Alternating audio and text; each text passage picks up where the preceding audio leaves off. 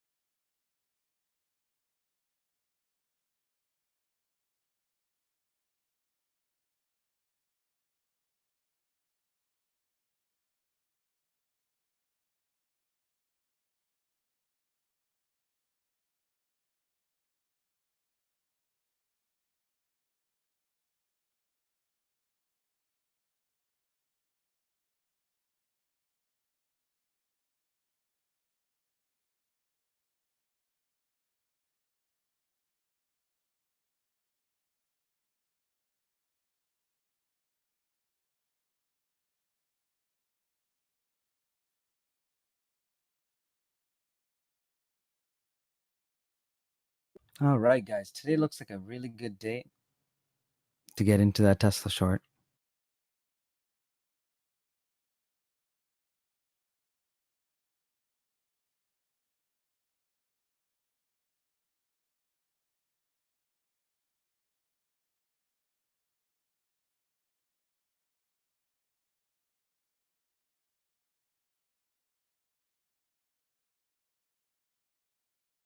Good morning, everyone. Good morning.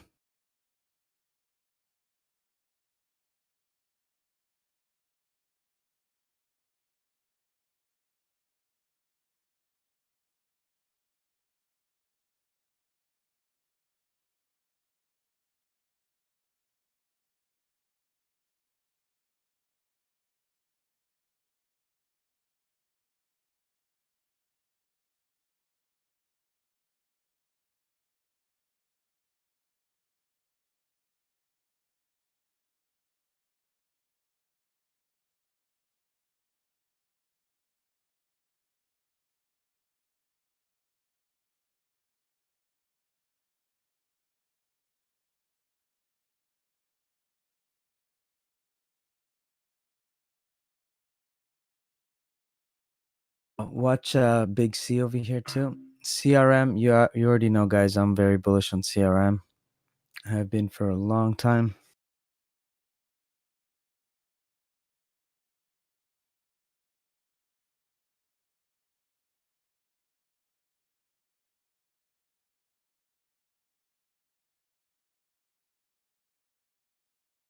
Option play.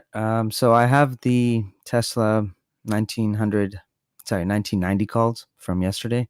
So just looking to sell some calls, turn it into a nice little spread. And to be honest, there's only so much it can go up.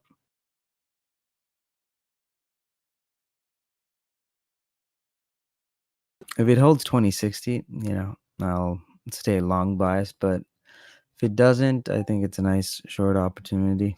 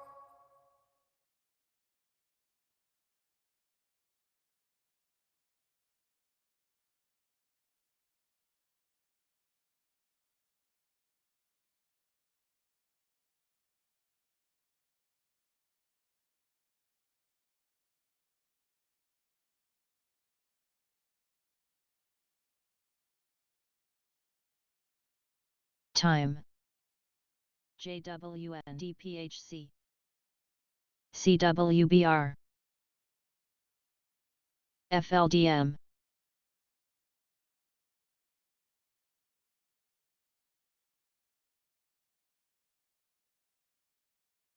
TRNE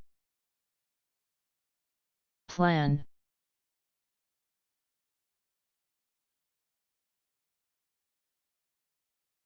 URBN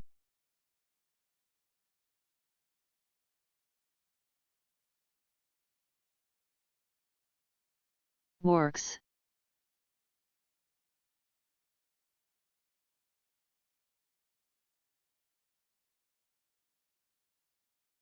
Duo Hey, good morning, guys. Good morning. Good morning.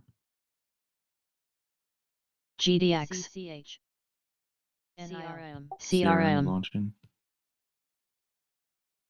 PHUN TRUP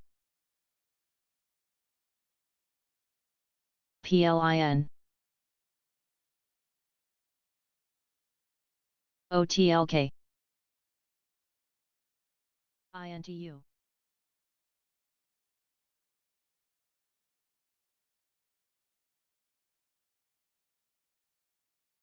Roku is over 150.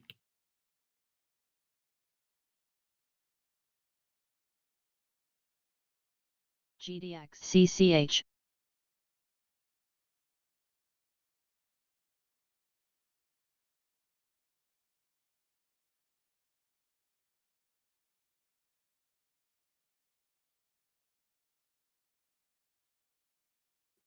Amazon might be a nice long today.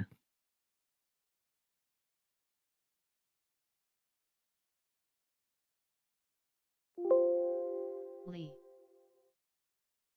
I'm just shorting Tesla. Just seeing if that'll work out. Right now? Yeah, just to see if it'll work out. But again, this is just like a scalp position. Nothing big. Gotcha. Good luck. AGMF UONE.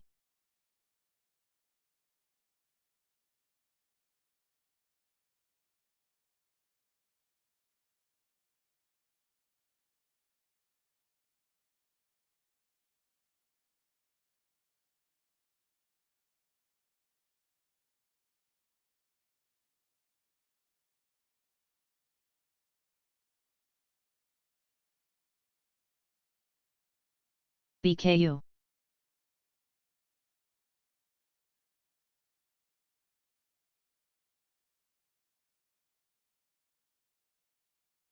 SND.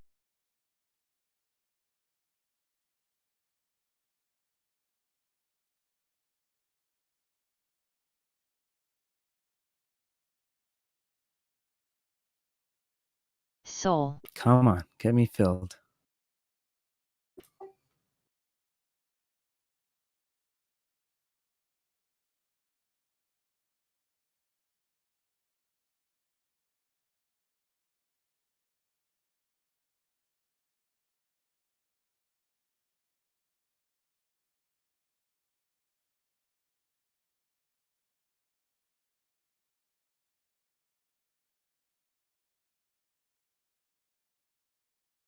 Boom, there we go.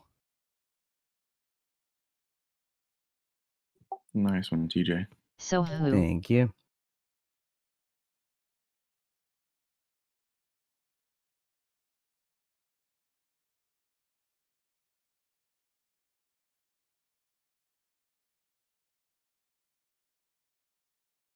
I'm trying the Apple long here, just starter position.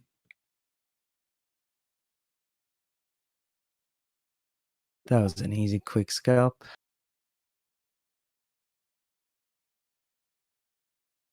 GERN.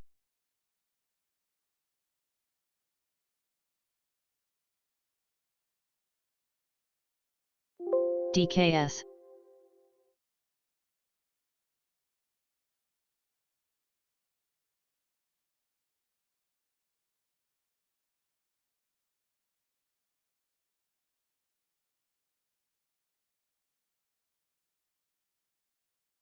PSQ. There we go, Apple. Dollar share.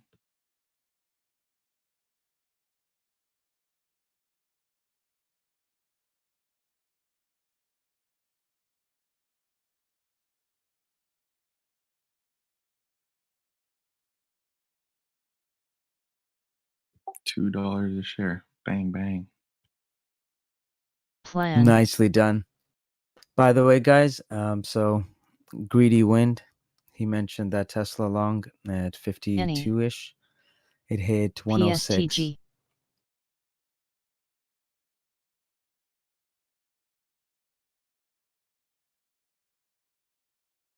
I BYFC. accidentally closed the entire position on that, so kind of sad.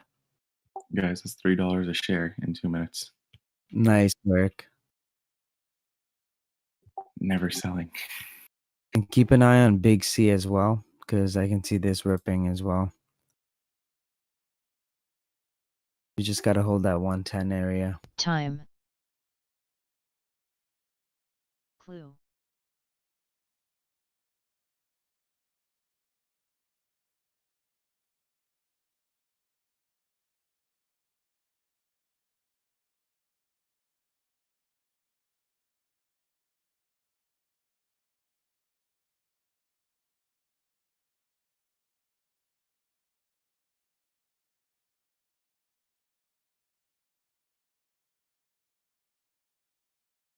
Come on, Tesla, come down again. A little.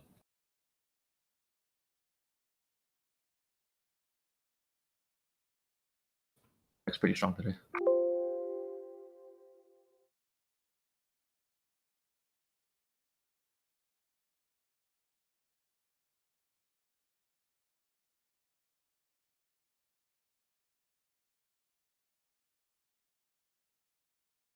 All right, APT, I'm finally up, but by like 15 cents. Let's see if it can continue. I'm watching for a move over 15.10.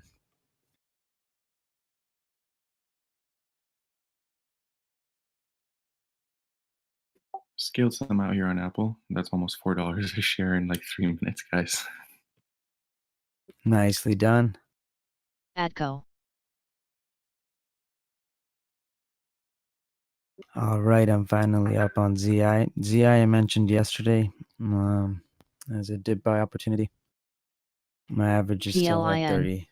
37.06.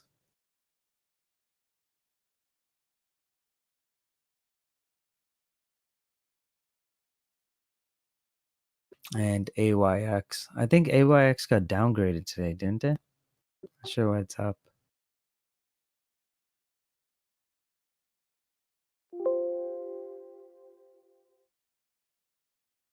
Also, I shorted IMUX. I shorted a pre-market, but got filled in the open. Hey, Marty, nice job on Works. Apple. Thank you, thank you.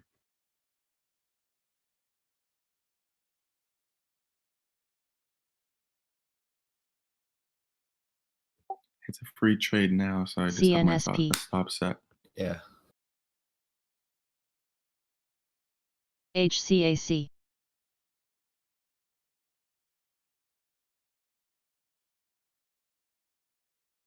FLDM.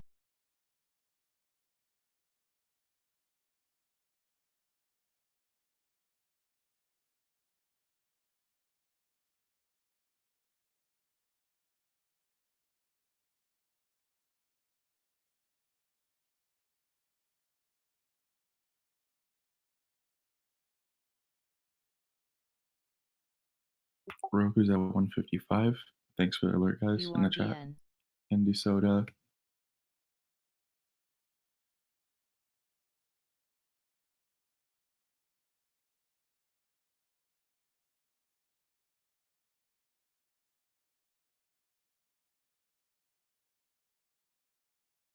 Tesla's still holding, so I just get out of this one.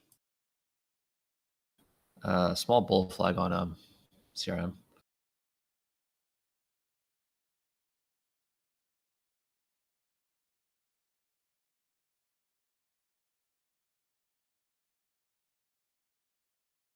WDAY.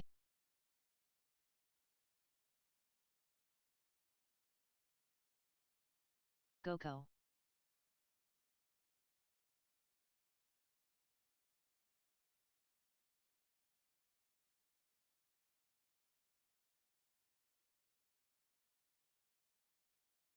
Looks like gonna hold. So view up test. CRM. CVU. There are quite some sellers here on Apple. They're trying to hold it over 507.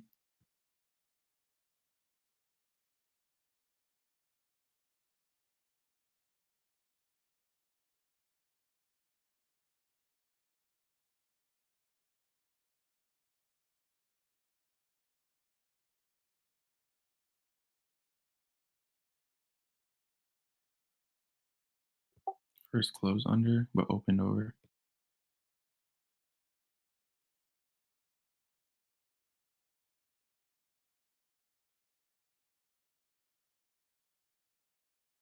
Netflix is over 500. Time.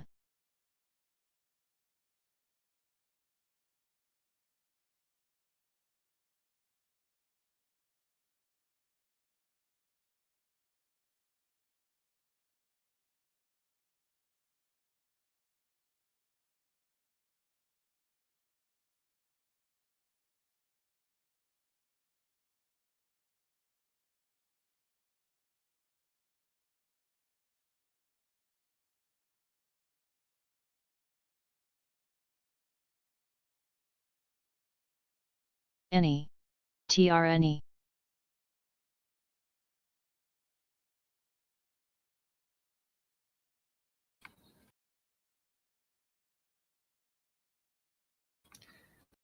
Hey guys, so I've always had a strategy of just buying overstock at the dips on big red days. Yesterday, I got some calls around like 10, THM. 108, 109. If you swung some of those, I think at least the September 4s, I think you'd probably be up like 40%, 50%. Great job, man. BYFC. Beautiful.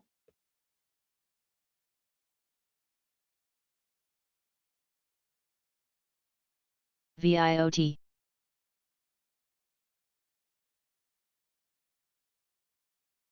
Yeah, I got to keep overstock on my watch list.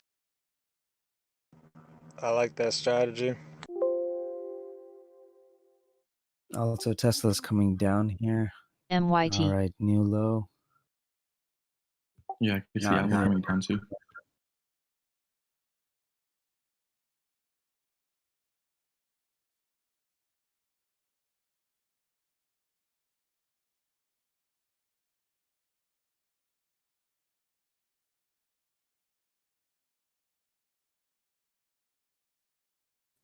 I'm gonna buy back those Works. Tesla contracts that I accidentally closed.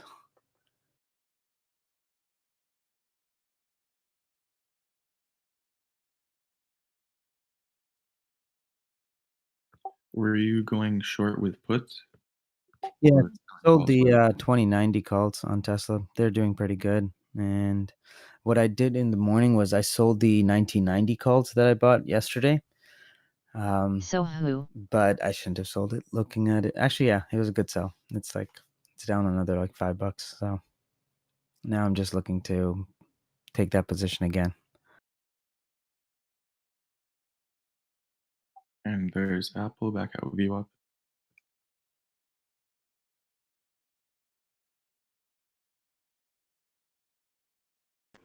Gotta sell that morning IV spike. Yep. That's why I wanted those 2090 calls.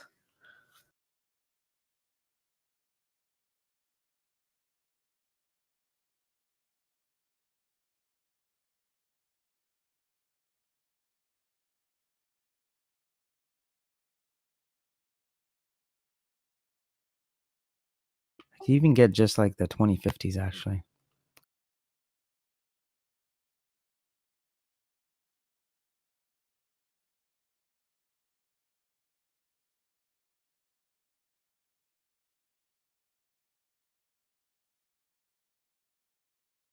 TLGT.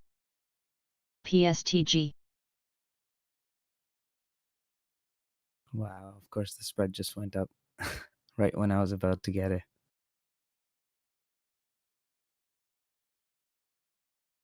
Guys, take a look at that. Jan. I'm so glad I got those 1990s.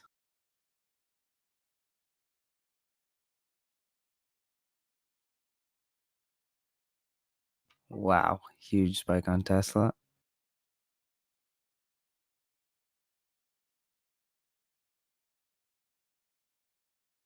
Apple's at 505. Just look at Tesla just climbing here.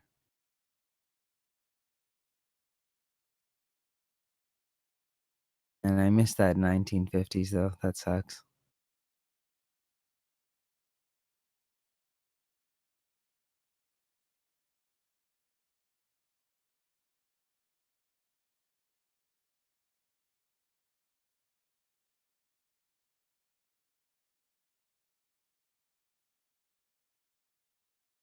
CSPR.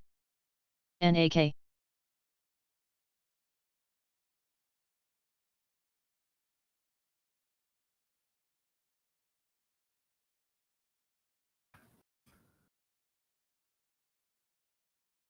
Yeah, option player, nice call out on Facebook. You called OCUL. it right before that huge push.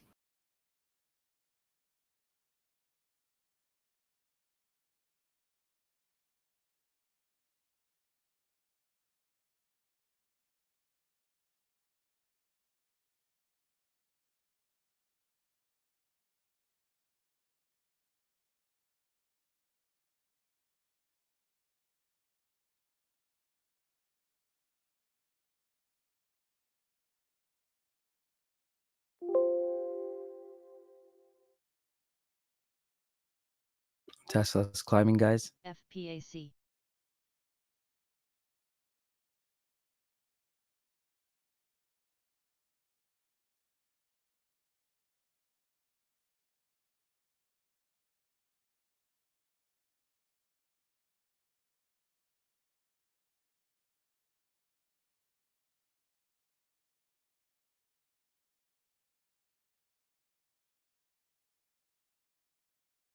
AMRN.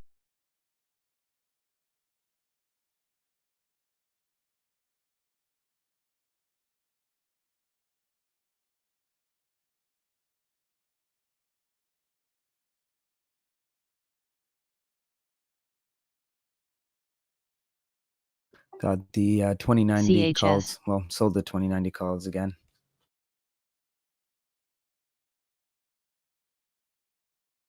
Here we go, Apple trying to break back over 507. Solo.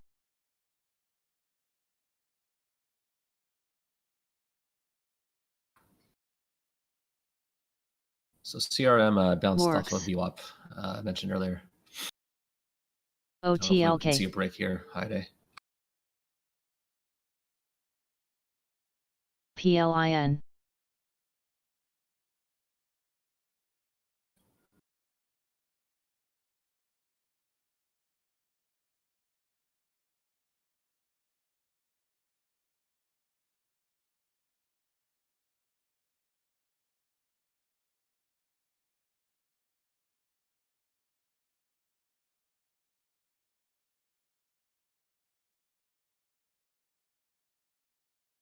TRNE.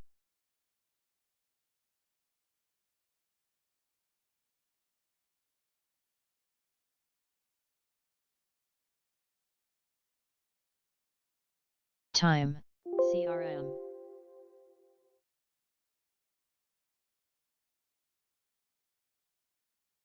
All right, CRM hitting 257.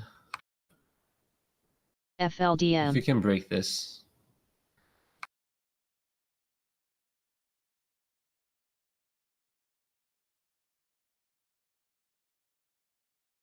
hey Yoshio, nice call. Yeah, hopefully we can break higher day and it's off to the races after that.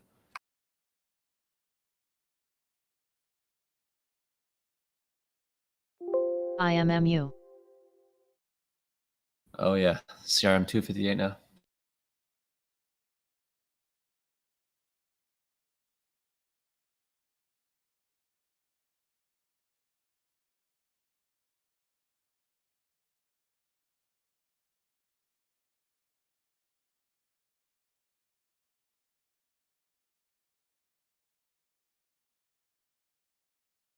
Man, everything's looking good today. APT's moving, guys. APT's at 1550 now, so let's see how far that can go. AYX, I'm actually finally up on this position. I had 11151, and yesterday bought ZI, BIGC. so that's doing well.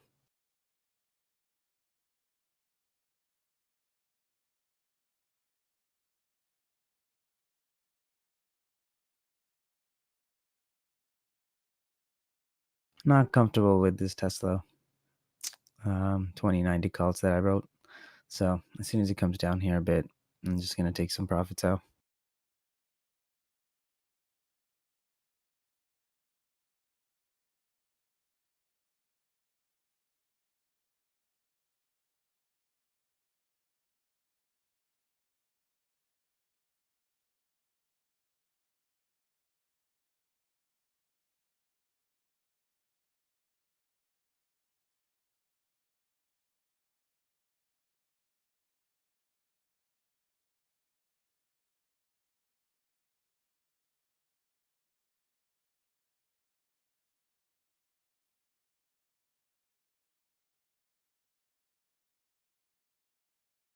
Jan.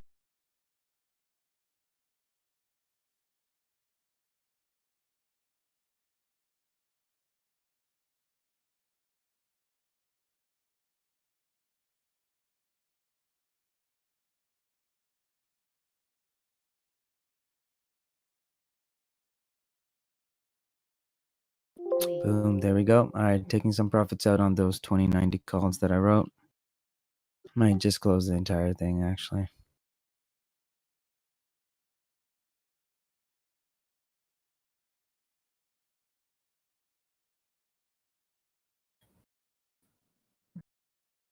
CRM hit 260 earlier. Lee. Let's go back a little. I scaled out a little bit.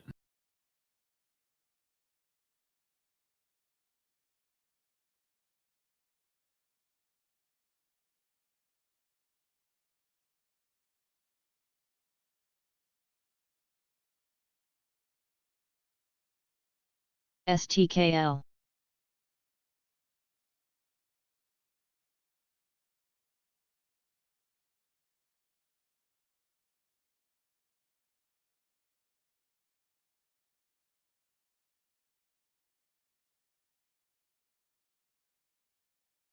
And guys, if you take a look at the scanner, NIO is still on the scanner for the option side. So tons of contracts being sold there.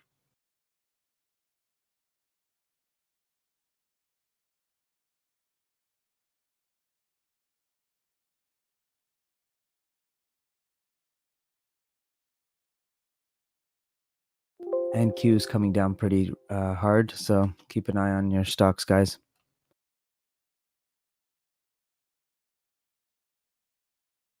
TLGT. Should we short NIO here? What do you guys think? Like sell the 20 calls? I mean, at this point, look at the IV shit. We can sell like 2 standard deviations away. Let's say 26 calls and still be like really profitable. It's like a free trade. Hey, TJ, I didn't know if you noticed, but API is up 9% today. Yeah, I was actually surprised, to be honest. And I added on to ZI yesterday, so glad that that thing's finally moving. Yeah.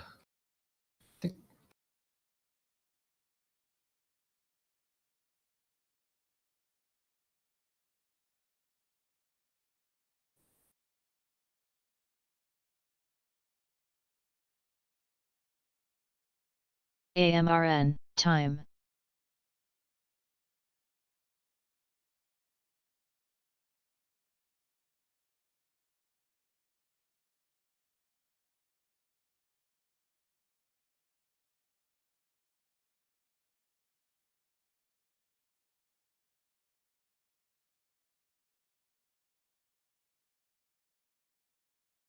Any. So hopefully you guys NAK. scaled out of CRM when I mentioned it. I think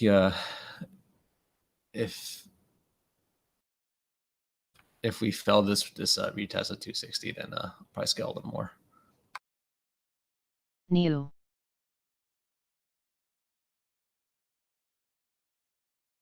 Clue.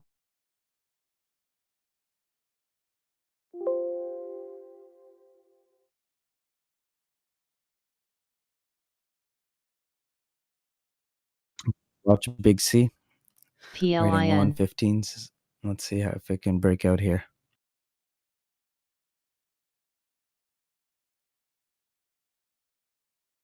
I'm greedy on that stock. BIGC. Today is a good day for tech, guys.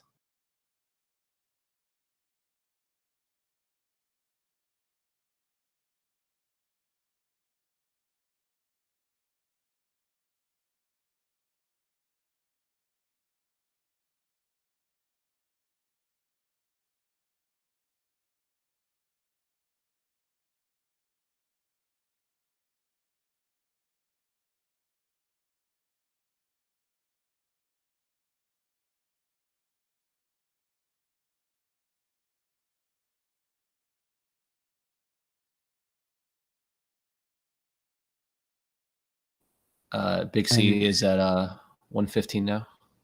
Take 116, sorry. TRUP.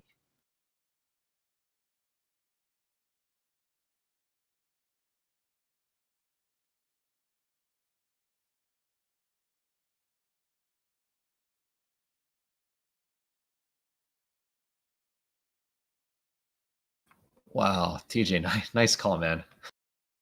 Thank you. Remember you mentioning this a few weeks ago. Just added to the, I think it's Russell NMDR. 600 or something. Nice. Not Russell. S&P.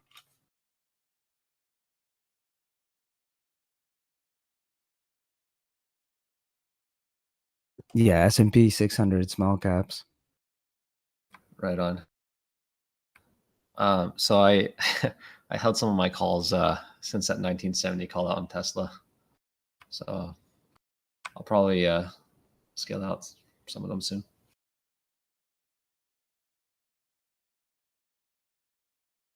DPHC, DPHCW. Are you still holding what's it called? Big C? Yeah. All right, good.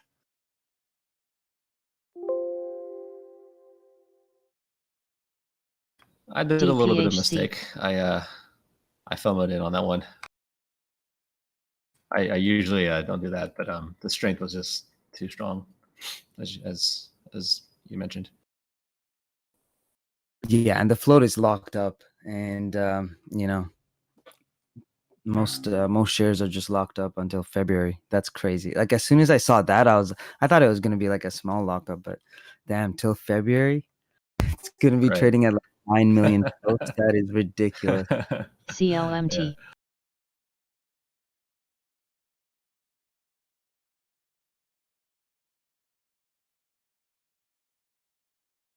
Yep. Yeah, my CRM and Tesla's just crushing it today, man.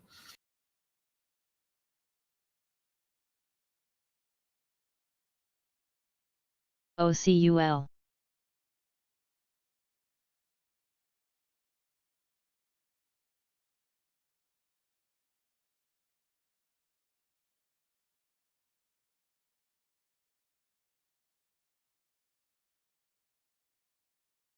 KRTX. TLGT.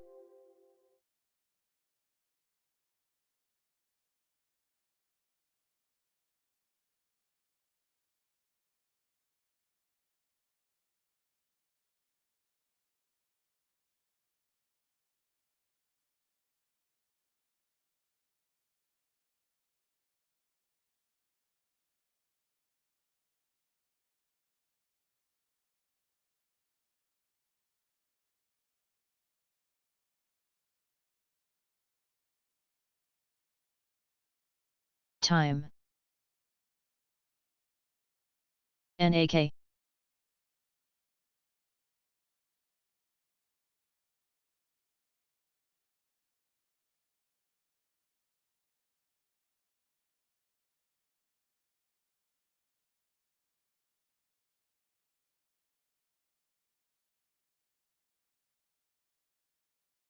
Guys, Tesla, the 1990s that the Greedy mentioned, guys, it went from $52 to 135, 139 on the ask. PLIN. TRNE.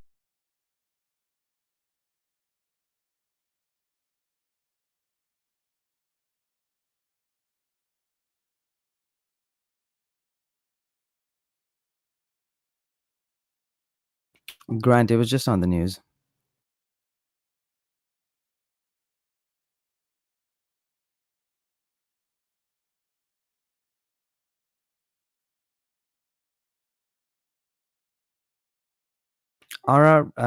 So tech did have a couple bad days. I mean, I think was it last week or the week before, which turned out to be really good adding opportunities. It was I think August 7th. That was like the sell-off for just the whole SaaS industry, and it persisted for like maybe three days, I think. BKU.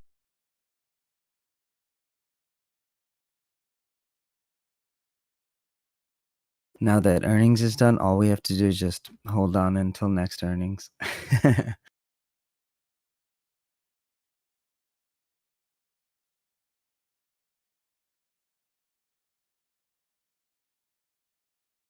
No, I don't want Tesla to pull back yet.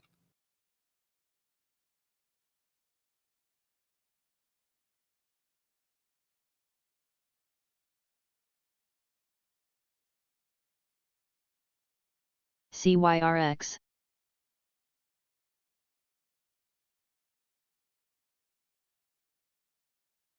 OTLK.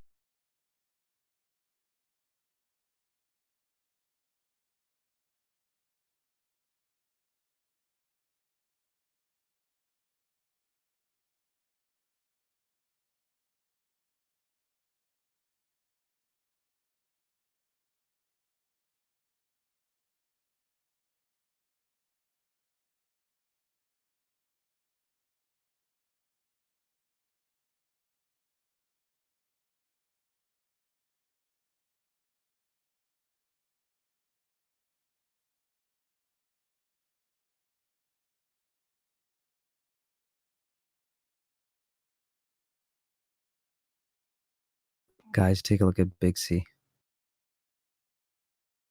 I hope everyone's in that one.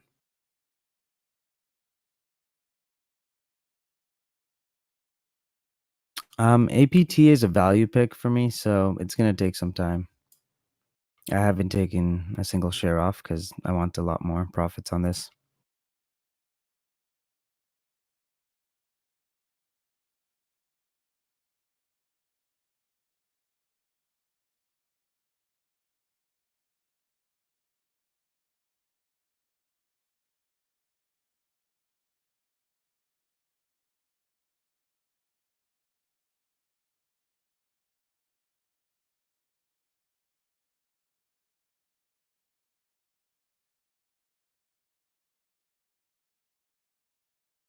BIGC.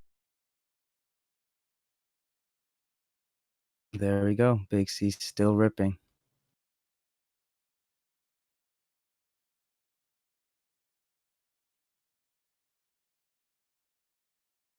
Works.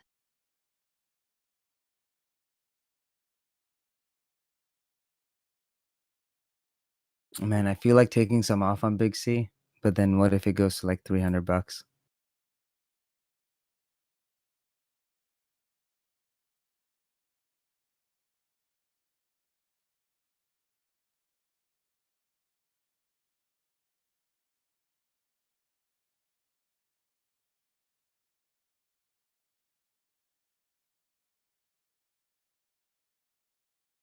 CRM.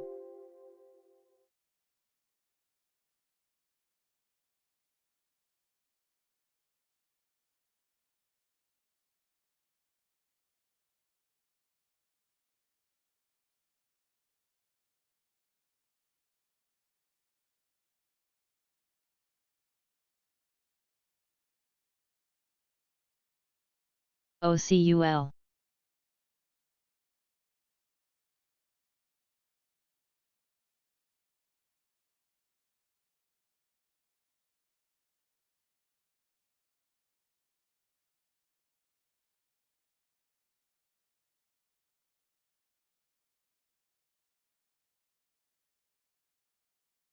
PLIN.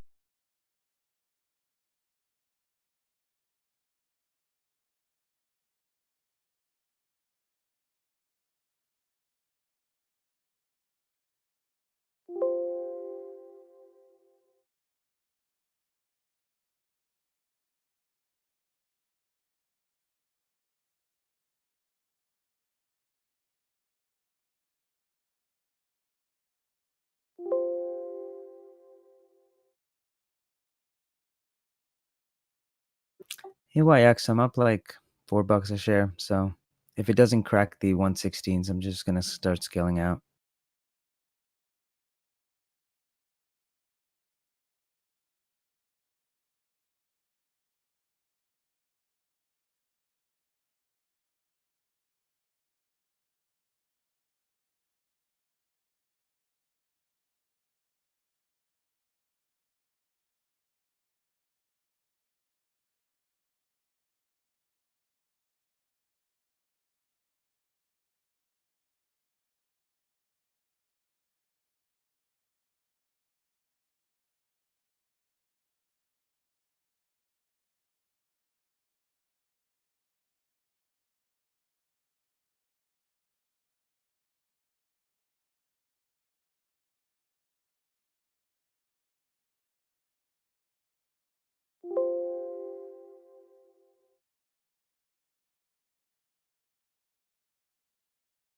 Tesla's bands are getting pretty tight, so keep an eye out. My tank here.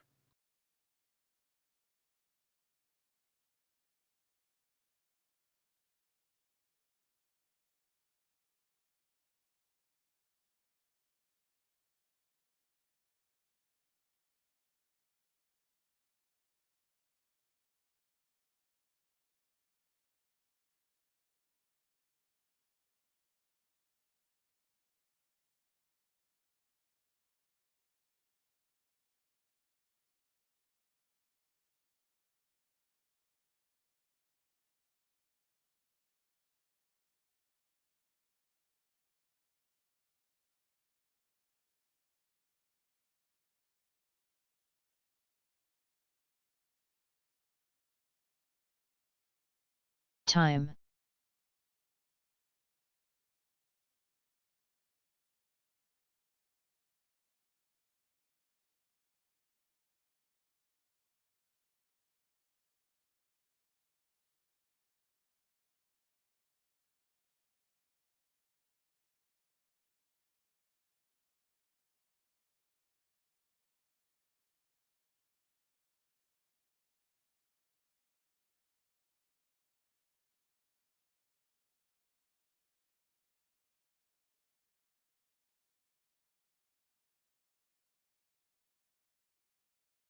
Oh, nice. LMND is moving up slowly from our entry yesterday.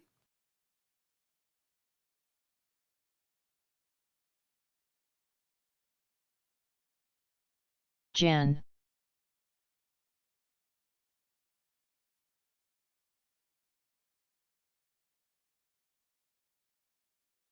NAK.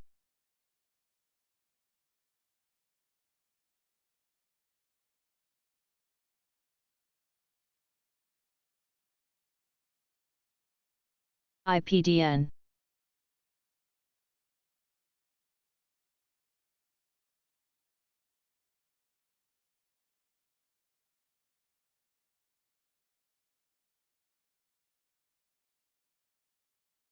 CHS.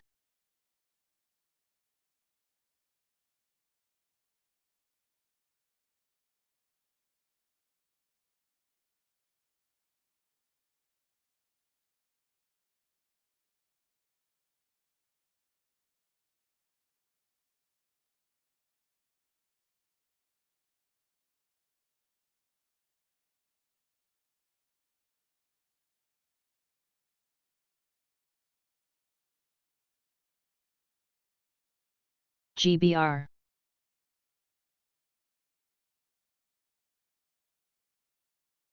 Nicely done, CDS.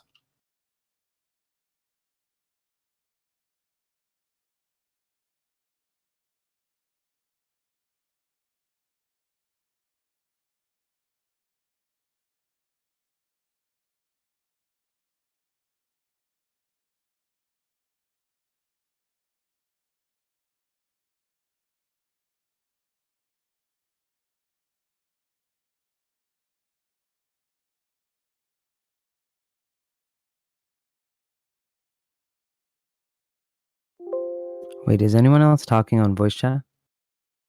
Nope. Okay.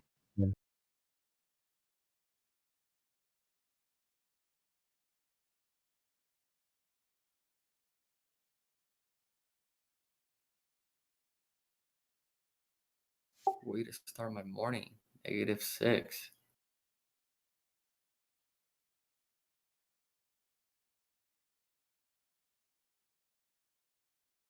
CVU. Hey Works. TJ, I'm here just watching. I'm just super tired, so I'm not really.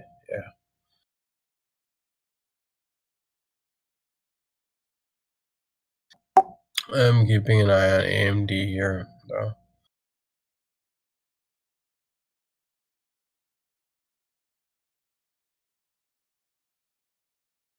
TLGT.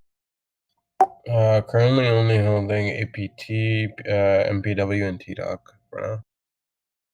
Nice. What's your average on APT?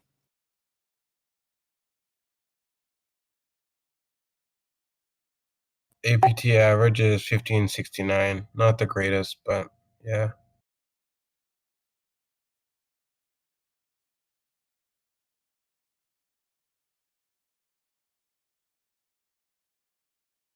BFRA.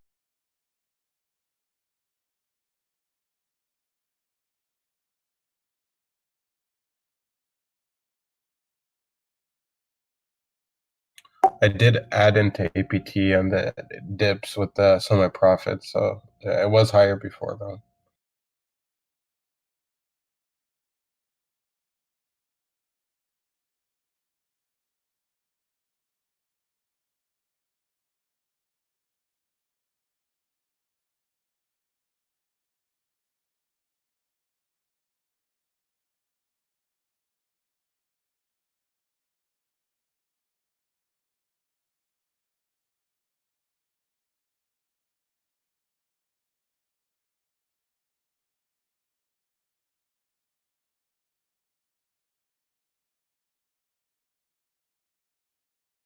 SPWH.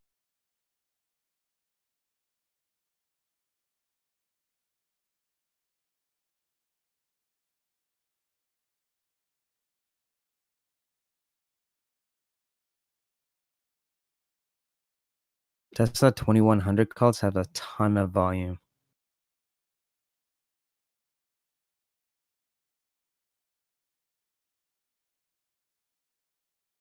That one's BIGC. gonna probably be the easiest ones to take size. Damn, that bleed on AMD. See if we can bounce off here.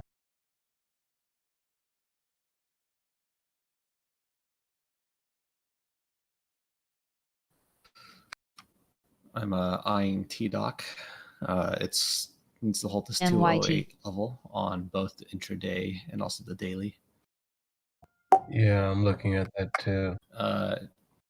It needs to bounce. It needs to hold the EMA 50, which is at 205. But right now, the 208 support needs to hold.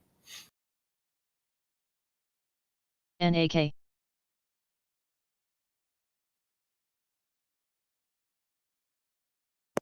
Sorry, was that blonde?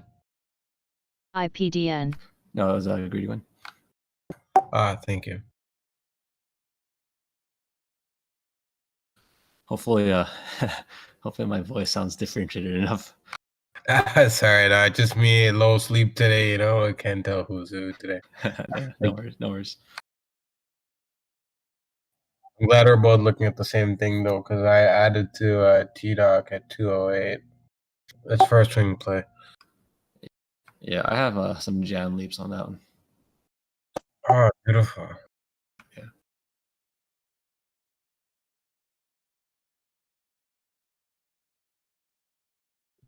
Apple gaining some volume right here.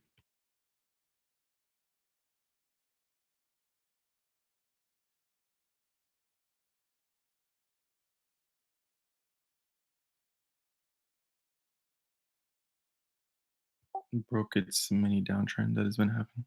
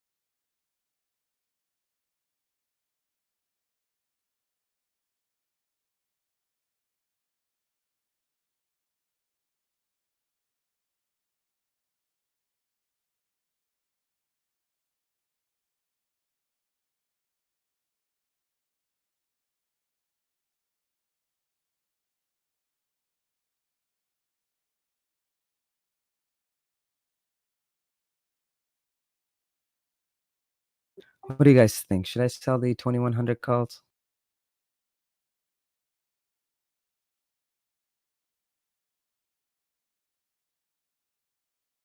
Let's see if I can get an order just like above 60. Why not further out? Oh, there's a ton of volume on this. I can take good size. Nice.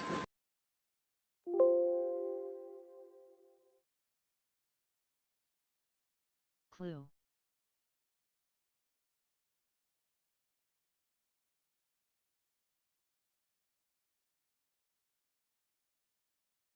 That was I just scaled out of Apple. Perfect. Let's take a look at Big C. That's it. I'm sticking to that $300 price target. This is amazing.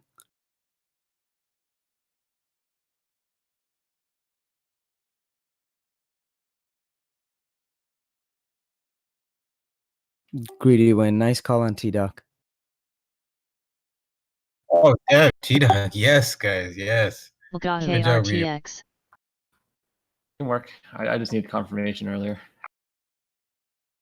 Can work. I just needed confirmation earlier.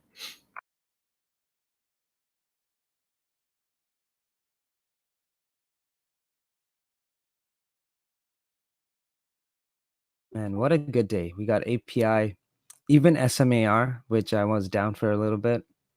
Coop, DDOG, pretty much everything's moving up.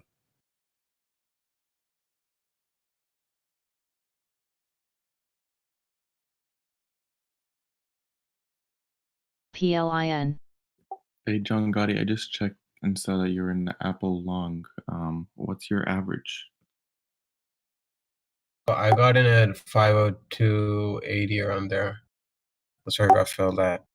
BIGC. My execution is a little bit slow today, like just mentally. Gotcha. So look for an ad around like 501.80s. Leave your stops just below low of day, I think. SSSS. Thanks, man. EVLO. Hopefully it doesn't.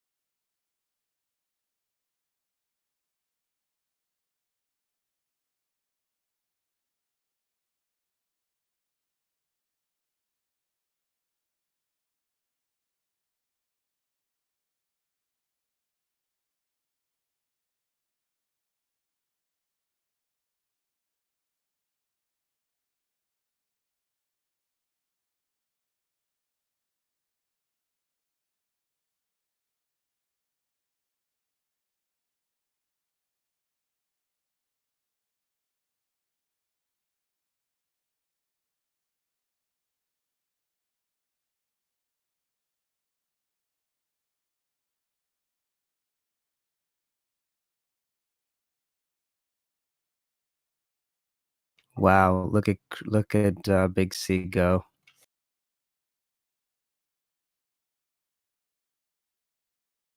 I don't even want to look at Big C anymore. It's like throwing me off knowing I missed out on so much profit potential this morning. Got out way too early. Yeah, I was surprised. I told you, don't get out of it. I literally didn't take anything off today. I got back in again today, and I did profit on it, but I mean, I got weak hands this morning.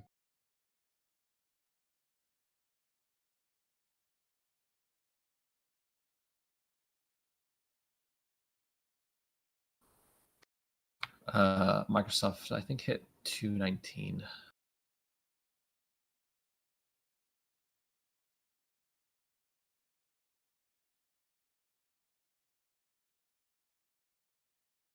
Jesus, TJ, come on, man.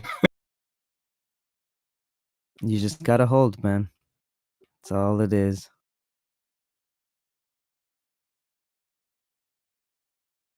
Yeah, today's a really good day, guys. My long terms are amazing. Pretty much every large cap is doing good today.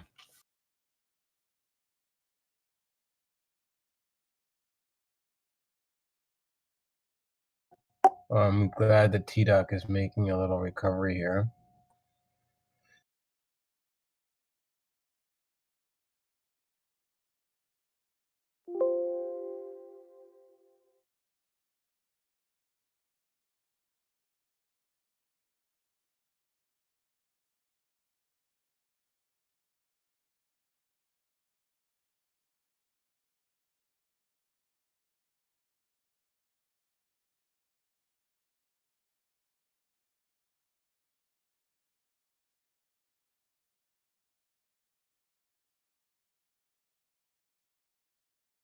CHS.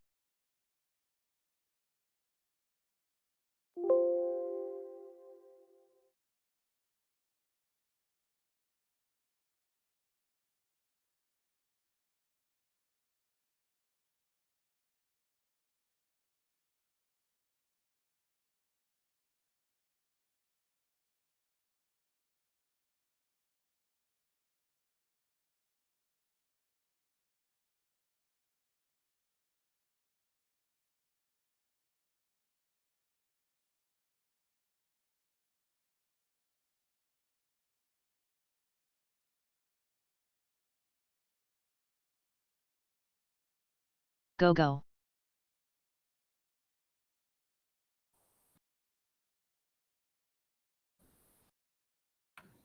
Any of you guys buying into the Unity or Palantir IPO? They're losing money. I don't know. It's kind of tough. Companies are. I wouldn't mind owning that one, to be honest. But last year they booked a huge loss. Yeah. I do like Unity. They AMD. have a pretty good moat around the BKU. business. Yeah, and and a quick lesson, guys. When you're determining stocks, it's a lot different, especially when it's like an IPO strategy. I mean, most of my framework when I buy anything near IPO is just use the VC framework, IPDN. which is totally different than what we're used to on the equity side, right? So now, personally, I don't buy any like Series A or B, but usually like Series C plus, that's usually where VCs start getting some really good money in. Now, one of the things that I look at personally would be literally ARR, cash efficiency. So for cash efficiency, the first thing I'm going to be looking at is the cumulative like cash burn versus ARR, and just to see if they're actually decent.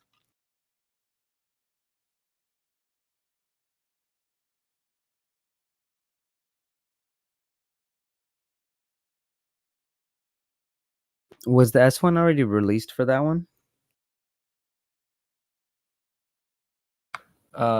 For Palantir, yes. I haven't checked Unity yet.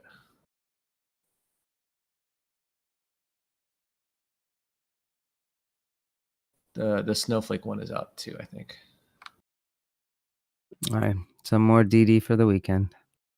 Yeah.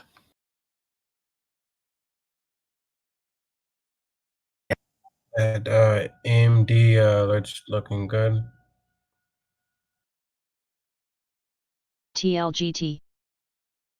There are other things too, by the way, that you need to look at, especially like, gross margins, payback period.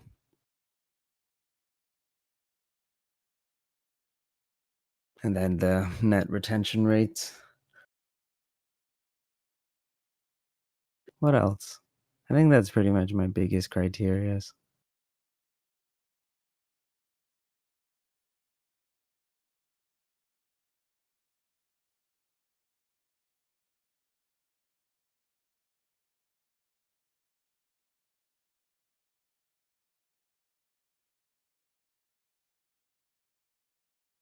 I just told you guys the secret to VC valuation, so you can create your own models now.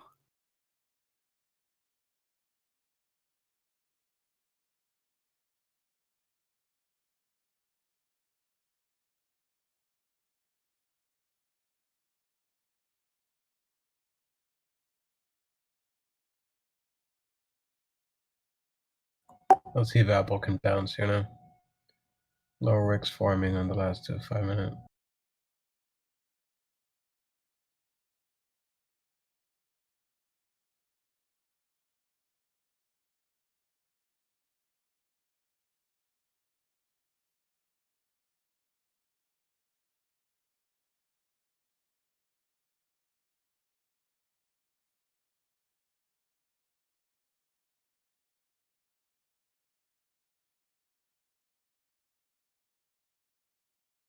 Come on, Big C, look at this beauty.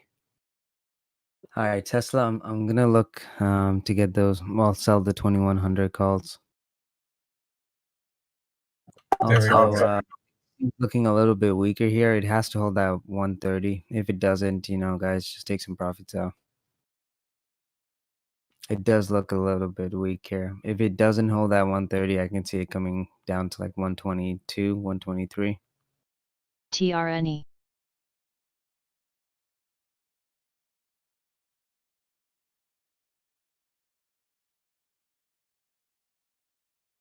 In total, so on Big C, I have 100. Works. Yeah, that's PLIN. it. So 115,500 shares.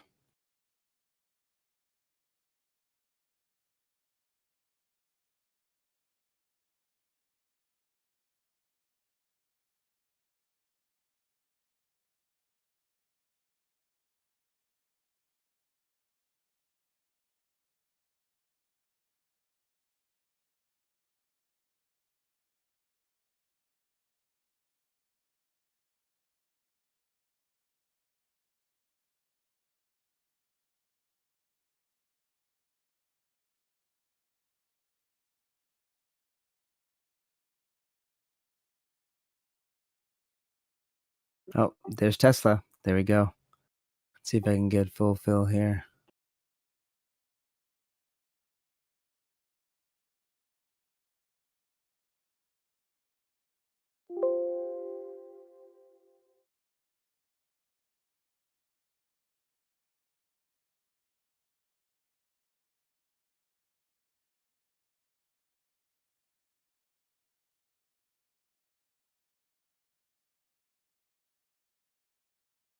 MYT.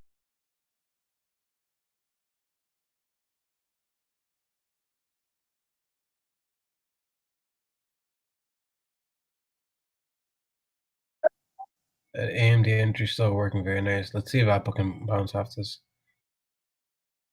I could sell some Big C calls just to hedge.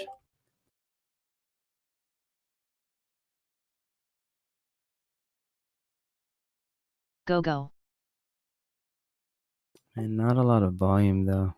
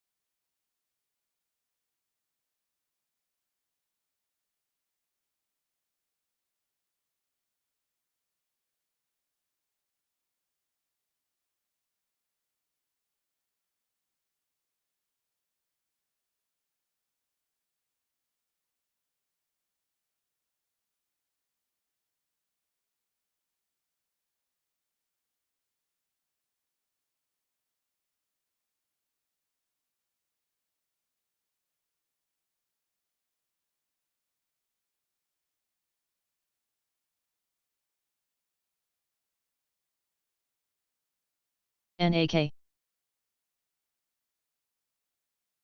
Damn, look at that T-Doc.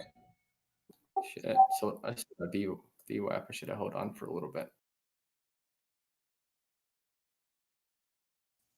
I'm gonna be holding on to T-Doc.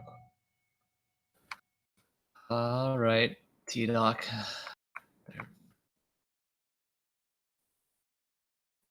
There we go. I actually averaged down on around to that 208 level from T-Doc. Beautiful. I guess we both did. Yeah. T-Doc on both portfolios. Average on the other one's a little bit higher because from yesterday they're not 10. I see. Yeah. So the area I'm watching for T-Doc is around 211. Hopefully we can break that. That's a pretty important pivot point.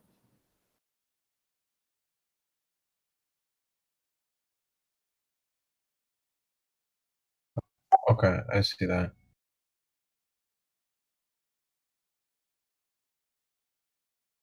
I'm targeting that 213.58 area. Got it. Got it.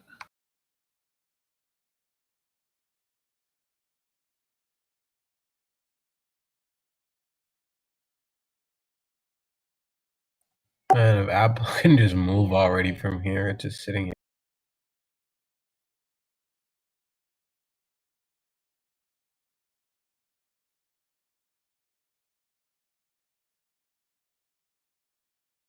Greedy Wind, are you still in the 1990 calls on Tesla? Yeah, I am. Nice.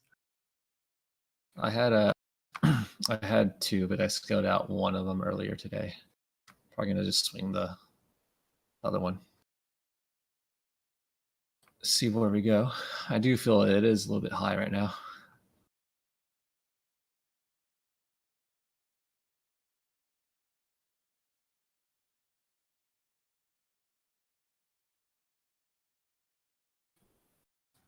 I have a September calls though, September 18.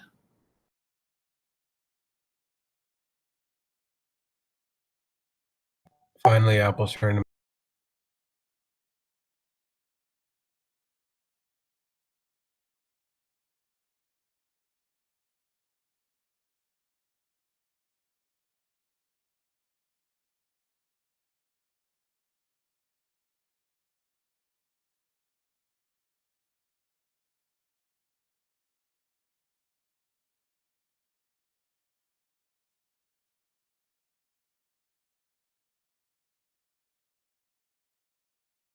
Okay, I loaded as much as I can on the 2100 calls.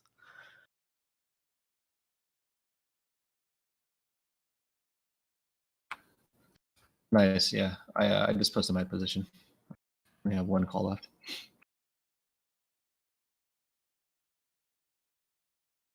Gorgeous. Well done, man. good stuff, brother. Thanks, man.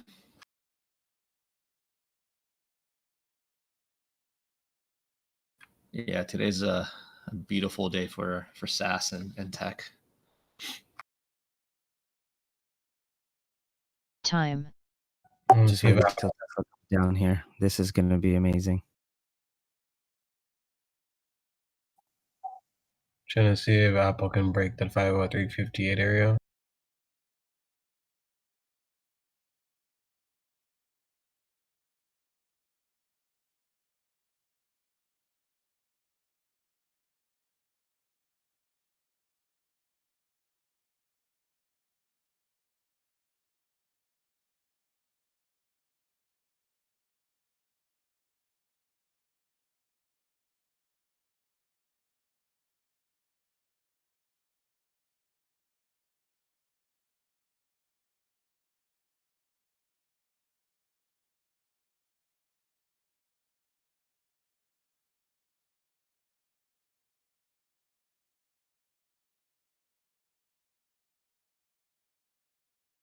Go go.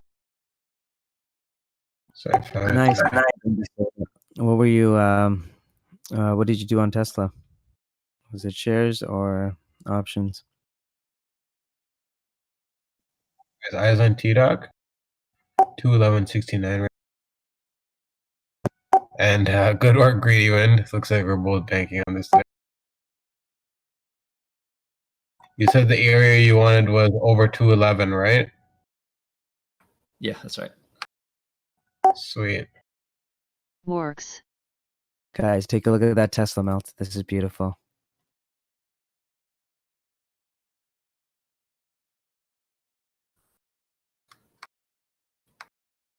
Yeah, see how like it bounced off of 211 and now it's going back down to 211. So hopefully we'll hold here.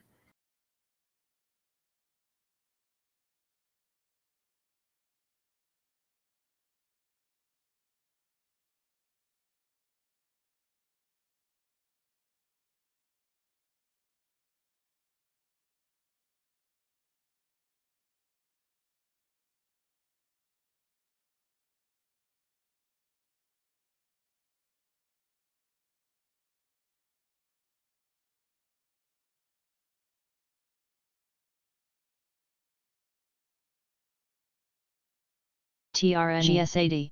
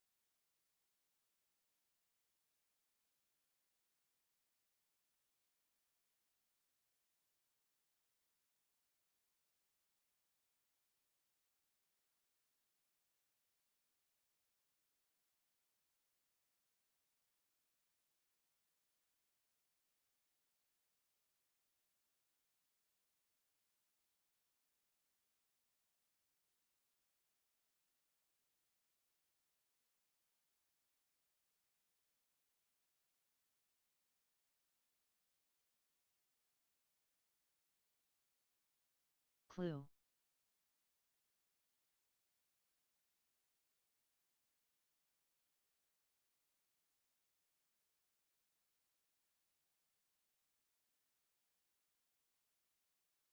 I got a PM about Big NAK. C.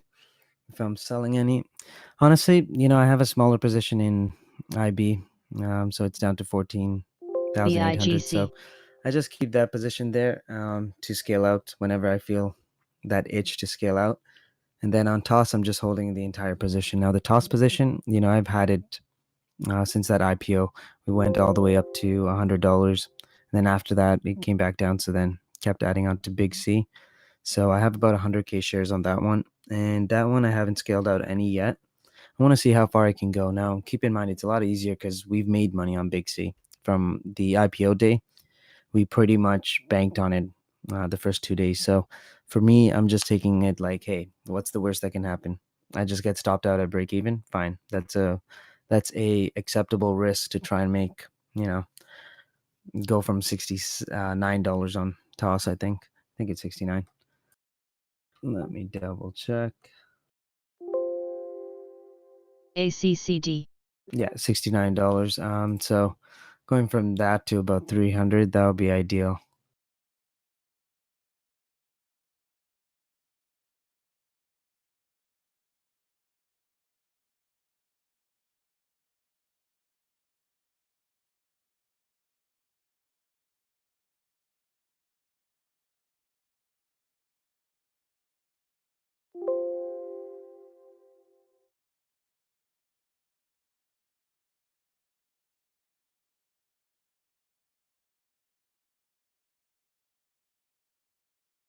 I'm trying not to get weak hands on Apple here today. I've just had weak hands on everything.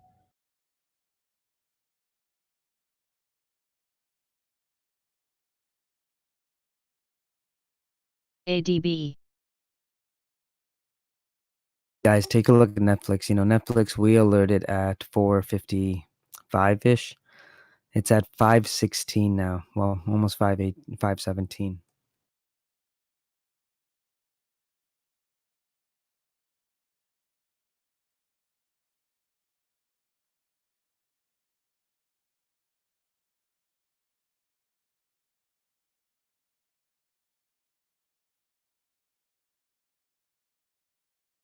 I exited out.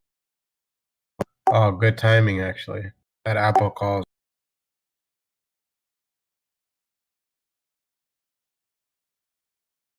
Oh, thank God I got out. TDoc is still doing okay.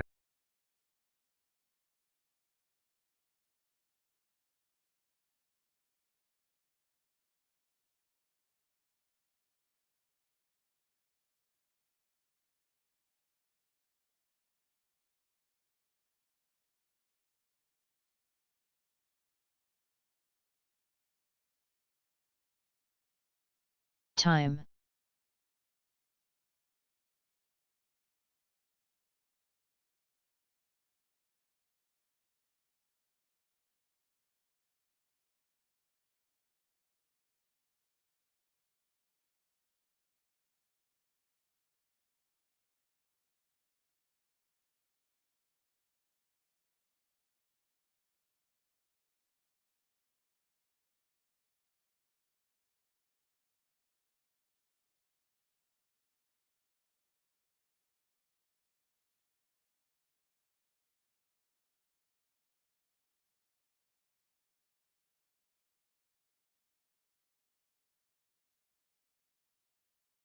Wow, Netflix 517. Unbelievable. I sold it yesterday.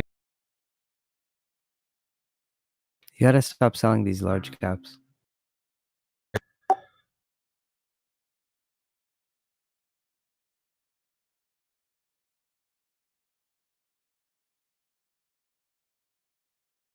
Yeah, John Gotti, you're trading these like it's penny stocks. You gotta hold on to these longer. Like, you're not getting the true potential. If you take a look at your opportunity cost on all your plays, from based on just what you're telling me, you could make a lot more. Yeah, my entries are decent and my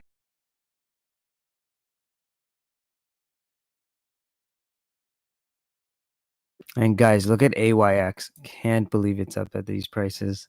Gonna slowly start scaling somehow.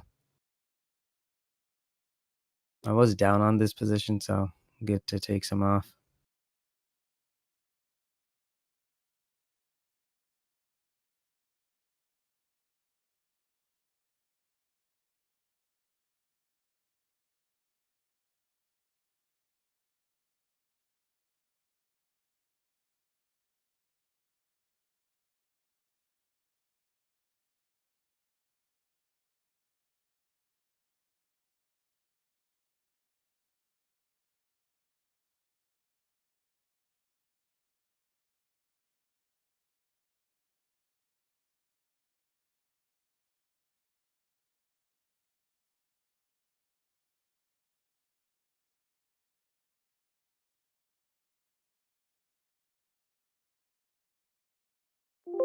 FLDM.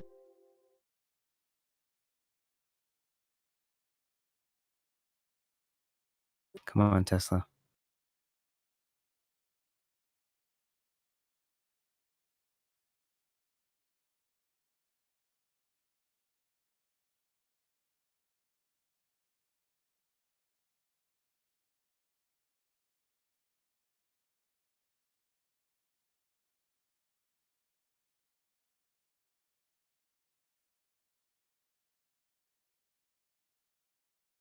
Greedy went. Nicely done, buddy.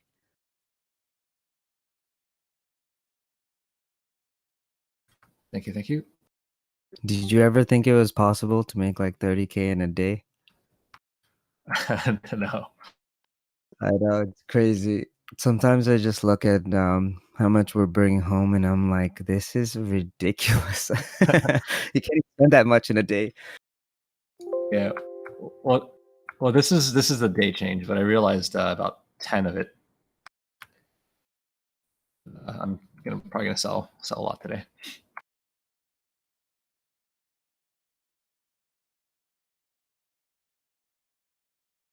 And guys, we're doing this without really touching any penny stocks. No need to front load. No need to do anything. It is literally just the best way of doing things. Plus, you get good karma.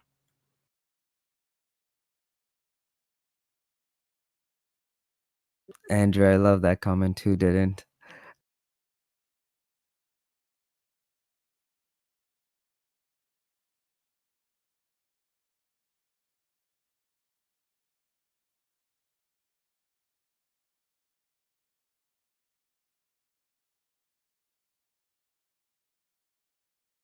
I hope you guys took Big C though. It's not every day that I mention BSQR. that this can go a lot higher. Hopefully, yesterday you guys got in at the 94 level.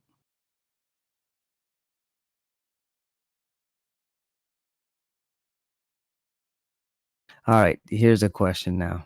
So we know the. Oh, actually, let me post it.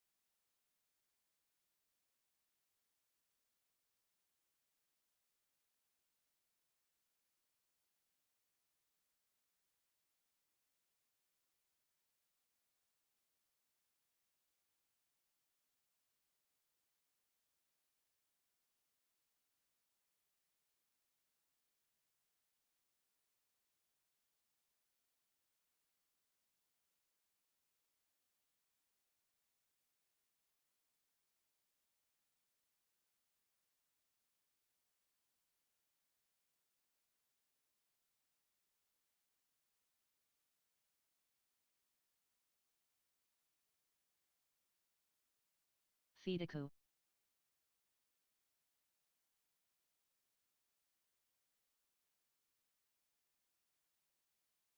Kazmak, well done, buddy.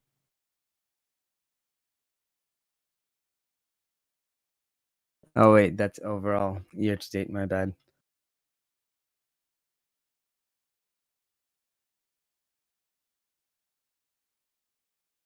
Kazmak, what are you trading, by the way?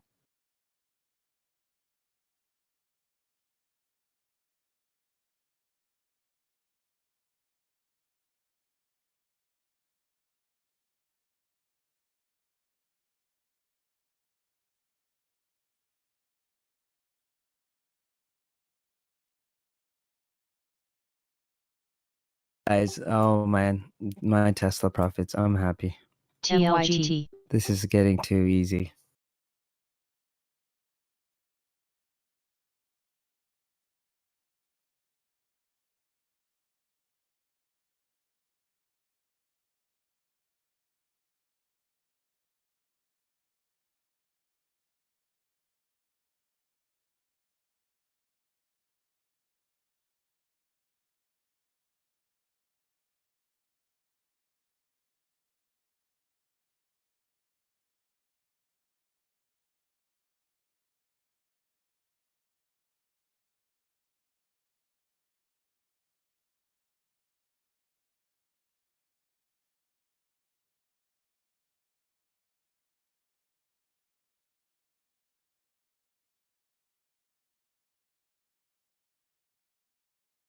JG.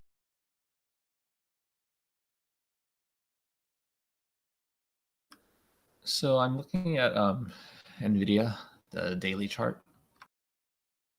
Looks like it's forming a bull flag on the daily.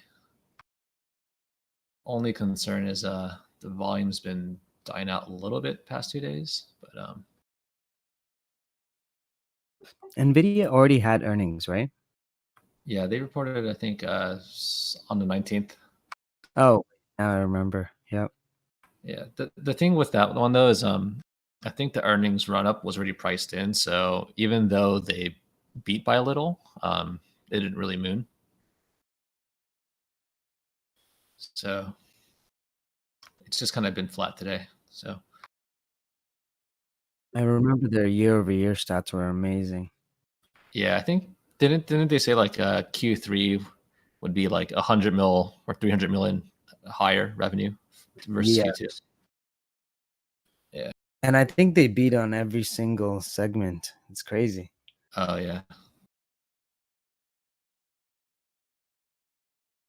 And double-digit beat on something like Nvidia, you know, a matured company. That's crazy.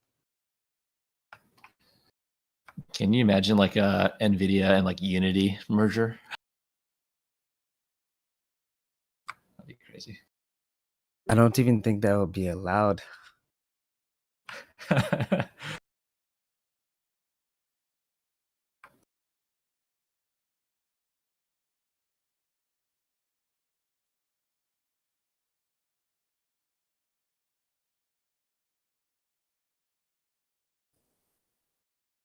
And like just 2-3 years ago, I had to use like 60% of my buying power to make like 2 mil on a TVIX short.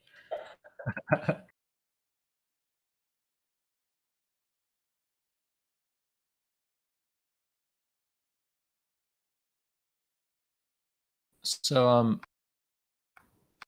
for any economists here, LPCN. I think Jerome Powell speaking tomorrow.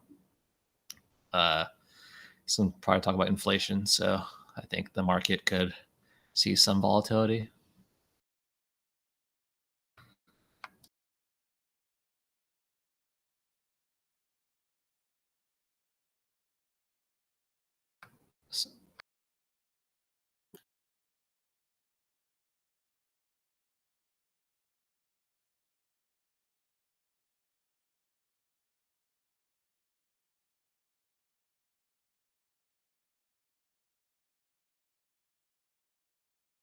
Anyone sell those big C calls with me? Easy profits. Now the hard part to get out.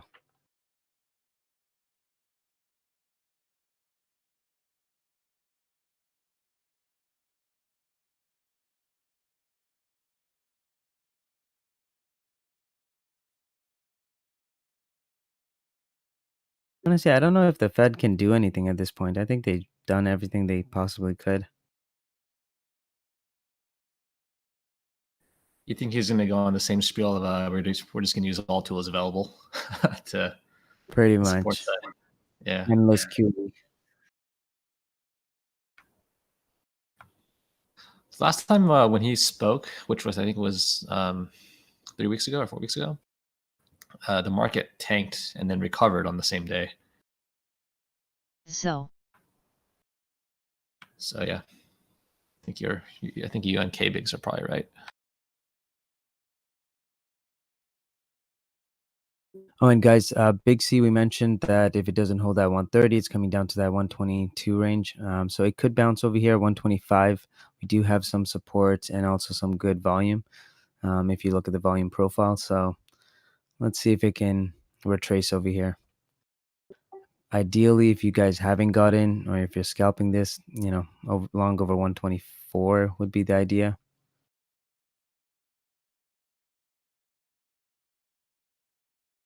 Now, just keep in mind, if you guys haven't made profits on this, I don't advise, trading this. Like this is something that is really risky, especially with the float.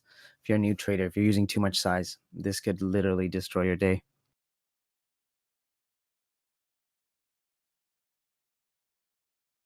I'd say position size for like a $4 loss.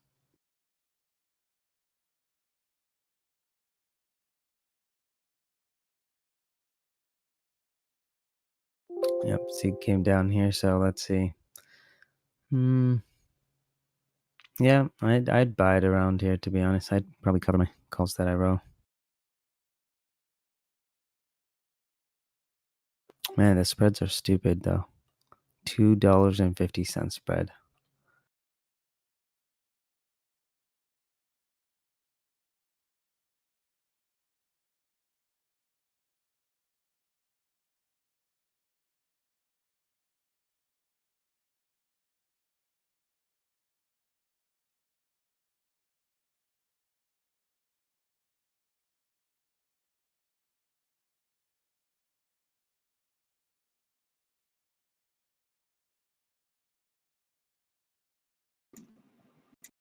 Hey, what's up, everyone?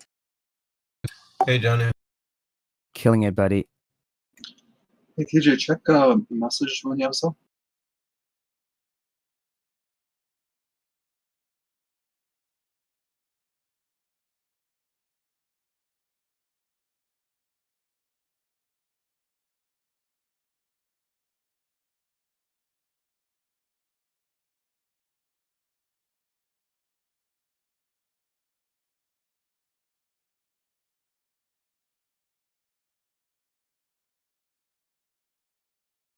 NAK.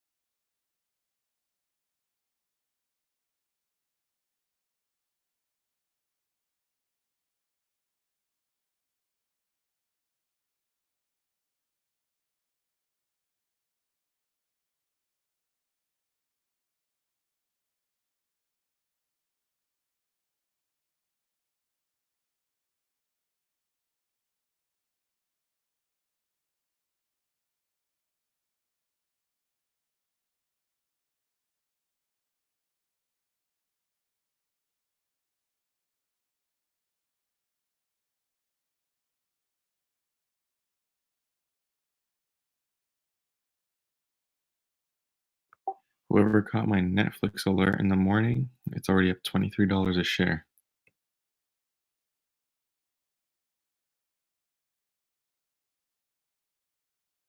Hey, I'm the loser that sold it early at the close yesterday. That's me.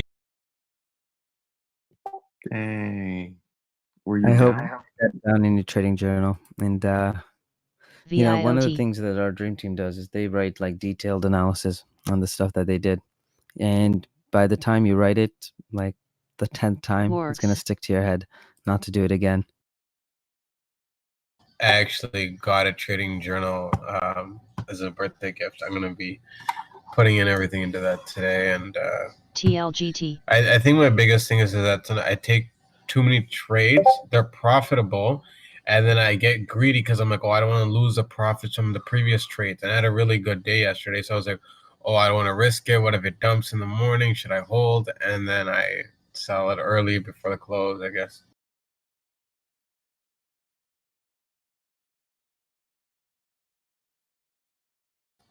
I guess at least the entries are decent. My exits are 50-50, which is really bad, I know. Don't worry, it'll improve.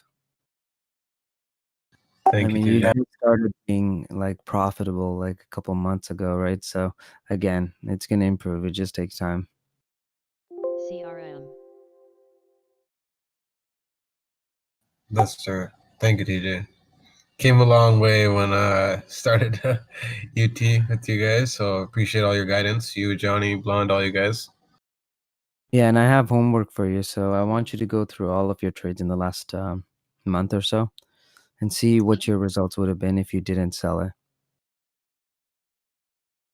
Because you don't know how well a strategy would work unless you see how it could be applied. So just take a look at it. And then honestly, literally buy those, create another account, like a tax-free savings account, put it in there, and then literally just lose the password for it. Anytime you need to sell, you have to reset your password. That should do the trick. CYRX. That is a good idea. Hey, Set God, stop it's your loss. birthday today? No. I was I was trying to type in the chat. It was actually like 2 weeks ago, and I got a birthday gift from France, so it came in late.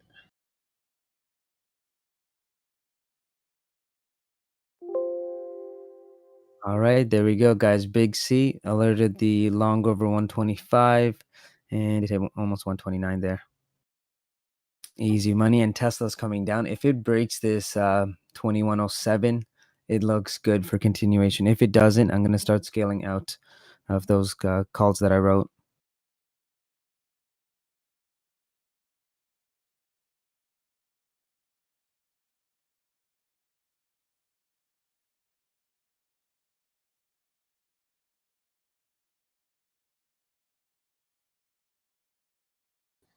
Oh, my Apple long. So TJ was talking. I went to interrupt. So I got back in at the support again. So still holding Apple calls.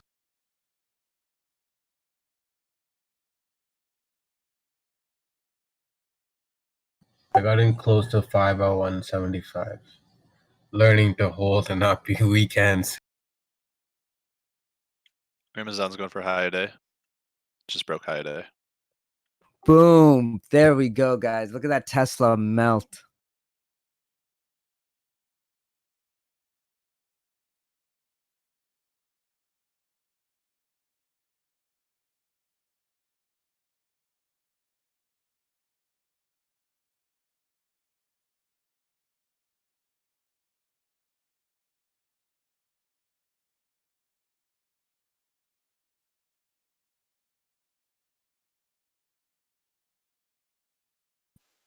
And Amazon is going for high of life now, which is 33.80. It's at 33.76 right now.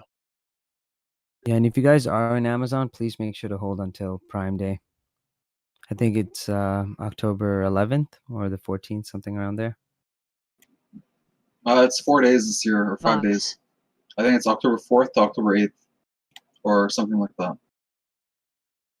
Wow, I'm already up 10% on Apple calls, and the only thing I did was not check the P&L. Should not have checked. There you go, John Gotti. Slowly scaling out of those calls that I wrote on Tesla, because I wrote the 2090s and then I wrote the 2100s as well.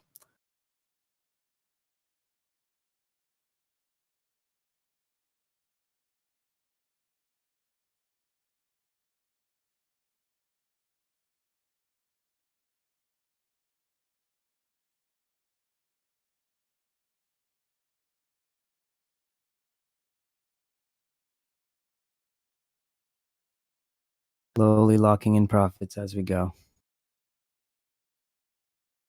Hey, nice job, guy. Nice job. Thank you. I want to give a shout out to Option Player. He called out Facebook around it was 287. Facebook hit 299 earlier, high a day. Damn, nice job.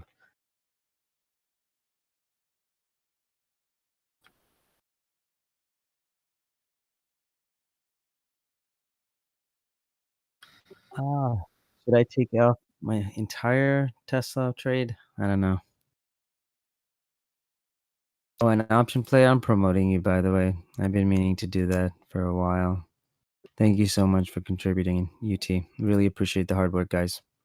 You know, as a team, we can fucking make a stupid amount of money. And, you know, you have the best traders in this room.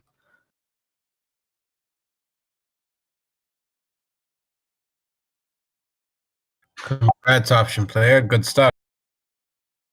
Congrats, brother. Congrats, man.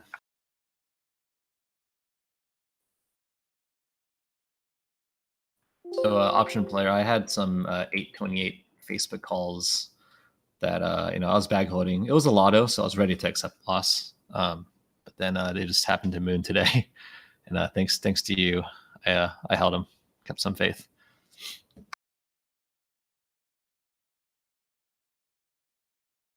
Again, diamond hands is not the best risk adjusted strategy. If you feel that you can get a better entry, might as well just sell now and then enter later if your conviction is strong. I had to do that earlier today. I don't want to hold the Apple calls, and I'm glad I got up before it tanked and got a better entry. So yeah, Broke high of life, 3380s. Wow. Yeah, and to be honest, like it's so important to, you know, to like scale out. Like even this morning, I sold the 1990s, and then as soon as it came down, I saved like $7 a share, drawdown, and then did it again. And even yesterday, you guys saw me. Like I sold the 2000 calls. Imagine if I kept that into today. Imagine. I would have turned up, CYRX. you know, it probably would have ended up in being a bad day, you know, right out of the get go. So, yeah, when you have conviction, when you're like, this is where I need to sell, get out. There is so much trades available here. Like, you're going to find a next trade. We've never had trouble finding a trade ever. And there hasn't been a single day that we couldn't make at least $10 a share.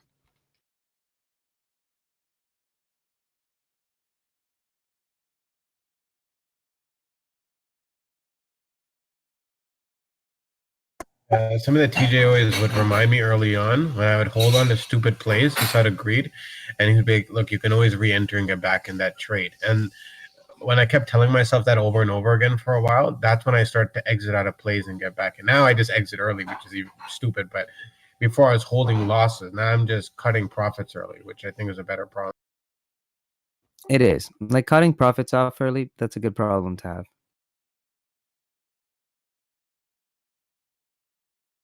And I mean, you know, there's two sides to it too, right? Like I get it. You have to reallocate that capital somewhere else that you might see better potential. Maybe it's already made its run up.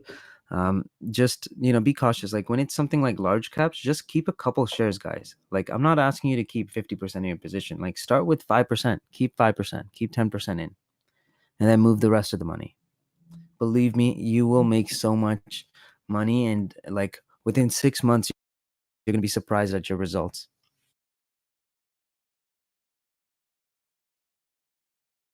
Yeah, that's what I need to do. I need to stop being too greedy and still hold at least a couple shares, because that's why I do it. Because I'm like, you know, I can move that capital somewhere else, and then.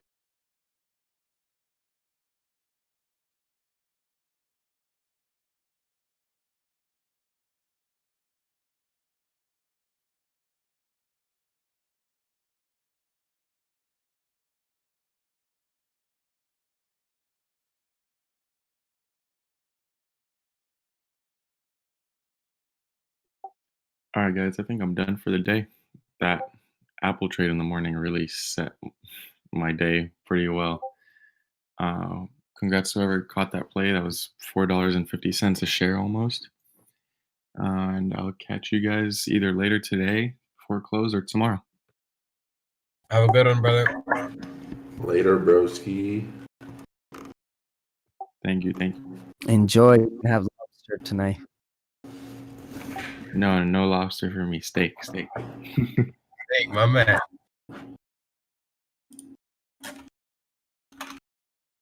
I should have taken all of that Tesla profits out. VNET. Why must I be so greedy?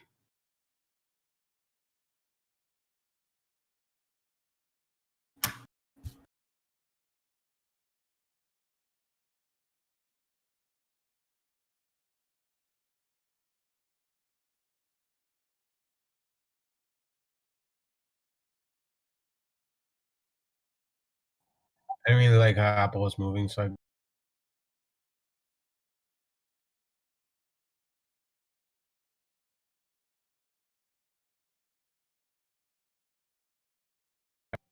and I'm proud of myself for not selling T-Doc early today. And Apple I had to because it was calls, but T-Doc is shares. That Netflix money.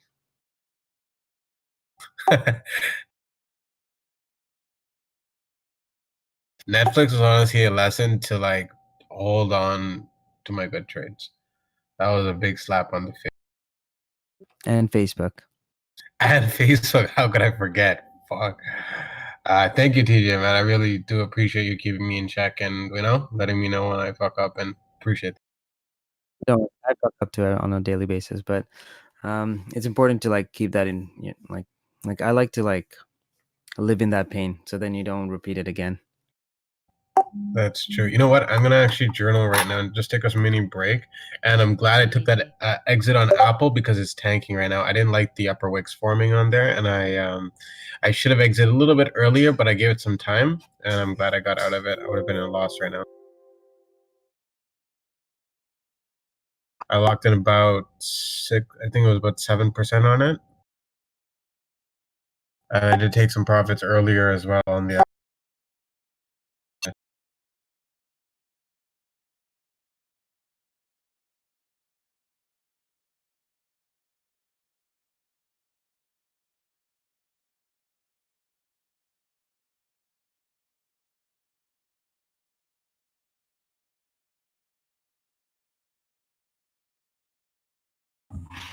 Hey guys, just wanted to say hi. It's Ryan.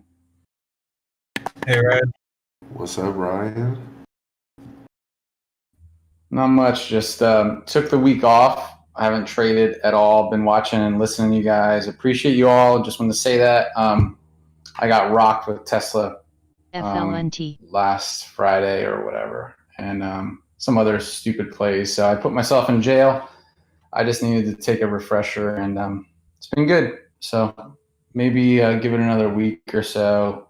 I've been too stubborn in a lot of these plays, so it's all good. But I appreciate you guys. I'm listening. TJ, Johnny, Marty, everybody, John Gotti. I appreciate you guys, and yeah, it's all good. Yeah, and you know what? Big losses comes. It's just part of the game, unfortunately. But again, don't let that one big loss just ruin the entire thing. Because I see a lot of traders that have everything, like they're so close to being consistently profitable, and then they either give up or they run out of funds. So just be really cautious with your funds. I think this time when you're like, especially like right now, especially when you're in a losing position, what you want to do is pretty much just spend some time looking for like safe stocks that you can trade, where you can sleep at night and you don't have to worry. It's not going to be big gainers. You're not going to go for growth. You're going to go for stocks that are a bit more stable. Find like good value stocks, and once you do, slowly scale into those, build your account back up, and just take it slow. Just make sure you're not going to like rush your funds. Don't go too heavy just because you have to make back that money fast. There's no like requirement for you to make it back in X amount of days. That used to be my issue where I'd be like, oh, I lost it. I got to make it back by a certain amount of time. And great discipline, by the way. For taking that time off, Ryan. That's not the easiest thing, especially seeing all these plays in the market right now. So good stuff, brother. I'm sure you'll make a bounce back soon enough.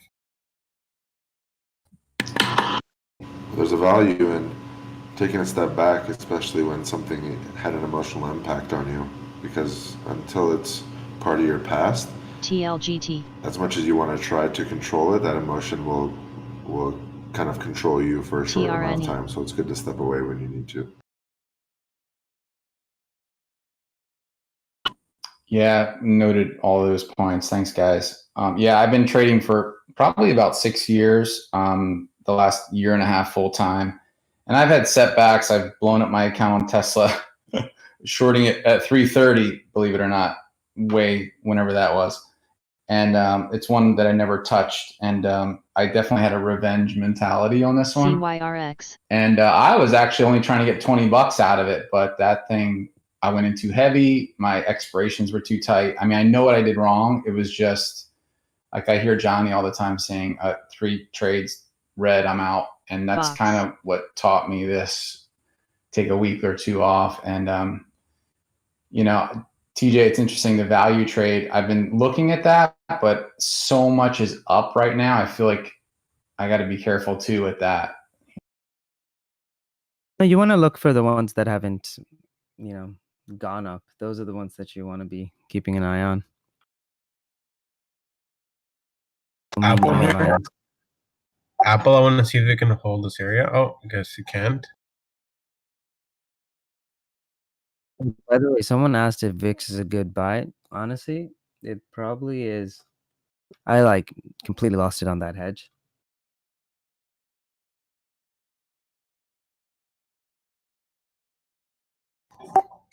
And one stupid thing I used to do, guys, and TJ told me to stop doing this. A play goes against me, and I was trading options a lot at the time, which was really stupid because where I was at that moment. So something goes against me, and I was going long. I take the short side immediately. And then it flips against me. Then take the long. Then take the short. It was something really stupid I would do to kind of like revenge trade, try to make some of it back on options because the losses were a lot bigger.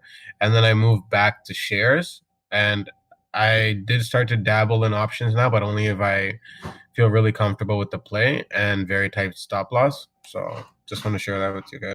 I don't think anyone should be touching options until you're consistently profitable, where you can't make a mistake.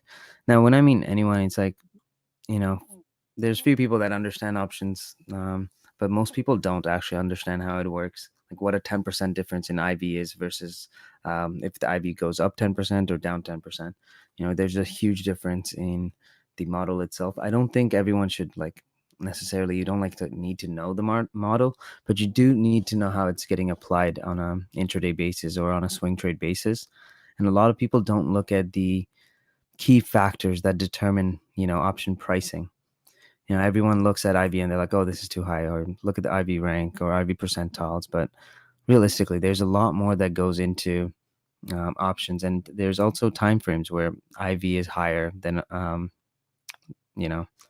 higher than, I guess, historic. And it's usually the case on any of these growth tech stocks. It's probably all IV is going to be more than historic values. So I see a lot of people selling options way too early, or then I see people buying options when it has a stupid amount of IV baked into it.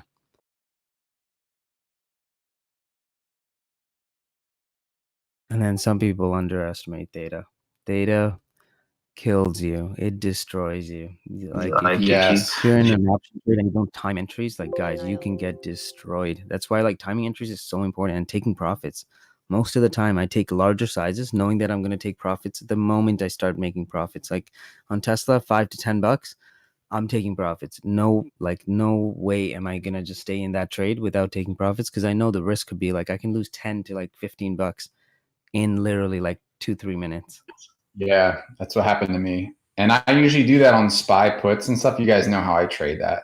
And I'm in and out, take half off immediately on the drop or the pop. And Tesla, I was like, I'm going to give it some time. And then the theta was ridiculous. And then, of course, if I just picked an option that was a week or two out further, I would have been fine. Monday, you guys killed it. I think it was when it dropped down under 2,000, and I saw I was right, but my timing is way off and can't do that in options. So I think I'm going to take options off my playbook.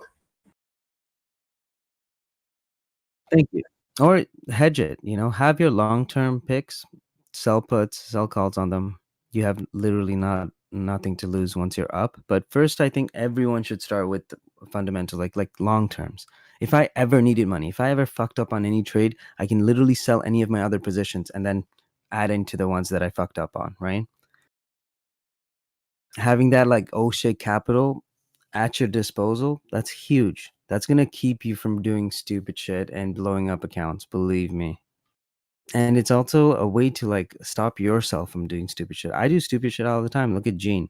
That was the most retarded shit I've ever done. I had like 100K shares. These people were tanking 100K in a minute, and for some reason I thought I can like change a trend. I couldn't. It made no sense after the fact why I did that. But again, like, if I had all the money available at that time, I would have kept adding, and then I would have had a bigger loss. But luckily, most of them was like locked up. So there's only so much I could have added instead of like, I'm sorry, unless I sold off some of the other positions, right? So that kind of keeps you out of trouble too. Yeah, it was interesting. I didn't have any positions other than Tesla that day, so I had all this available sitting there. I was like, I'm going in more. So. Oh, one thing I started doing on one of my brokers is taking out profits every 2 weeks, and that's helping me. Except for IB I don't touch it. It's been growing consistently. It hit 25% yesterday for the month. But Oh, you're lagging.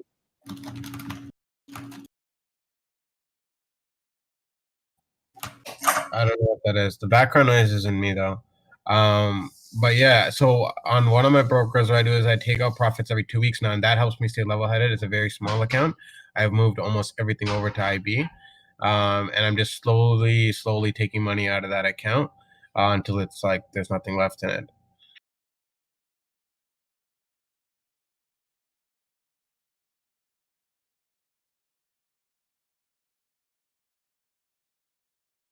Yeah, I know a lot of people that do that. It's good advice, for sure. And you don't have as much to play with. So. Yeah, honestly, it helps me a lot, and I use it to pay down debts. Anything that, like pretty much, yeah, for like debts, nothing unnecessary. Things I need to get paid or like an actual bill, and that it helps me with my process because when I wasn't doing that, I'd have these huge wins, and then I take on bigger risks. Now my discipline has gone better, but I still do it. I find it's healthy, and then IB, I don't touch it at all. I just leave it.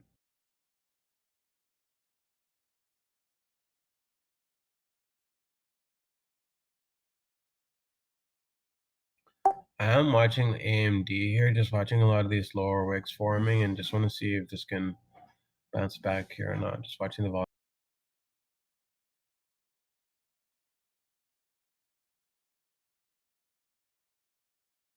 Microsoft is making a move as well.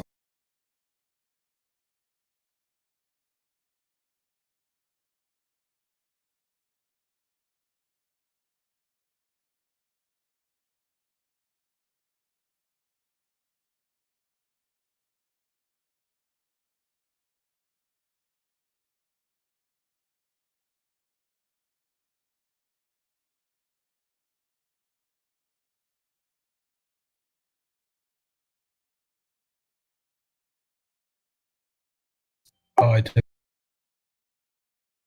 Guys, Big C is at 130s. Let's see if it can continue here. Looks pretty good for a nice strong push up.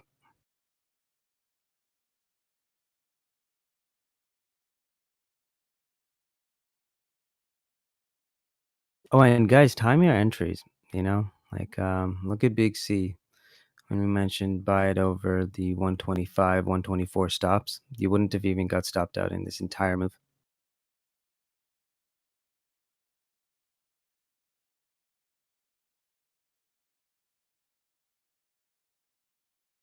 Oh, another thing I noticed, this is interesting, because I've been trading mostly options in the last 3 or 4 months, just to compound gains and grow faster in an aggressive kind of frivolous way. It wasn't wise, obviously, but when I used to trade just the equity itself and didn't take options, I was so good on stops because, like you're talking right now about Big C, yeah, under 124, you get a CLNT. stop, you lose $5. But with options, it messes you up, right? Because you know if it knifes down, but then knifes back up, you could be right back to even if you added. And so options is really, really hard. So I think I'm just completely going back to trading the stock ticker and Yeah, I actual think that's the most commodity. important thing also. And the other thing is I don't think a lot of people look at the time value on any of these option contracts. But if they did, if they just track the time value and track IV intraday, you can see when IV is changing and just, you can pretty much just track that. And one tip that I had when I started option trading is I wrote down what the time value is and I wrote down what the IV it was. And then I looked at and obviously the price. And then I just kept track of it on a piece of paper.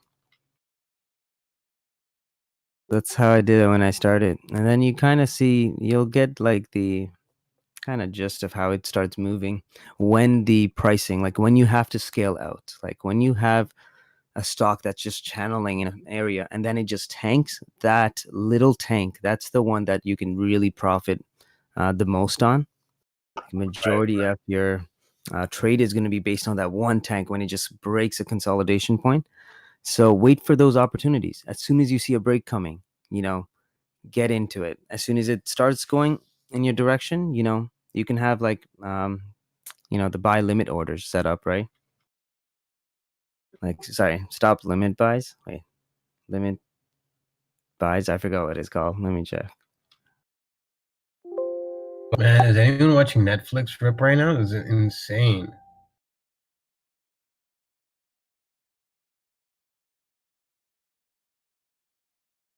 I feel like I lost. Sorry, TJ, you're just saying limit order, have that set. And I've done that because if I'm in at $1.20 a contract or something, I'll put $1.50 sell, $1.80 sell. And then if it knifes down, I get hit with those right away and I'm immediately taking tons of profit. Oh, I do the opposite thing. So I wait till it goes up sometimes. So I'll wait until it goes in my favor and have, I think it's called a stop limit order. I forgot what it's called right now. It's on the tip of my tongue. It's a limit order. Yeah, like you set instead of $1.20, which the price is at right now, you set $1.08 or something, $1.05, and just sit there. No, so let's say it's $1.20. It's trading at $1.20, and you want to buy it on the breakout. So you're gonna say, okay, on this option contract, if the breakout happens, it's gonna hit $1.30 and then keep breaking out. So then you can put an order to buy it when it breaks over that 130. Oh, I see what you mean.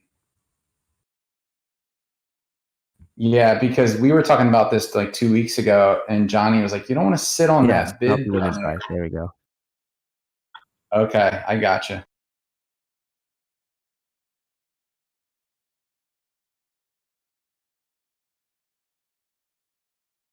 Yeah, because if you sit on the bid, it could go way past that, back down to 60, 50 cents, right? Because you're catching it kind of in the wrong direction.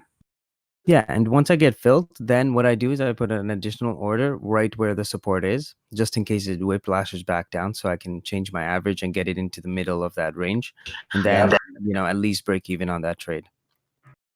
Totally, I like that. FLNT. TRNE. Oh yeah, conditional orders is another one. That's a good one.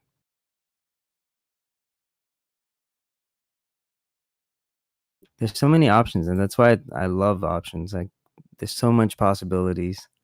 You can turn bad trades around.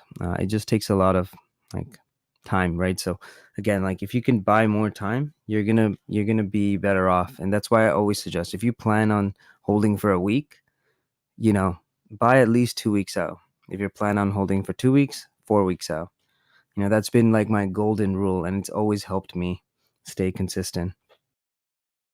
Yeah. What about these scalps like you did on Tesla this morning?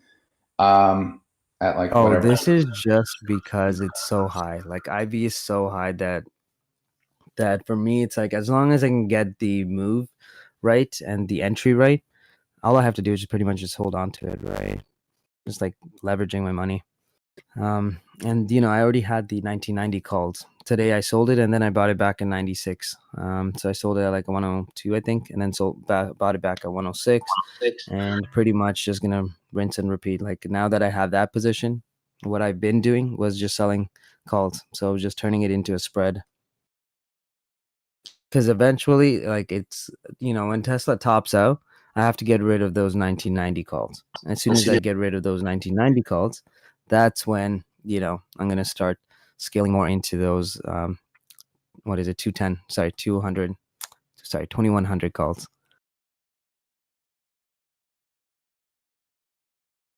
That being said, Tesla's moving up here. Gotcha. Yeah, I like Tesla over this 2000. Like you said yesterday, if it holds 2000, I was like, yeah, that's a brilliant idea. Under it, bearish, but this thing could go to 2250 tomorrow, or it's interesting.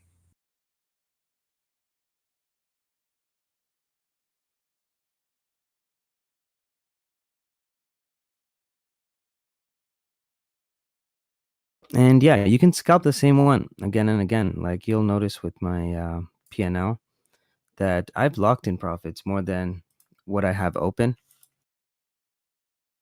For me, like what is the actual risk on this, right?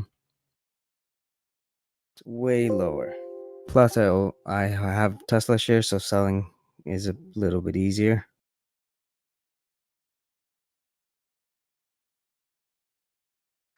D-Dot coming back up here.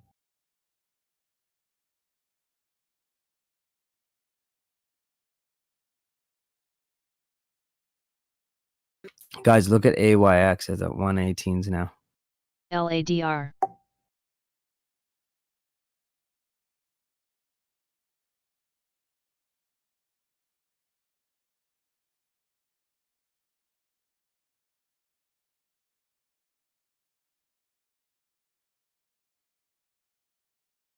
Bagamoody, what's your question?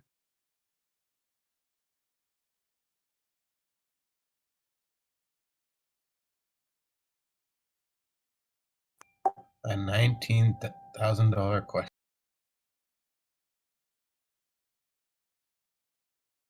Was it TVIX? Wait, is that for my PNL? Oh, okay, for mine, let's take a look.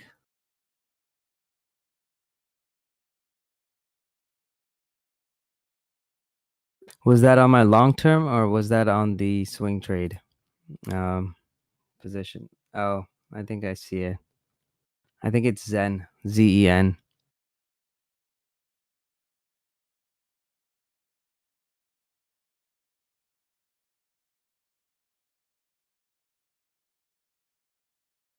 Hey, TJ, for your AYX position, are you just holding long-term shares?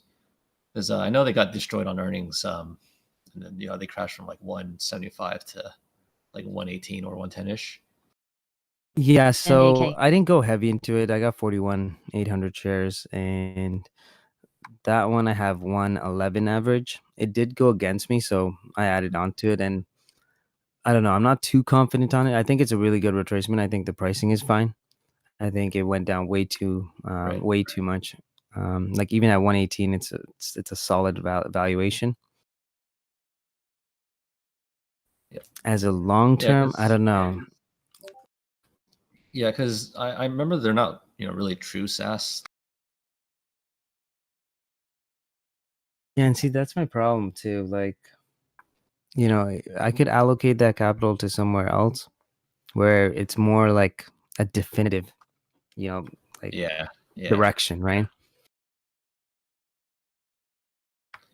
But I So do think opportunity most cost. of it went down only because, the entire, like every SaaS stock went down into earnings, right? So I think this one took the heaviest hit because it was on the last day of that rotation. Oh yeah, remember that.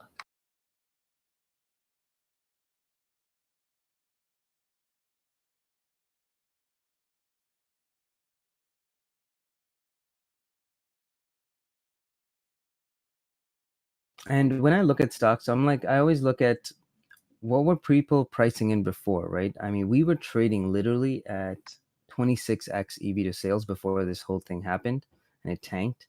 And now we're down to around like 16x, right? So that's a huge decrease. And at 16x, like it's like when you do a relative valuation, that's a deal. Yeah. EVLO. No, thanks for thanks for that analysis. I was just had some similar thoughts, but I'd like to confirm things with you guys. Yeah, no problem. TJ, you mentioned DraftKings and Penn, I think, the other day, and I was looking deeper at the DraftKings while I have all this time, and they got killed on earnings, obviously, because of COVID. But going forward, that might be a really good play. I think it's way overvalued. Like Penn was an easy deal. We bought it at, what was it, 14, I think? Let me double check. NIO. Yeah, Penn we bought it at 1586 is my average. I wouldn't add on to the position here. I wouldn't advise people getting into it either. Same with DKNG. I did mention DKNG. It's the thing is that it went up because of the media hype, right? There were so many large hedge funds that were getting into it. Yep. And I get it that online gambling is the future, but guys, gambling is literally like the lowest profit margins you can get. Most casinos make what, like 2% if they're lucky. Also, something about AYX. When I bought AYX, I was looking at the 2020 guidance, and we're still looking at a huge EPS increase because 2020 right now, EPS is expected to be around 44 cents. 2022, it's supposed to be $1.52. That's compounding. That's what I like to buy. So yeah, I think AYX in a 2-year time frame, still a good buy. Now I'm just talking myself into holding this position longer.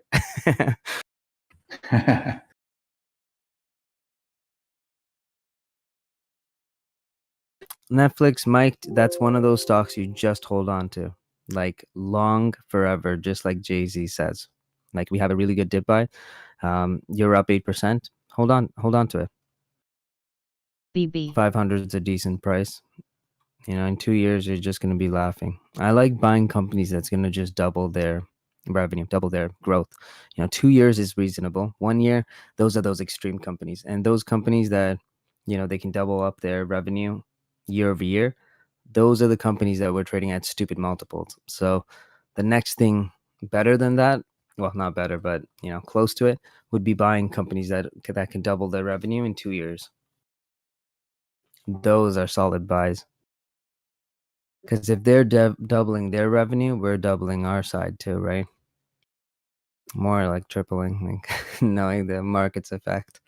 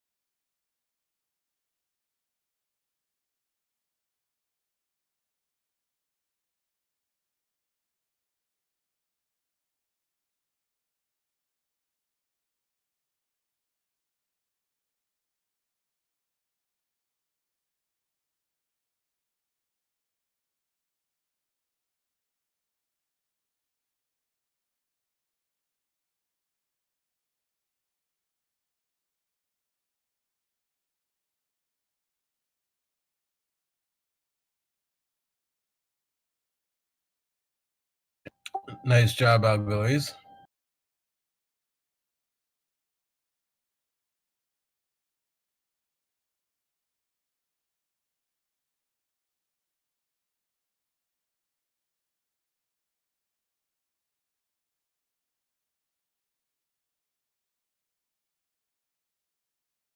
And guys, companies aren't just determined against, their competitors, right? So you're not going to be looking at comps and just being like, okay, this is all about valuation. Like there's businesses that are in certain, Clue. like I guess like a business cycle, right? Now, one of the things is that I do is I look at businesses in the similar stage as the companies that I'm trying to buy. And over the years, I've accumulated a lot of data. So that's the data that Brenda has. And that data pretty much tells you MTLS. what my benchmarks are depending on their business cycle, like their stage, which stage they're in. I think that's one of the biggest keys that help with valuations as well, which I don't see a lot of people doing. Damn, Netflix is still climbing. 531. I should just quit trading, DJ. No, it's okay. Like when I look for SaaS companies, what's the biggest thing that I'm looking at? I'm not just looking at, their ARR. I'm not just looking at, I guess, like profitability, right? I'm looking at how much of the revenue is coming from subscription basis, right? When we're looking at SaaS companies, I'm looking at their retention rates. I'm looking at how much they're spending on an R&D basis, on marketing spends. Like these are stuff that you really do have to focus on, and it'll build you like a kind of like a guideline. So depending on which business like stage that they're in, what they should be valued at and why they should be valued at that much, how much their cost should be. One of the biggest things for, I think it was FSLY that I didn't really like. The one thing that kept me from going heavier into it was because of a 60% increase quarter to quarter on CapEx. That's huge. That's something that I don't want to see, and I don't want it to be a trend. So next quarter, the one thing that I have on my notes to monitor is just looking if the CapEx was just a one-time thing or if it was going to continue.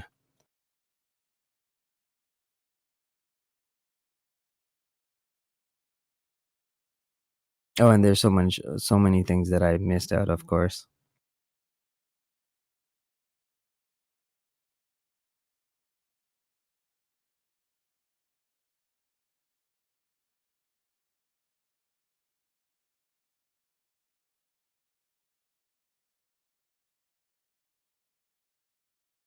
What the hell? NAC is up 46%.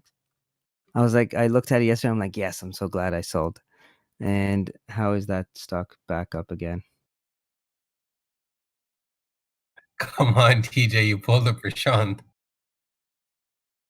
Oh no, I sold near the top. I got lucky on that one. Shit. Facebook is making a move. Wow. Why is it coming back up?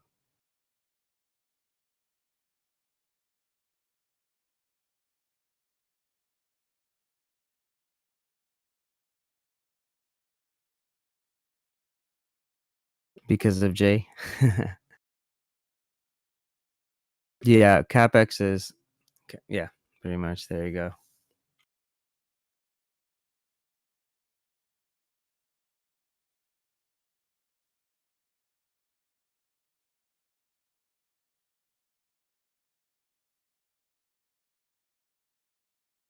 Oh, and one of the biggest things that I have database of is employees. How many employees these companies have based on their business cycle. And honestly, like, it's simple math, really.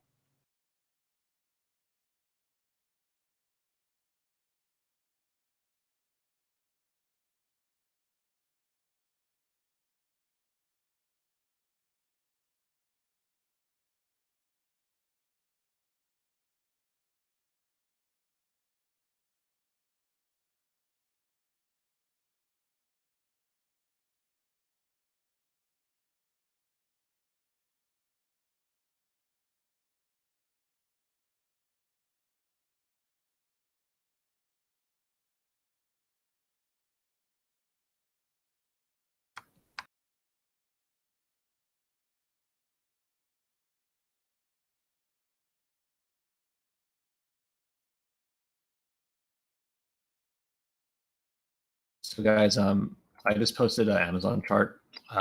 You guys can even check the chats from a few weeks ago, but I recommended a swing alert right here for Amazon.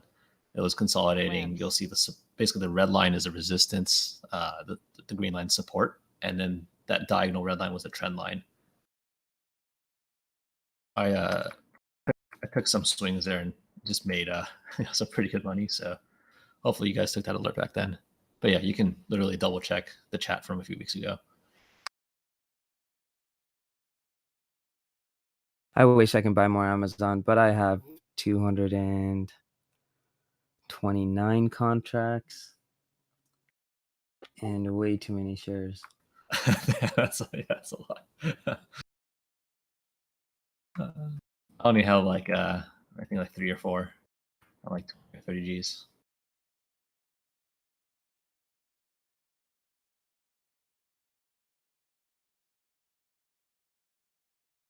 Lucky, I got the 2,700 calls and the 2,800 calls, and then the 3,000 calls as well. But the 27 and the 28, they expire on October, just in time for Prime Day. Oh, And then Prime Day, yep. the 3,000 calls, I bought the February ones, and then January 2,800s as well.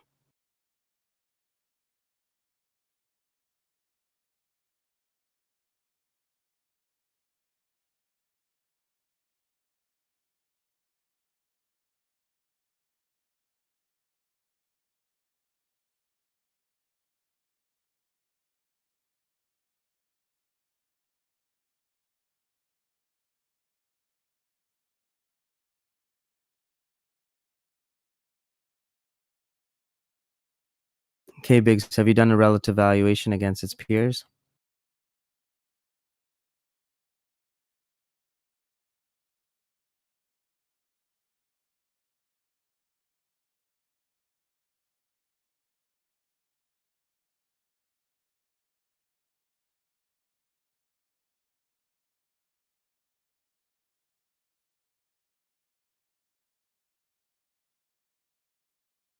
What do you mean 50-50?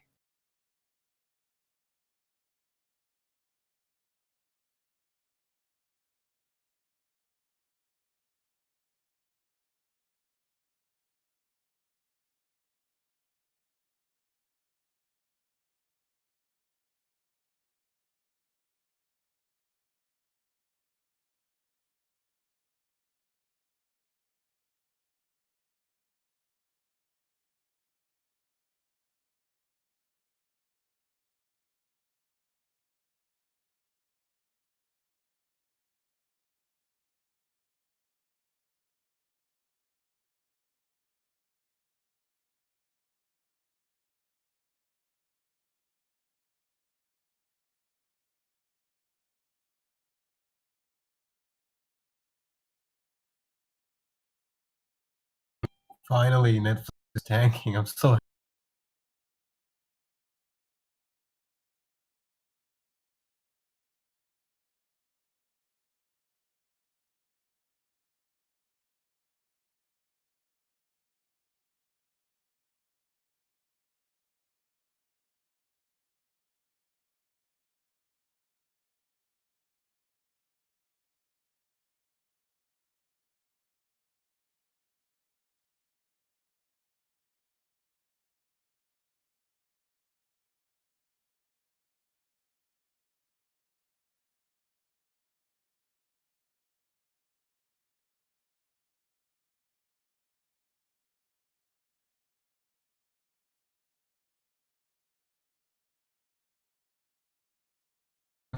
Are you guys watching that melt on Netflix here?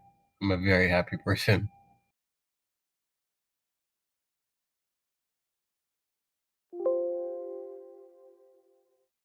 OTLK.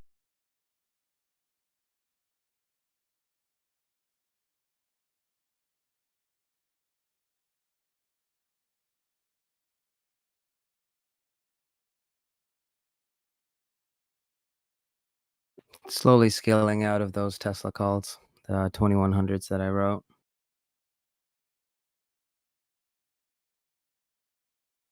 JEA.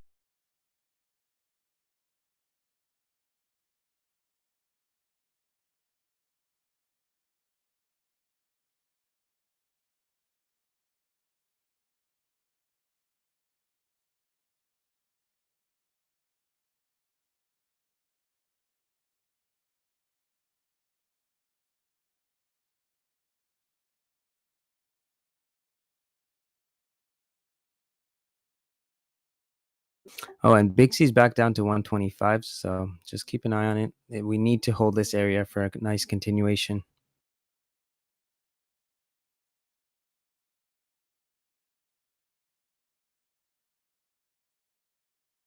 TRNE. Oh, wow, Apple did that thing I was looking for all morning. Completely missed it watching the other tickers. Whatever.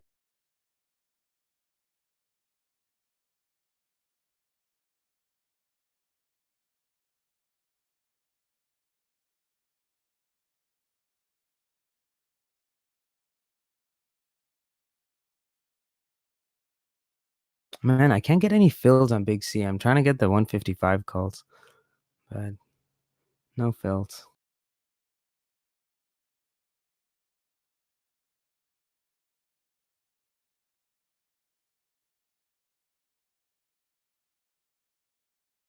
$124s, I only got like 4 contracts filled.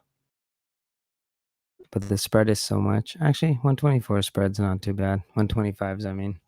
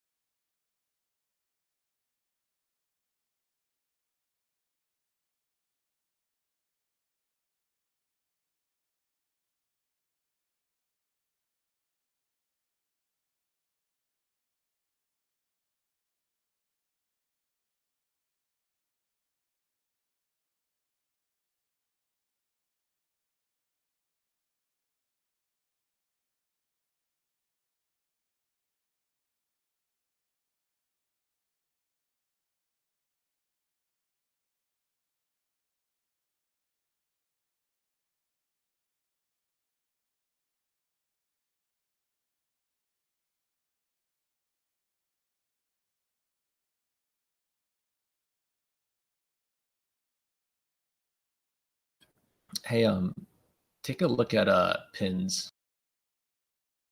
Pinterest. It was channeling for 2 weeks. It broke down out of that channel 2 days ago, and now it's coming back into that channel. So I'm eyeing a little swing play here on Pinterest. The fundamentals on Pinterest are pretty healthy too. They have good user growth, good rev growth. Hard to say if if they truly flourished during the pandemic, or are they just benefiting off of COVID? I don't know, but I think for like a 2 week, 3 week out swing trade could be interesting here.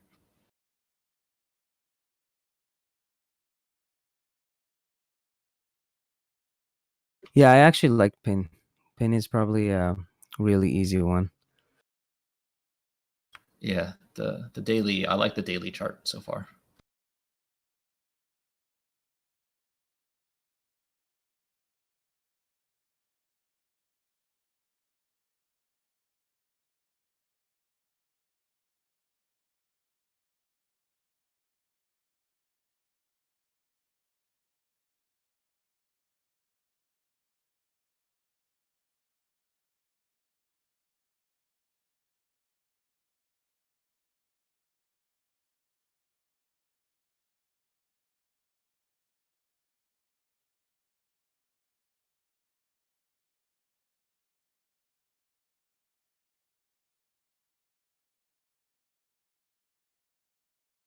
Man, I still didn't get filled on those 155 calls. This is retarded.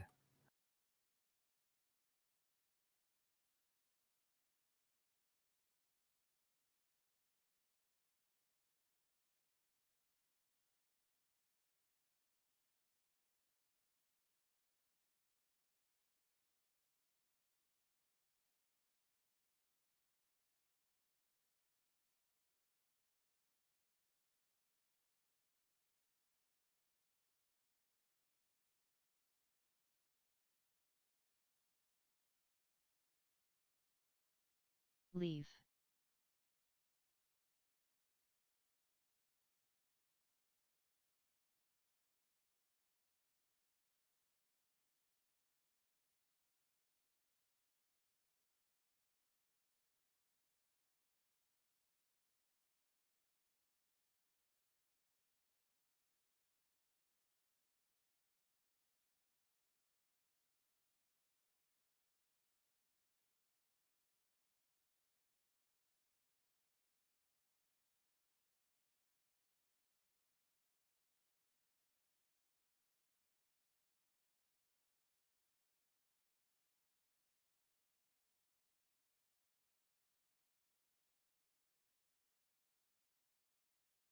Man, you guys see Adobe still holding on to those Adobe calls? That looks gorgeous.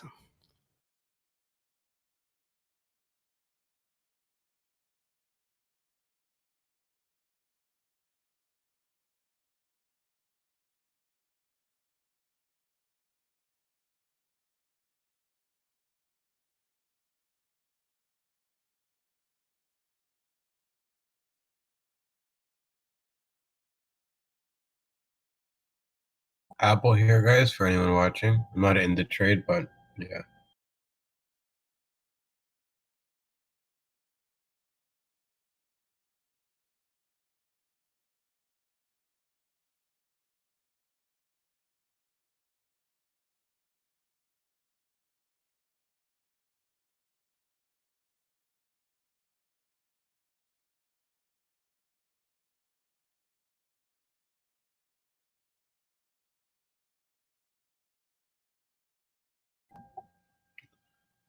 Netflix, seeing if it can break high of day.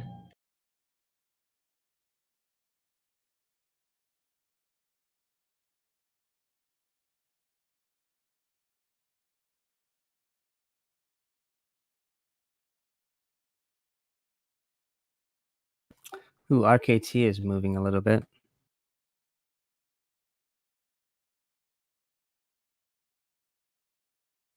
Man, so I had a nice short on RKT. I remember that. Great. LPCN.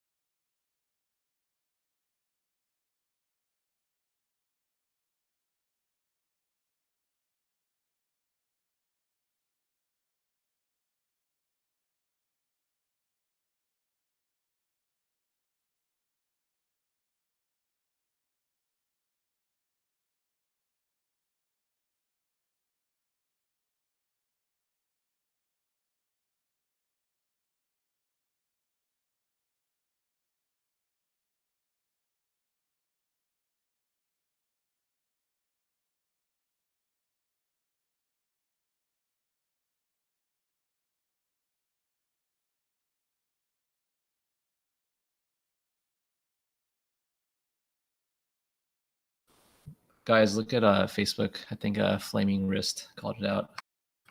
I don't know what drove that huge gap down, but I'm happy I got out of my 828s. Sorry, which one? Facebook. It had a huge candle. Whoa. What happened? I literally moved for like 10 seconds. Yeah, I don't know. Thank God I didn't get in on the MAK. long. It's just been a this is huge me. seller, but I don't see any news. That is disgusting. Let's see if we can. PLIN. Nope, it's not holding VWAP. Yeah, that is disgusting. Might look for like a long idea after stop. Long just for like a dip buy. Let's see if it works. Oh, I think so Yoshio mentioned this, but Walter Bloomberg said iOS Apple's changing their iOS rules, so it could impact Facebook ads.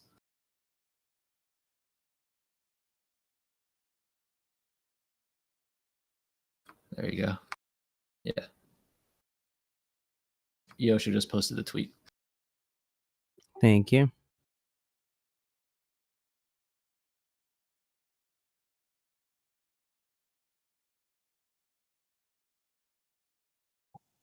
So all in. I just bought it on the dip, so I got 292, 94 average. I'm just like scalping this one. It's just a ton of volume, so I can take size on it. Nice.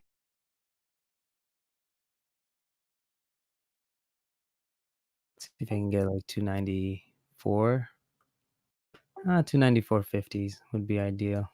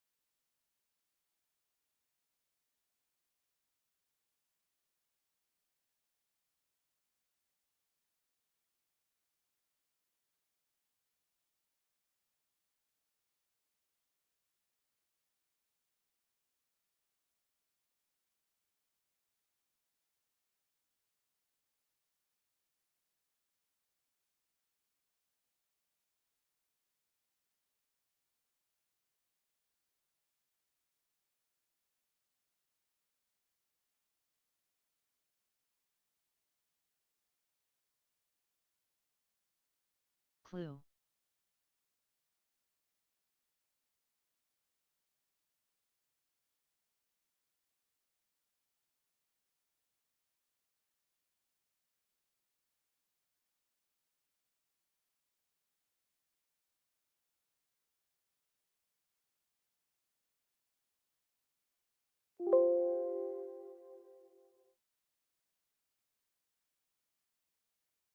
VNET.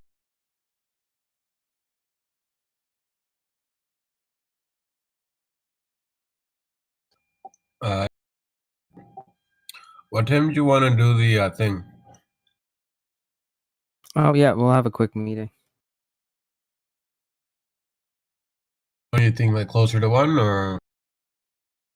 Yeah, that works for me. Okay, I'm down for whenever. Time. I'm just watching plays right now mainly.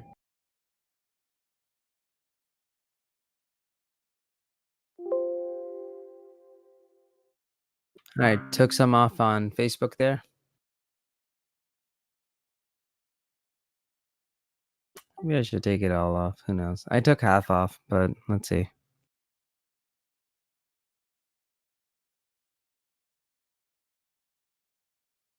Is Johnny on, by the way?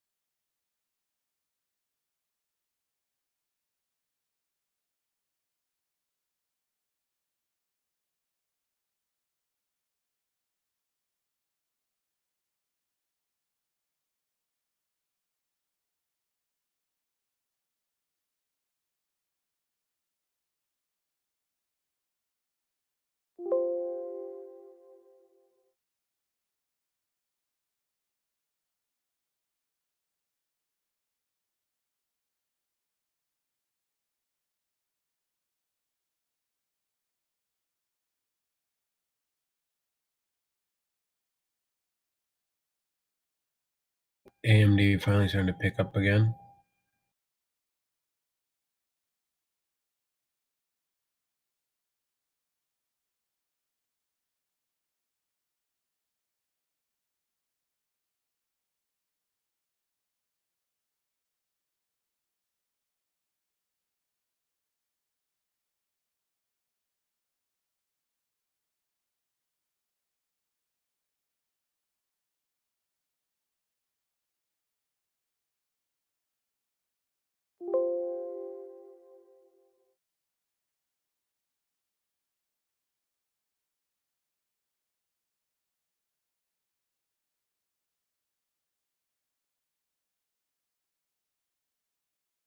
Congrats to everyone that took the AMD play with me earlier today. I know it took a while to play out, but I mean, saw his room, but yeah, just profit right now.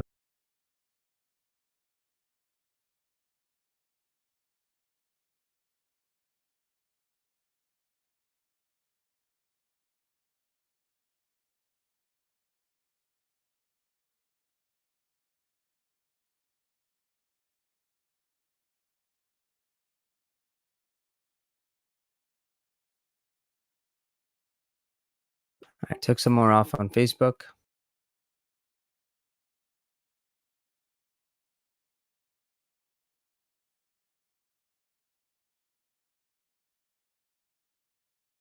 ARTL. I pulled my other orders, so let's see if it'll run over 295. Labs.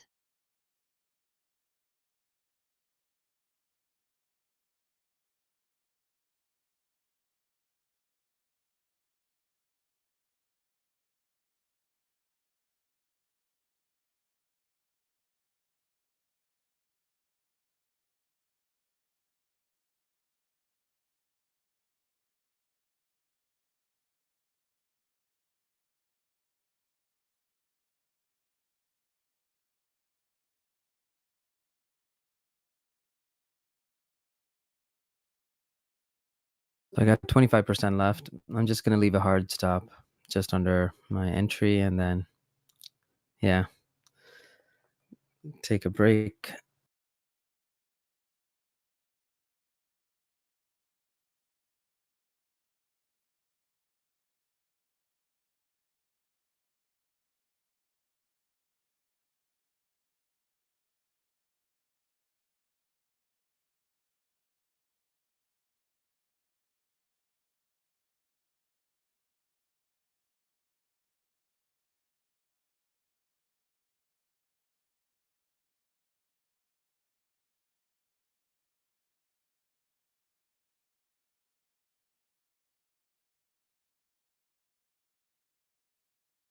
TLGT.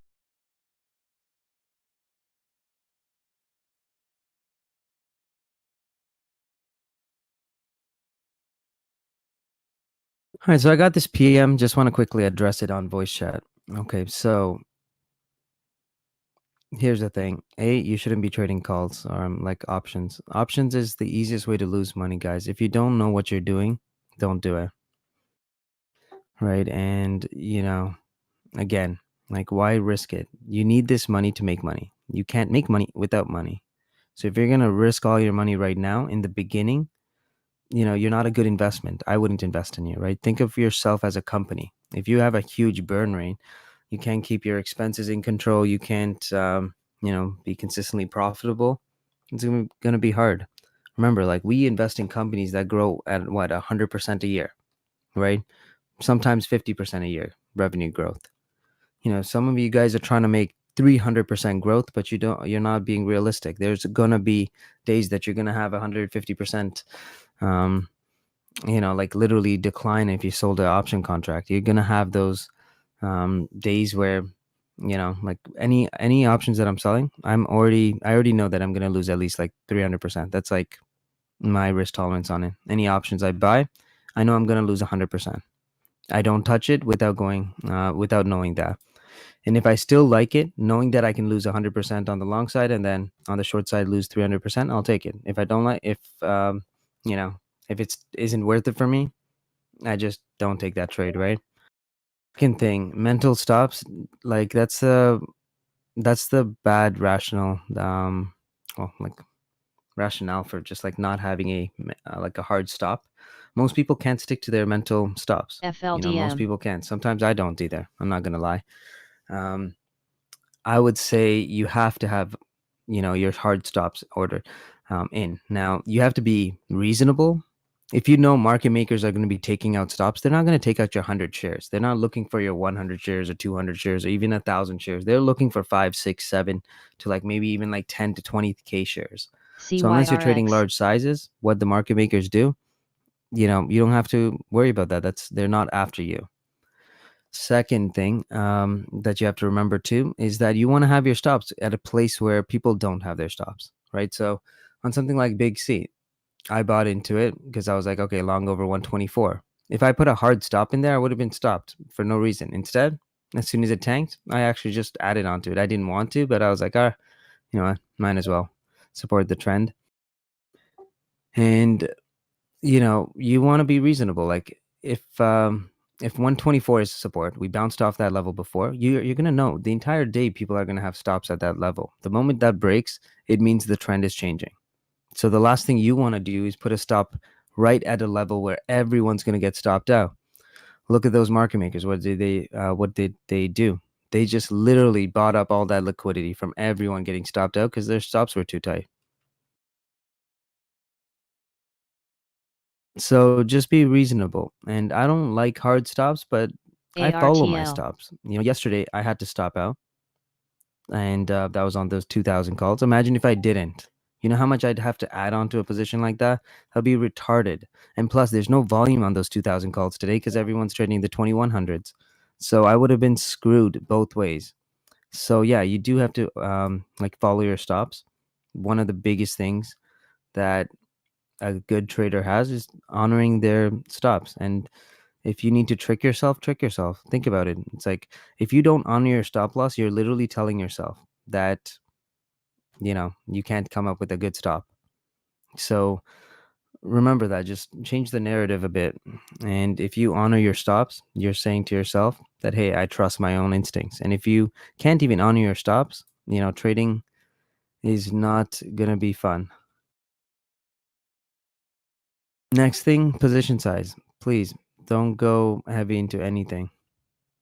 I don't like how people they want to buy like 10 contracts or they want to buy 1,000 shares. So they'll buy, a $500 stock and buy 1,000 shares of that when all they had to do was buy something like Amazon and they probably would have had a better return, when you actually look at the overall P&L. So those are kind of my biggest tips when it comes to trading. Just be reasonable, honor your stops. We're not gods. We don't control where the price goes after we get in. And, be ready to switch your perspective in a moment's notice.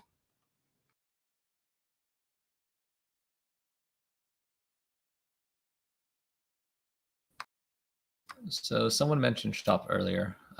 It's retesting the highs from the Works. earnings. So if we can hold this, we can see a new breakout as it's been consolidating for the past 2 trading weeks.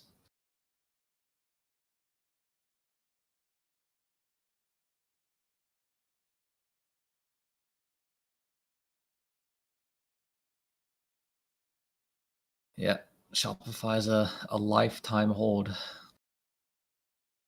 Oh, yeah. I mean, guys, their revenue growth is retarded. Same with SE, which I know, TJ, you called it in the 30s, right? Yeah. Yeah, because it went down because everyone was afraid because Amazon was getting into their space and Baba was as well. But guys, some of the best trades I have is going for the second. There's always a number 2. There's always a number 3. So not just going for the best stock like DKNG. That's another example. I just went with the number 2, which was like Penn.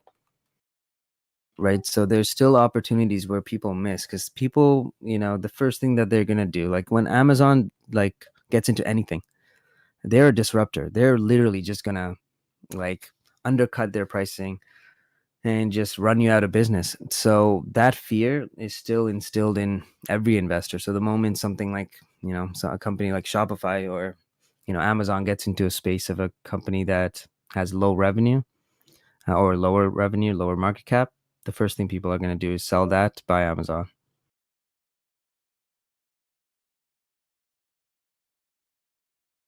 Yeah, and Martin, guys, sometimes I'm a bit like mean, but I'm not trying to be. Just be realistic when it comes to trading. This is also why I don't like to share my P&L. Because I don't want you guys to get into that mentality of chasing, of going large sizes. Like, you can talk to some of the guys that have been here for the longest, like Tony. 2 years ago, I was trading like 1,000 shares max, just because I lost so much money by selling option contracts, and then that VIX explosion. So yeah, just make sure you like size into your plays. Once you're trading from a position of strength, once all your builds are covered, you have everything you need or want, it becomes a little bit easier. You're not trading to put food on the table. You're trading to, make money. And when you change that mindset from, trying to put food on the table to trying to see how far you can push yourself and how much money you can make on a daily basis, that's where you're going to see those gains. Oh, look at Facebook there. Should we take some more off? Why not?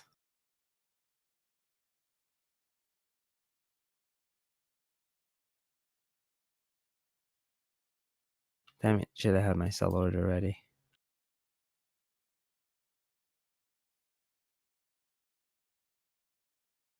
Anyone buy that Facebook dip?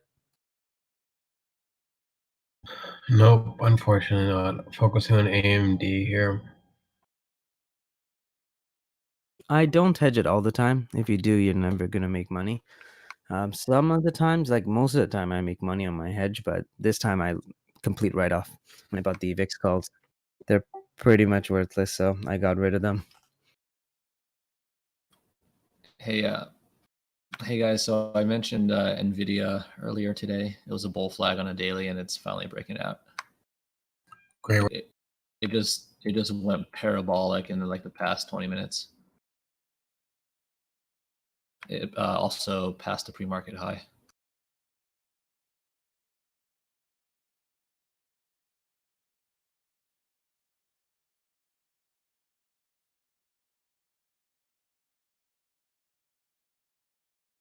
ARTL. So I'm not a genius when it comes to looking at charts. I think the important thing on like green days like this is just to recognize the wave and try to capitalize that on, right? One Exactly. one thing I learned is it doesn't make sense just to be like a, like a gay bear or like a bull, like die hard bull. I think you just need to ride the waves and play with that. That's the way how real traders make money. And I think people get this confused. So when we look at news and stuff, right, you want to determine how the majority of people will view whatever the news is, whatever the catalyst is. So you want to like take a backseat. Don't get opinionated or biased on what you're reading. Just look at like what you think will happen to the market based on this news, and trade that. Trade other people's, downfall, I guess.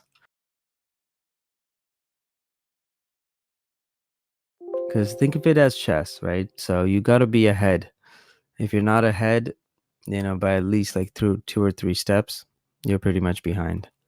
So one of the best things to do is just anticipate what other people are going to do, what other people are feeling. Why are they, is there like a sense of fear? Is this widespread?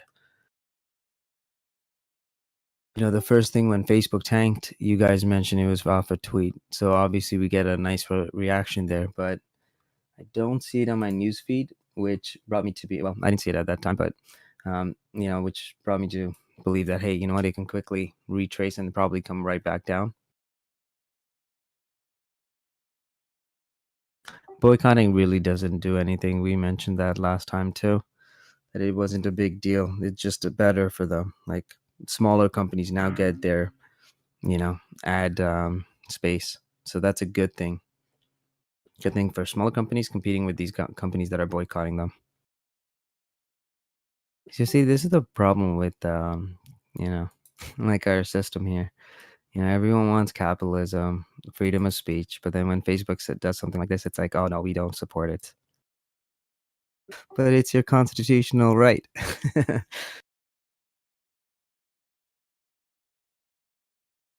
Can't have it both ways. Oh, nice. I actually got filled on that Facebook.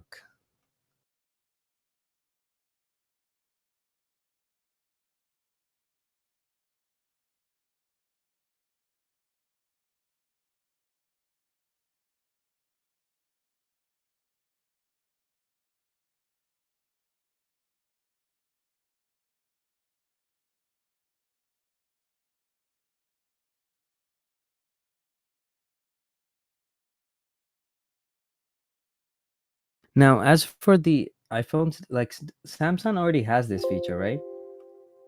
I mean, I always get that notification the moment I download an app. It's like, do you want to give them, permission to do this and that?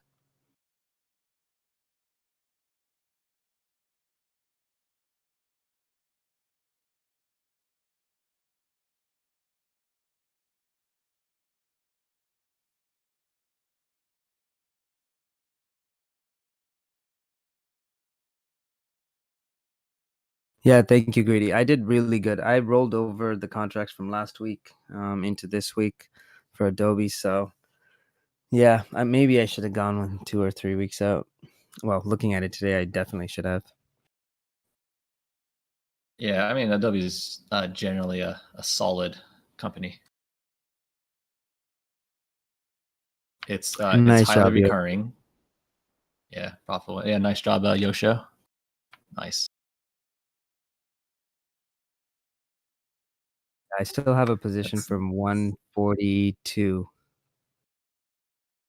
No, sorry, that's On NVIDIA. Adobe. My bad. It's 260. Sorry, 283 is my Adobe average. Still great, man. Yeah, Adobe, another lifetime hold. It's highly recurring. It's profitable. Thing just prints money. And you have to use it. I mean, there's like pretty much no competition when you compare it to Adobe. Yeah, that's true.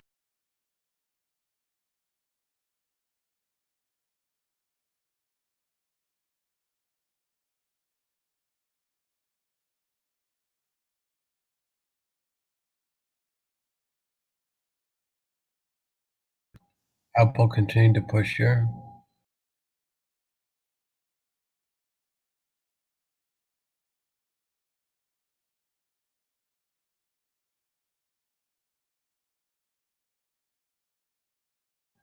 I like the lower wicks forming on the Apple in the last 2 5-minute candles.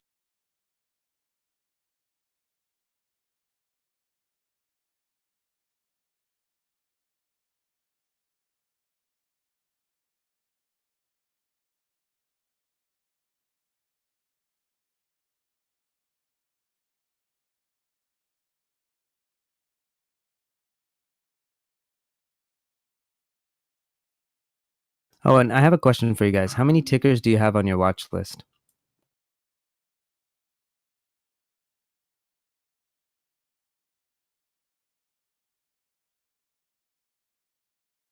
I usually have 6, TJ. It's Ryan. I like 5, 6. That's too little. I think around like 50 stocks that you'll know, 50 to 80 stocks is probably ideal of companies that you know. Guys, just research them. Read all about it. Every single thing that matters. Keep track of it. And believe me, you'll get dip buys eventually. Even the day or like just in general? No, in general. I have at least 50 stocks. I think you mean that I'm watching while I'm trading. No, because we don't control which one's going to move on which day, right? Again, if you're going to believe that the market's always right, we don't get to choose which day we get to trade it and stuff. Like you want to wait for good opportunities. But if you don't have a big watch list, if you're only watching like, 5 stocks every day, you're going to miss some really good opportunities. Yeah, that's a good point. TRNE. Yeah, my watch is probably about 20, I'd say. Yeah, probably somewhere around 20. But like tickers that I'm probably watching while I'm day trading, probably like 5, 6. Like the main ones that I usually trade.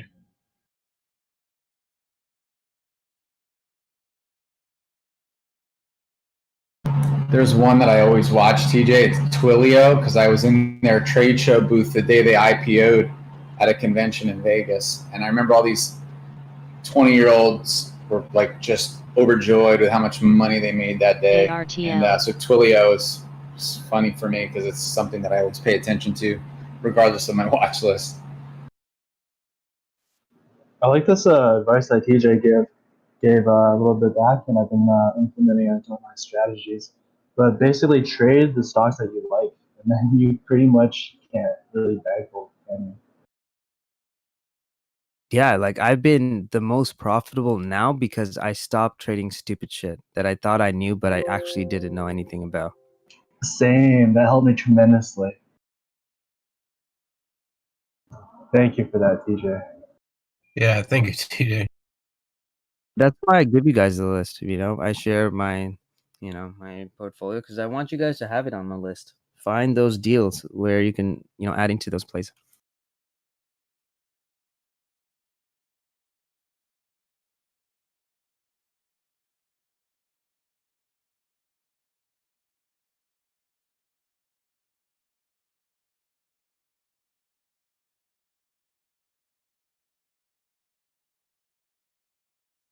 Yeah, thanks for that list, TJ. I've actually, in the last week, never watched it so closely, being in UT, than I have the last week in particular. Just kind of out of humility, I'm like, man, I've been provided this great resource and I've overlooked it. So I appreciate that. Thanks. Yeah, no problem.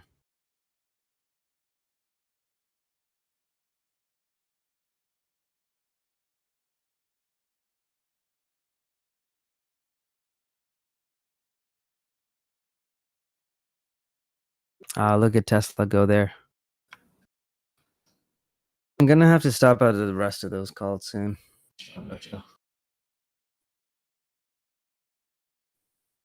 Doku and the Docu Holiday callouts. Nice.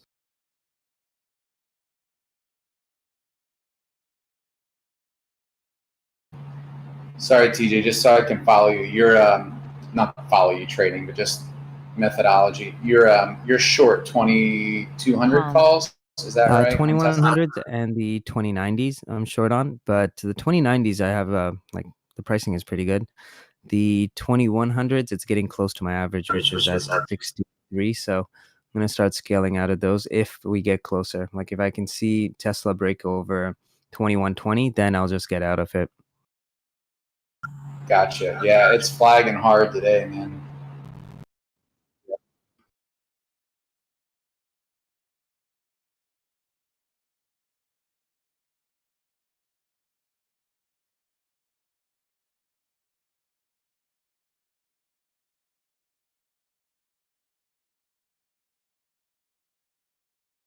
FLNT. All right, guys. I have a work conference call. I'll be back in 30 minutes. Sounds All right. You guys made some money today. Yeah, just not enough money. I mean, I think as a team, we're crushing it today. Yeah, we are killing it. Called out Tesla, T-Dog, NVIDIA, Facebook. Yeah, as a team. Good job, guys. Yes, sir.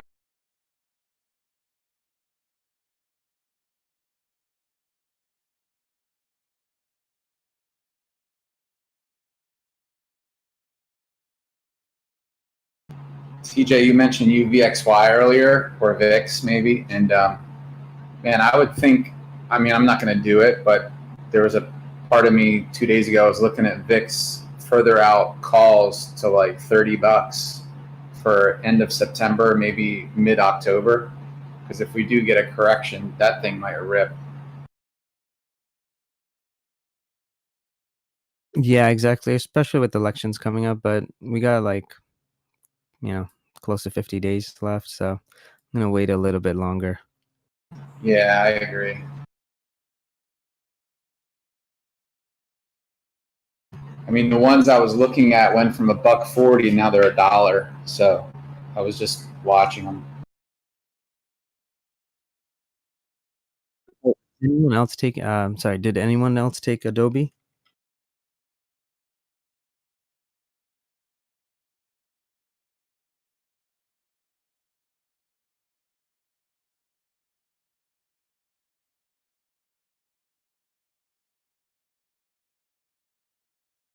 Guys, look at AMD.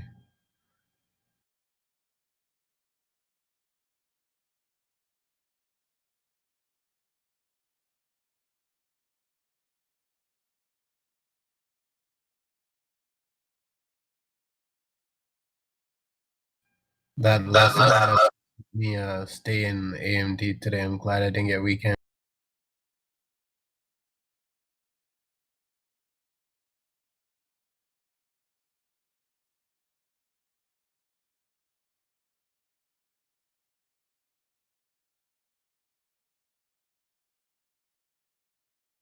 Oh shit, that's a nice formation on Dell.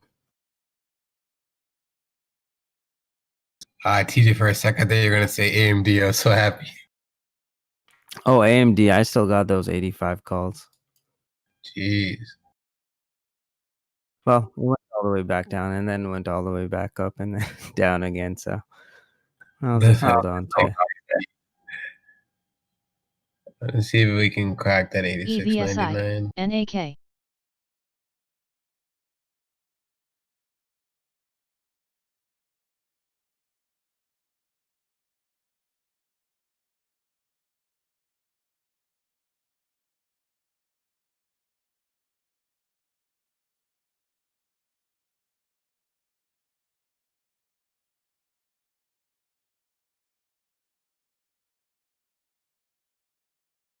Dominic, I have rules when I hedge my portfolio.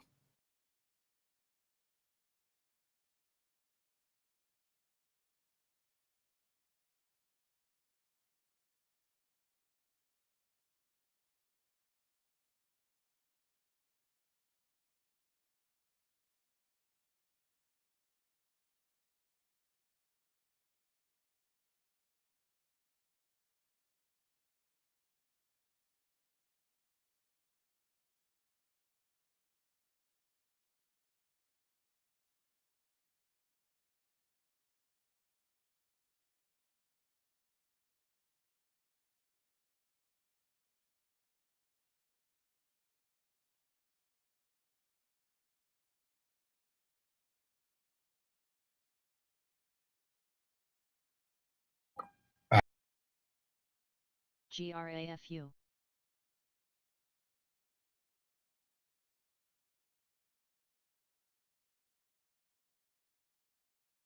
Netflix really seems to be the gift that keeps on giving today. NIO.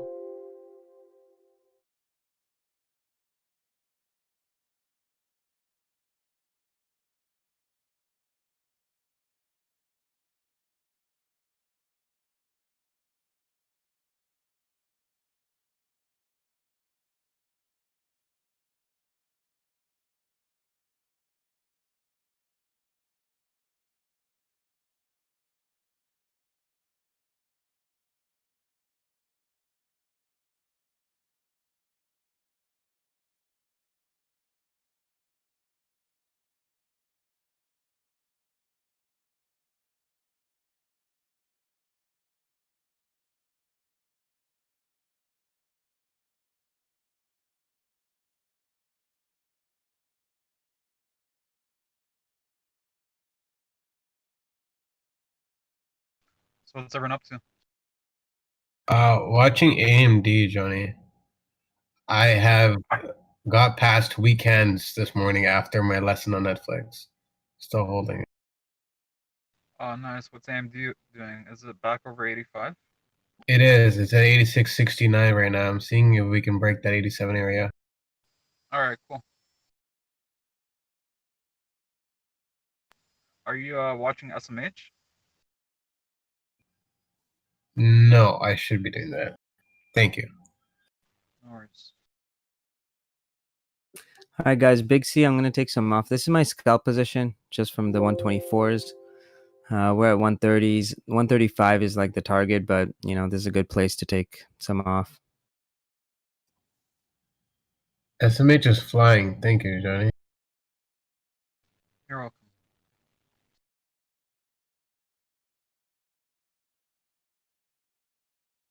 So here's the lesson. If you ever see SMH flying and AMD's not moving, expect a delayed move on AMD. Thank you, Johnny. I remember you guys showing me that a while back with AMD to watch SMH. I completely forgot about it. I haven't traded AMD in a little bit either. Wow, Actually, Neo hit Sorry. 20. Thanks for posting that one, Tony.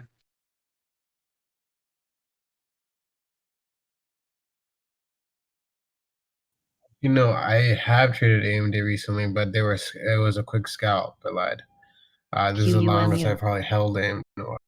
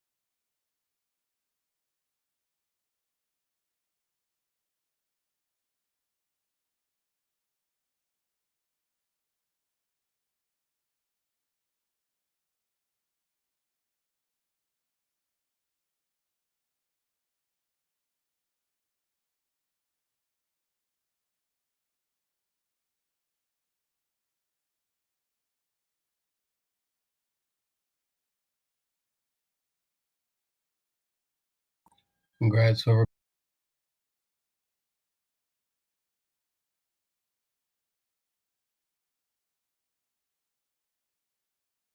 Let's see if we can bounce off.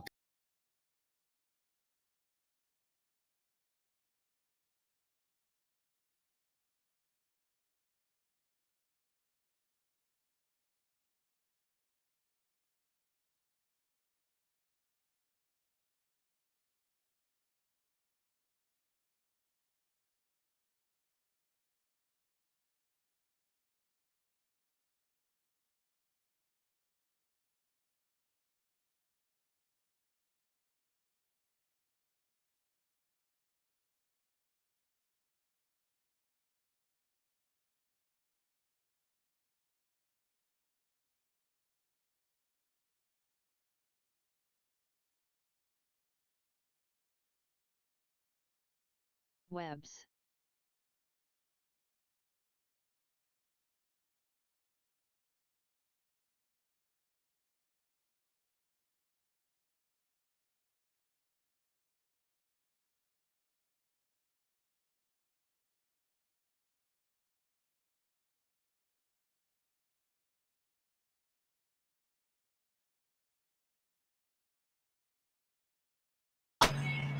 Wow, SPY is 347 incoming.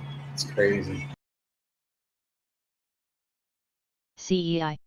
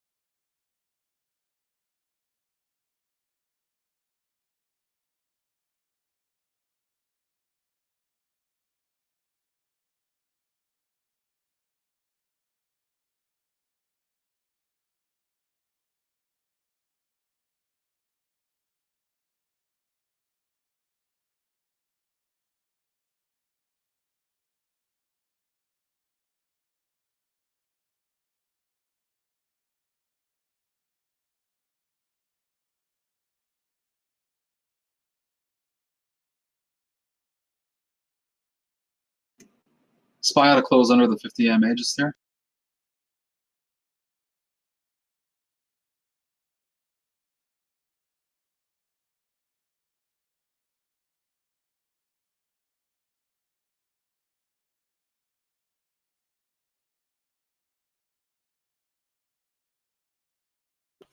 Facebook could bounce over here. Keep an eye on it.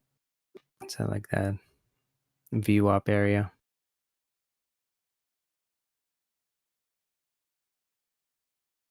Tesla's coming down, so let's see how far this can go.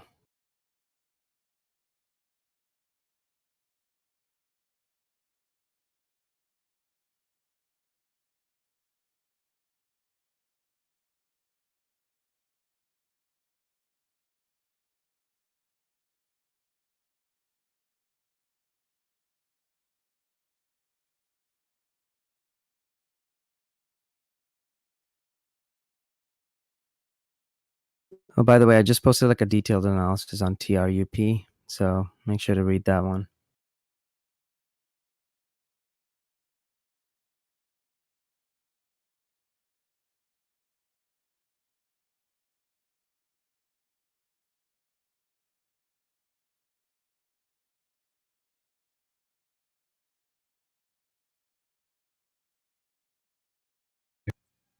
Taco Cat, I hope it doesn't come down. I'm holding.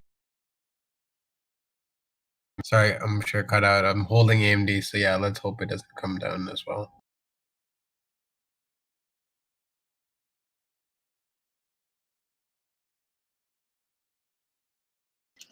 Is this all-time highs on Roku? Or have we gone higher? We've gone higher. Nice. Should be close though, right? Wow, look at AYX. Wow, I'm so glad. That was a tough trade for me.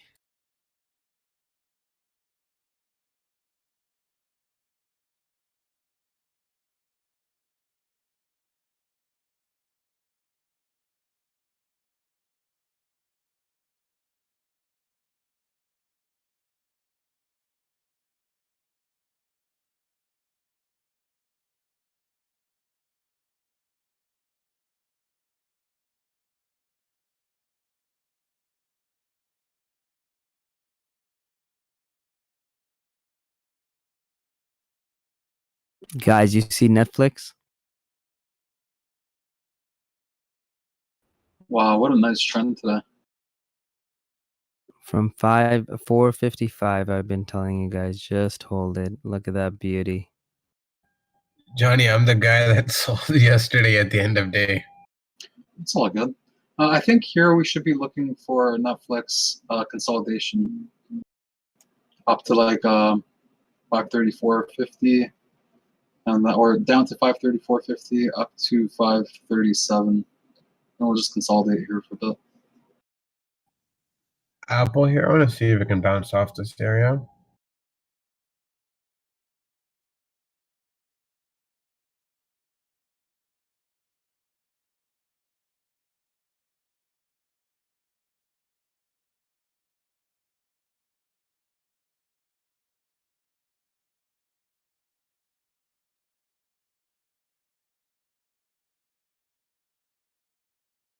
Yeah, I like this spot for a bounce idea as well. RSI is kind of low, and we have a 100 EMA test. VWAP is just low as well. Yeah.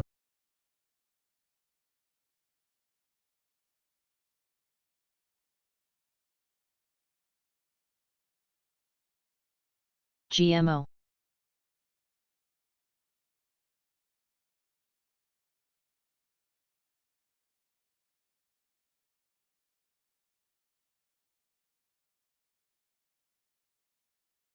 It's also even on the day, guys. Right now, it's literally at the open. Yeah, good point, Johnny. Just holding AMD and TDoc at the moment. CHCI.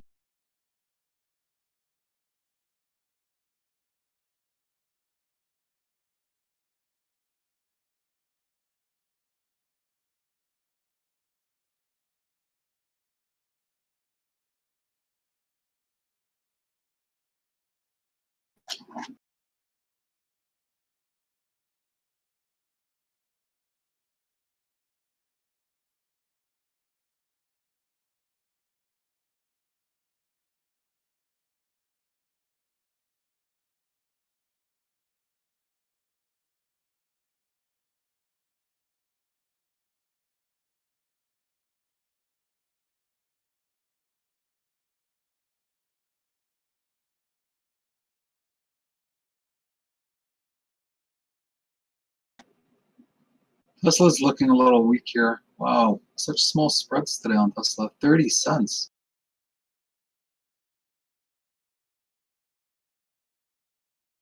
And look at that. Apple off it goes.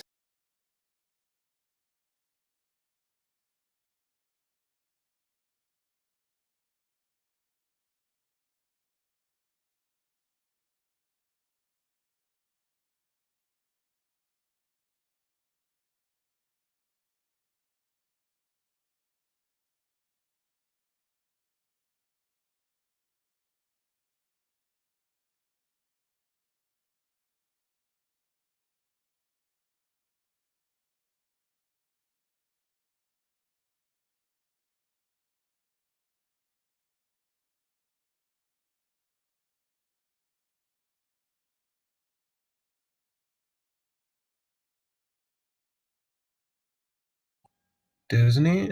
What's Disney at, guys? 131. It's near HOD.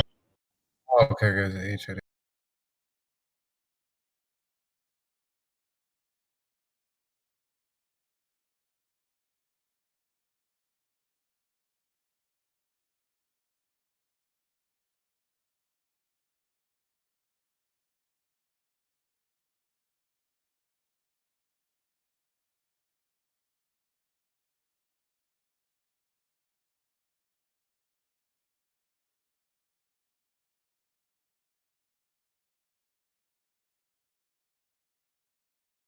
Indo.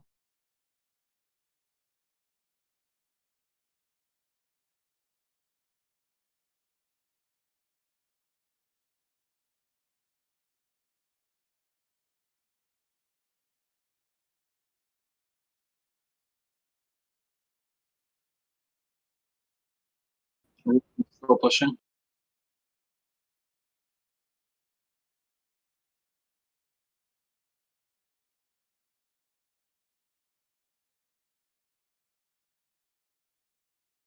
Yeah, Roku's still just pushing HODs. Looks like a couple of icebergs appeared at the HOD there.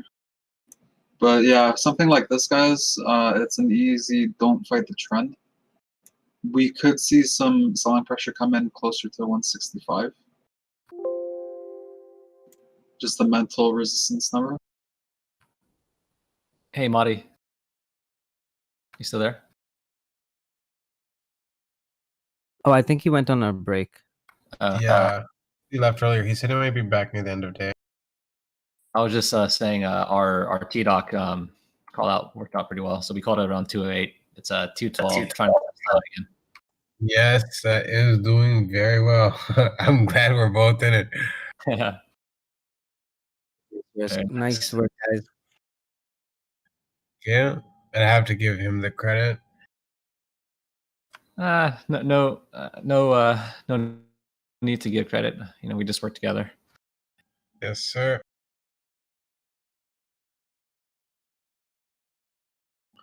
All right, Facebook. I mentioned buying over the VWAP area. You saw a double bounce over there, double bottom. I mean, and now if we don't crack here, I'm just gonna take it off. Let's see if AMD can hold here.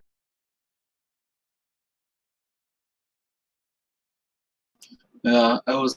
They recovered it after a small consolidation on SPY, just after the close under the 50 MA. RSI is adjusted back to resistance, overbought on the 1 minute.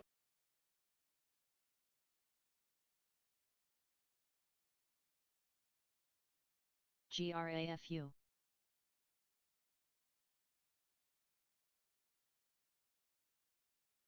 Man, I can't believe AYX hit 120s.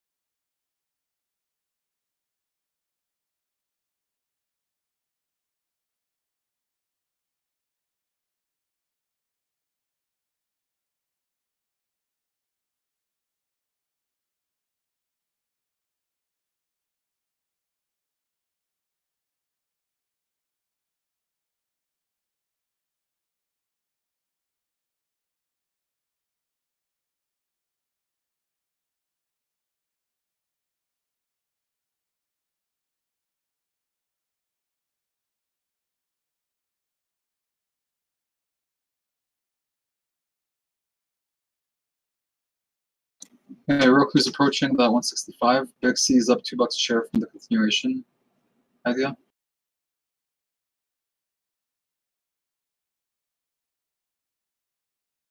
There is about 7 to 8,000 at 131.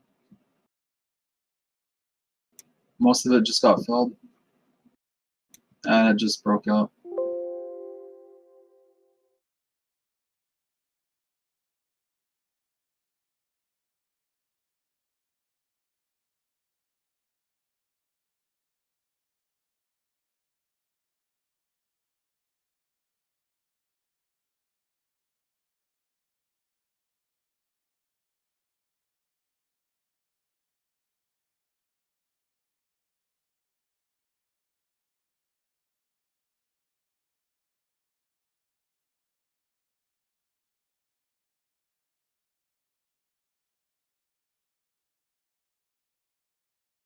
No FLDN. reductions on the bid side up, unfortunately. Oh, there it is. And now they should break Go, go. 131.50.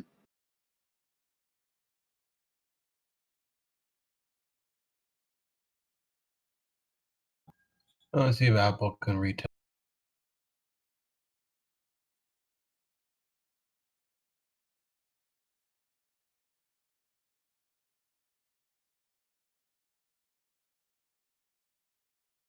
Reductions on the ask on Dixie are getting eaten, and then they just poured it in. Bid propped it over 131.50, and now we're at 132, guys. That's almost $4 a share from that continuation now, in 11 minutes.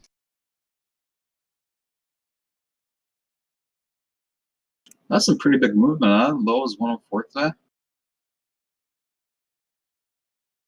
The thing is such a beast. I missed a huge chunk of that move, but I got some profits on Big C earlier.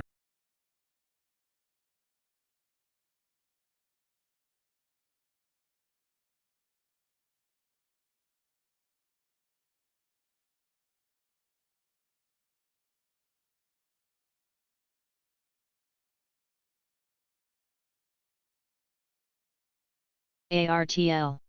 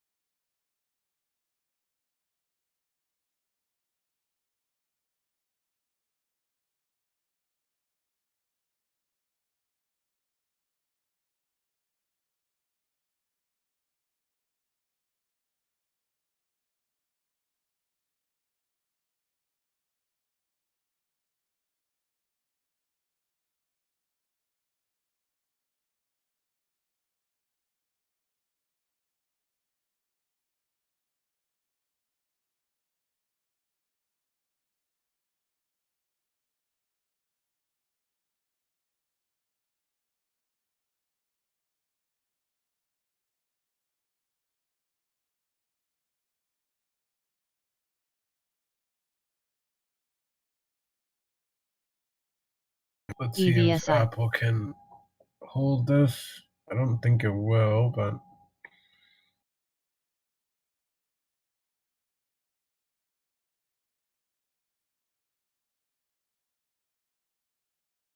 man, I'm exhausted today, guys. I'm on like 4 hours.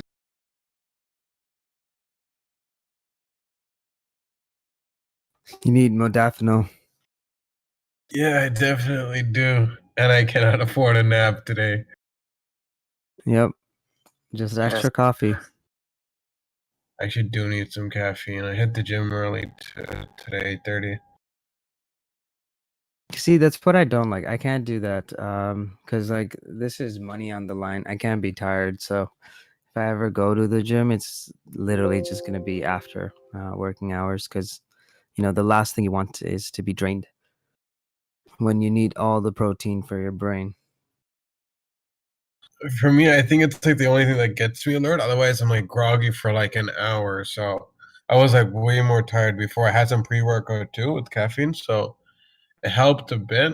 But yeah, I think just mentally today, just missing trades and all that, and it just So I actually did some research on this. Like it's scientifically proven. It was done by like some research in Harvard that what would work in the morning is cardio, not like no weight training, nothing like that, just cardio. Cardio does help you wake up, get ready for your day. Just make sure you're not doing any weight training because the majority of your protein intake goes into your brain, right? So the last thing you want is to allocate it somewhere else. Well, your brain to allocate, well, yeah, pretty much your brain to allocate it somewhere else when it's most needed in your brain, especially because what we do is really stressful. It takes a lot of it takes a huge toll on you, right? Right. Pre-COVID, I remember I was doing cardio in the mornings to get the blood flow to the brain, and then midday I would train. But now I find I'm missing so many plays when I'm training midday, so I try to kind of do in the morning. But yeah, you're right. I gotta find some sort of way because I work after in the evening, so otherwise I'd Bilbo. go to the gym after trading hours. All right, guys, we'll be back in a bit. All right, guys.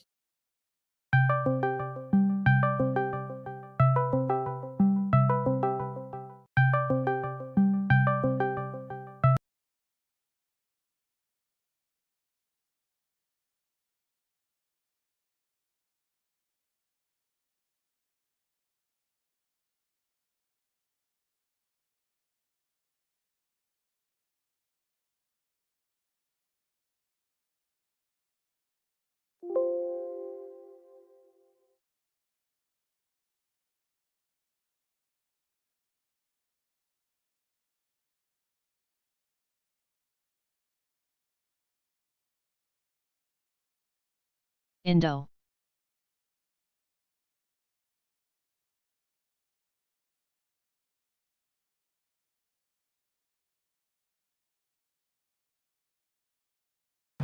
Hey, John.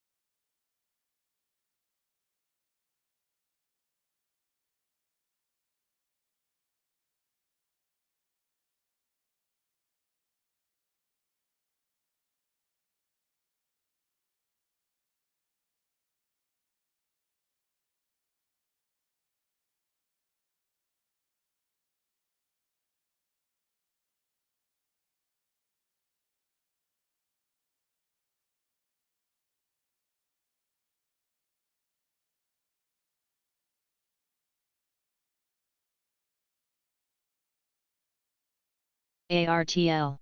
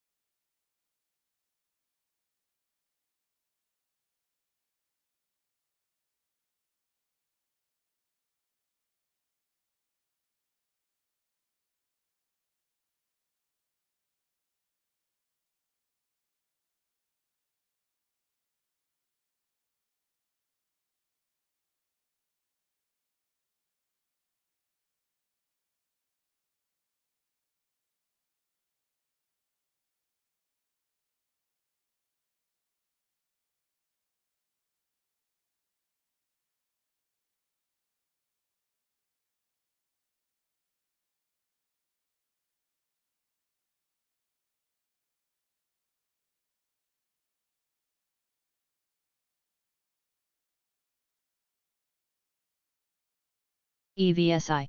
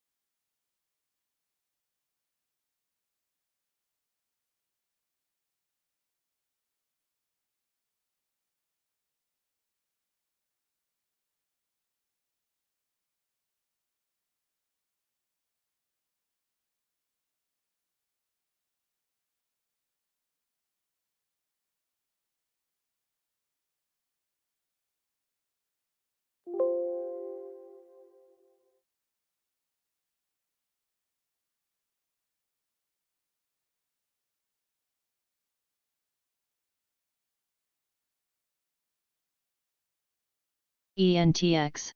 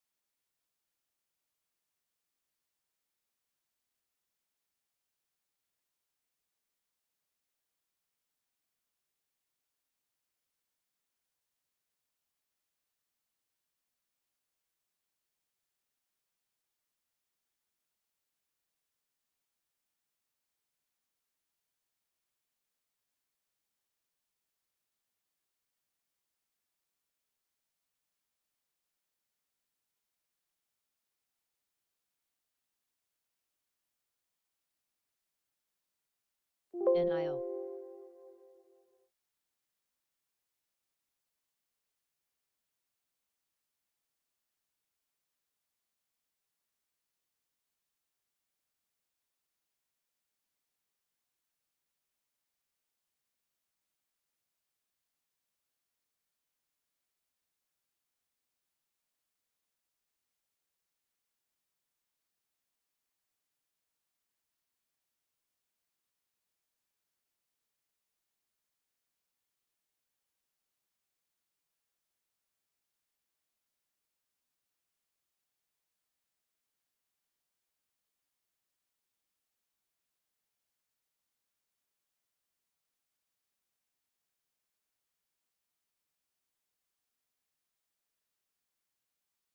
MARPS.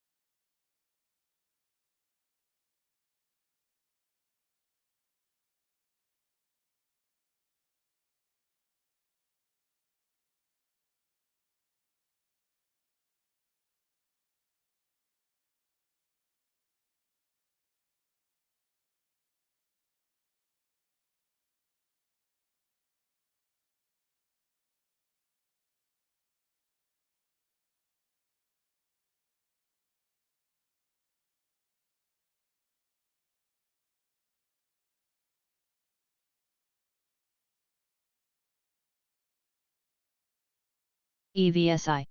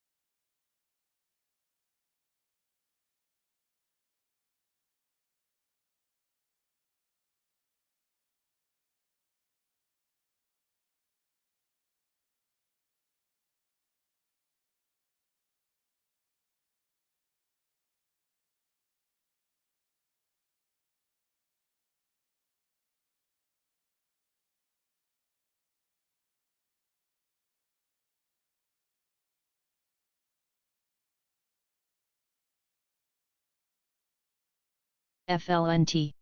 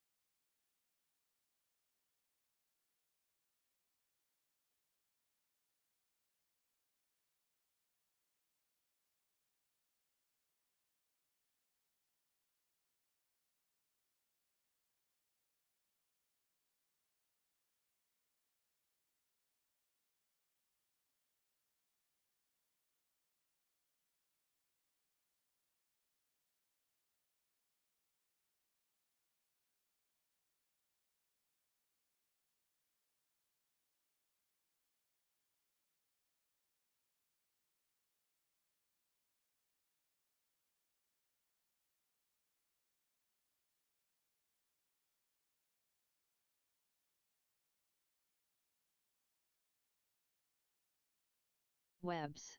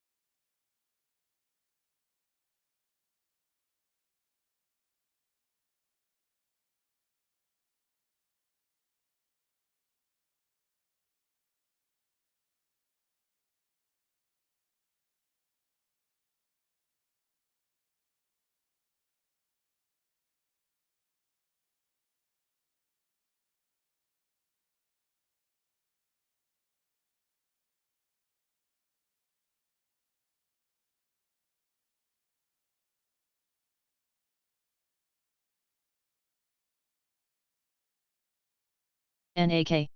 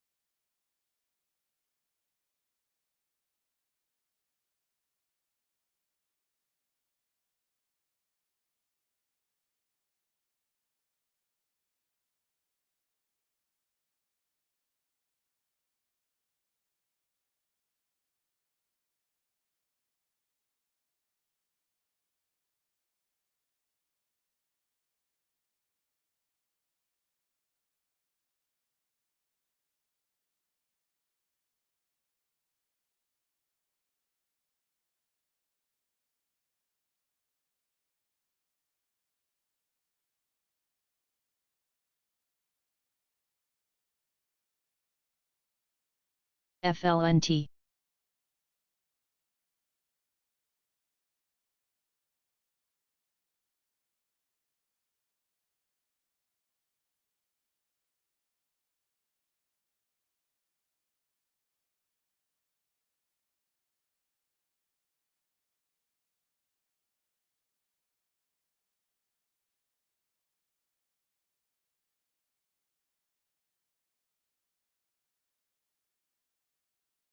ARTL.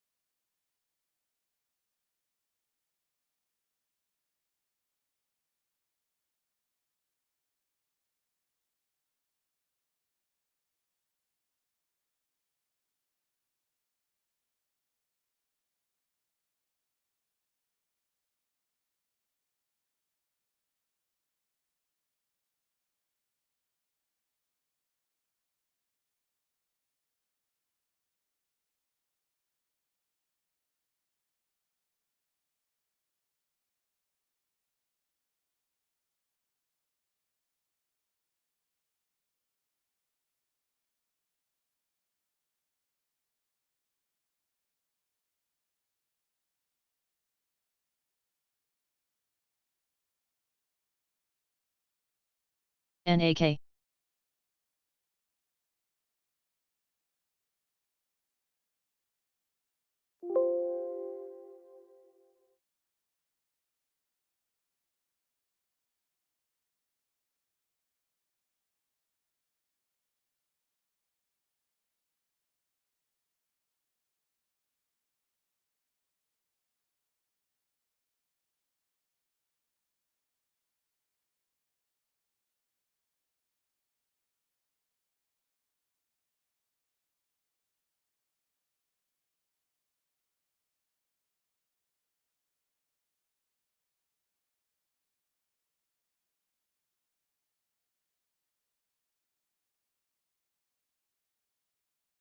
FLNT.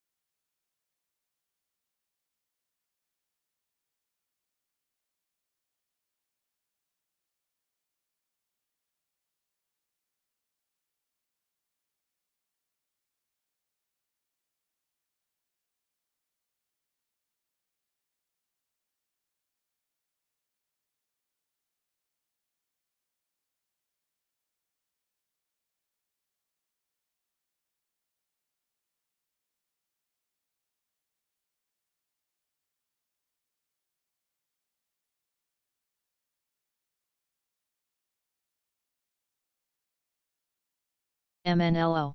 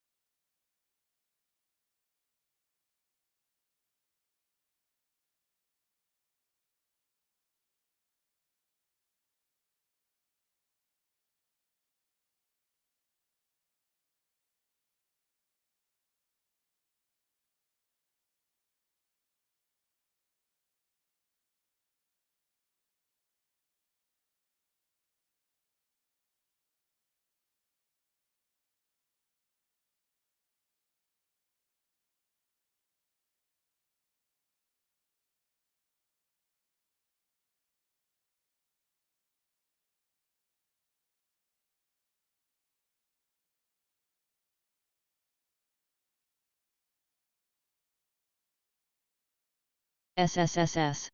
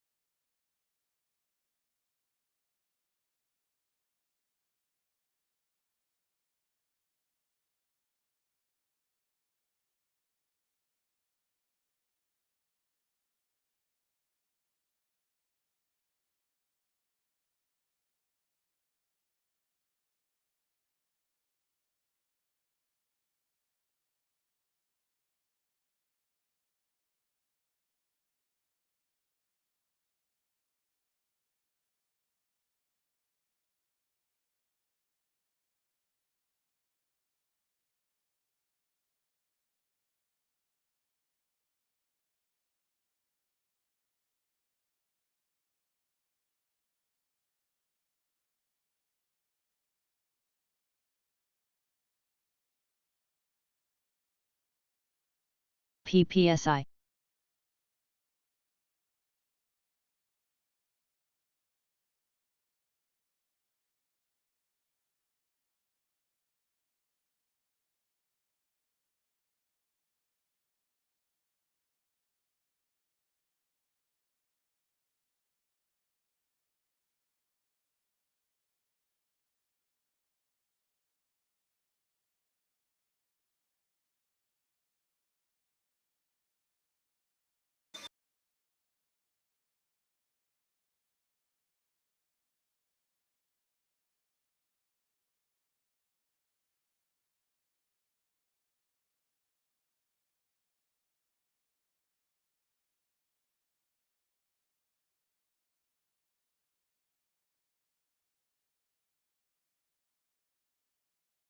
Anyone still holding those Tesla calls we bought at 1970 yesterday? I'm still holding those.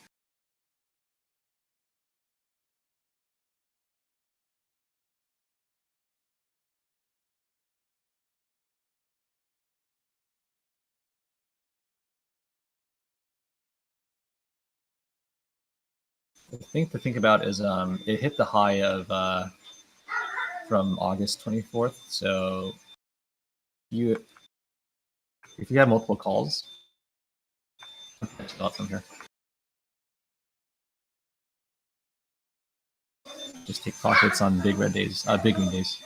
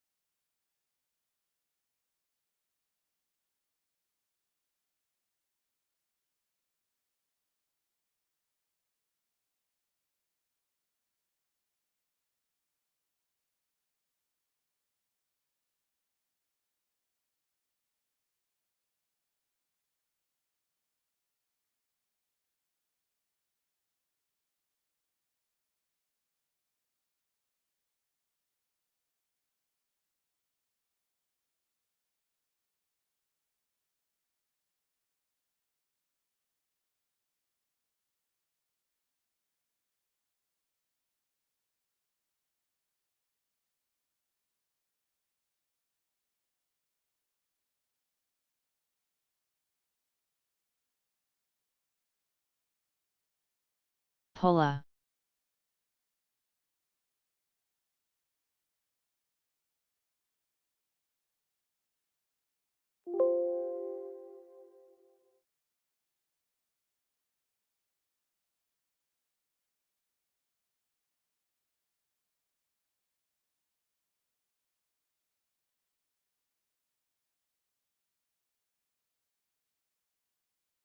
APWC.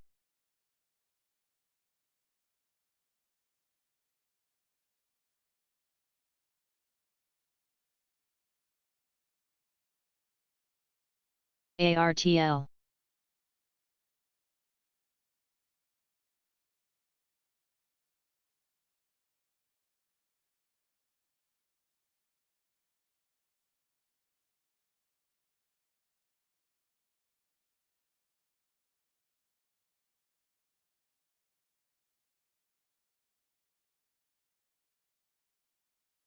SMMC, ACO.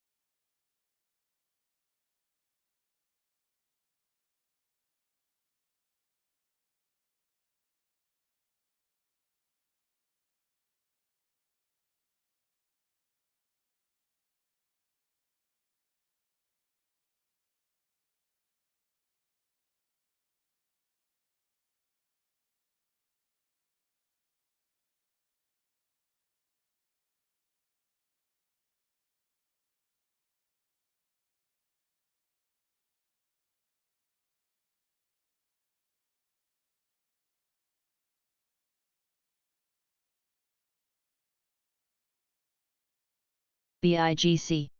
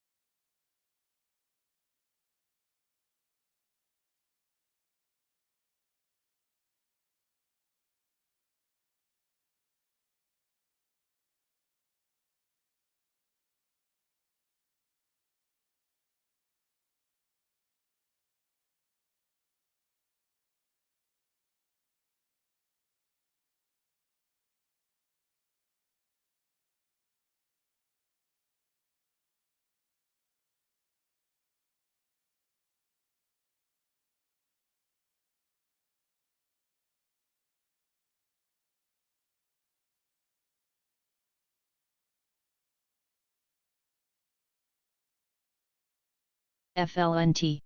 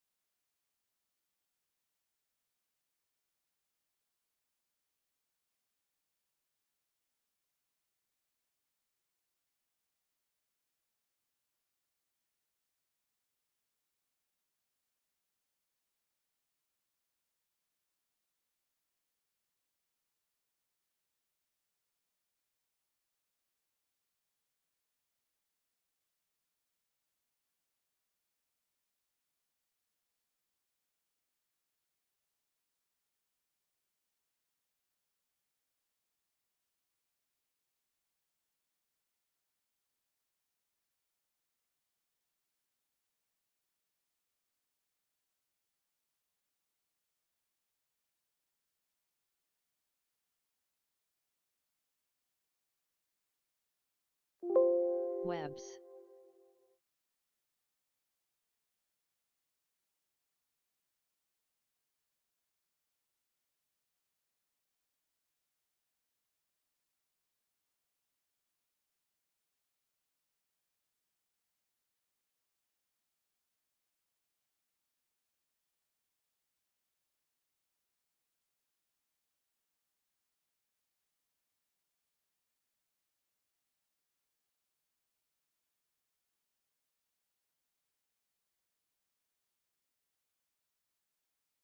Pola.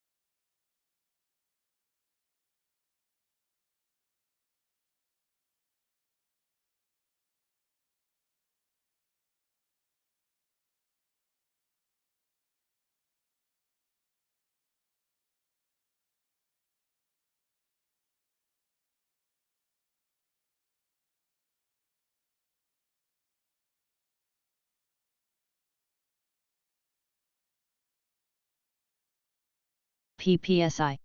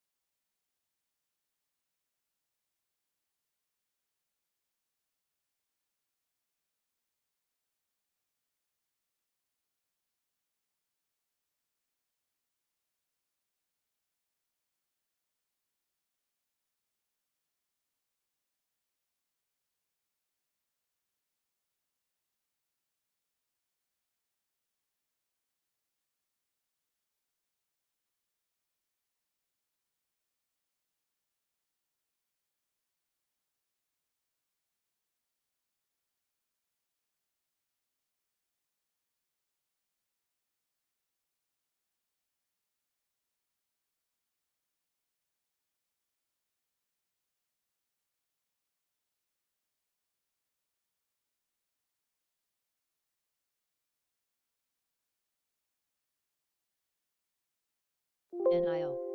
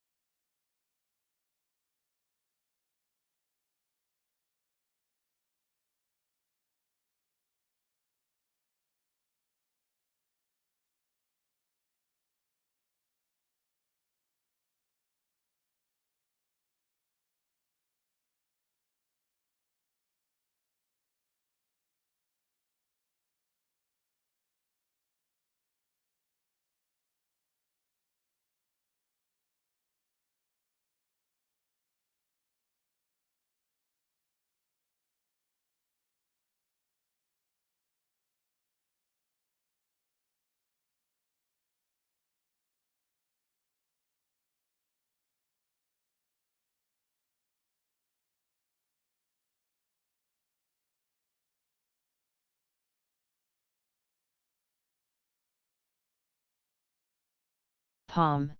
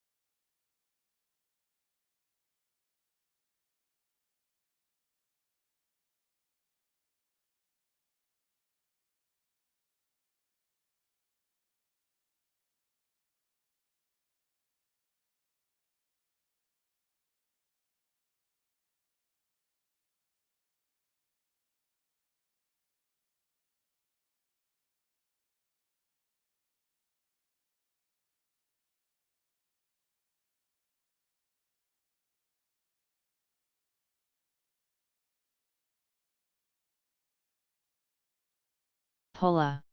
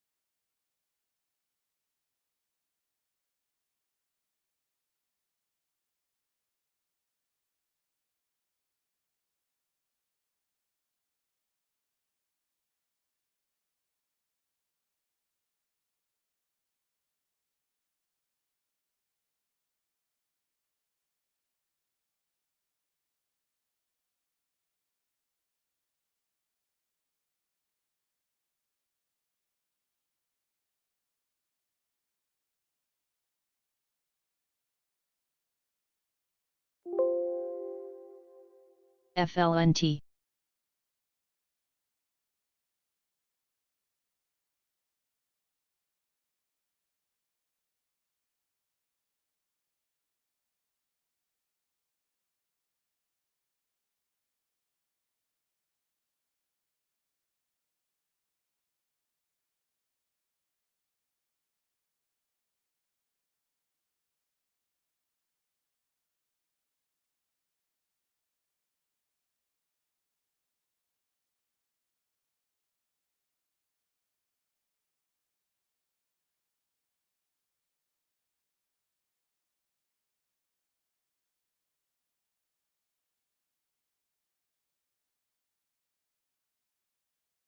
PPSI.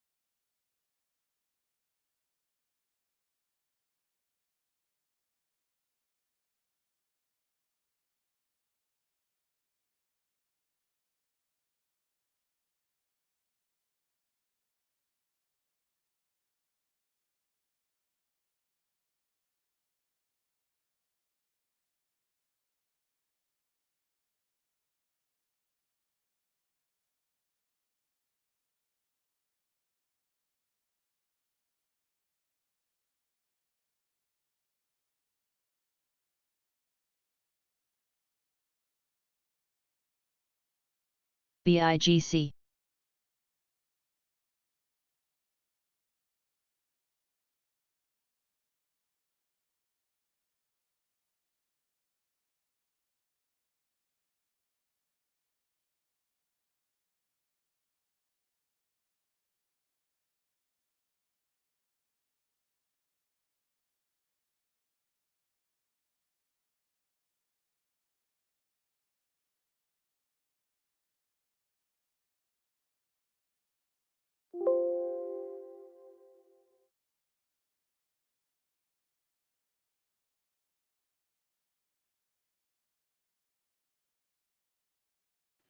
Who is fucking banking today? Ooh, I told you guys yesterday. This is fucking flying today. This is amazing. Let's go. I want to see if Big C can break over Hive Day here. Let's go. Love these trades. When I know which direction it's going, those are the best. I wish I just, loaded up more.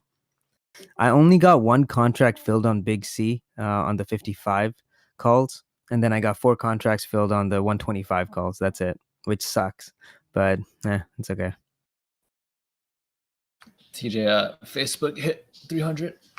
I know. I sold it at 298 was the highest. That was a man. That dip I did was extremely scary for me, at least. But I'm glad he took it. Yeah, like dip buys are usually one of the easiest like strategies for me, because I mean, if it cracks under that low, like 291, just get out.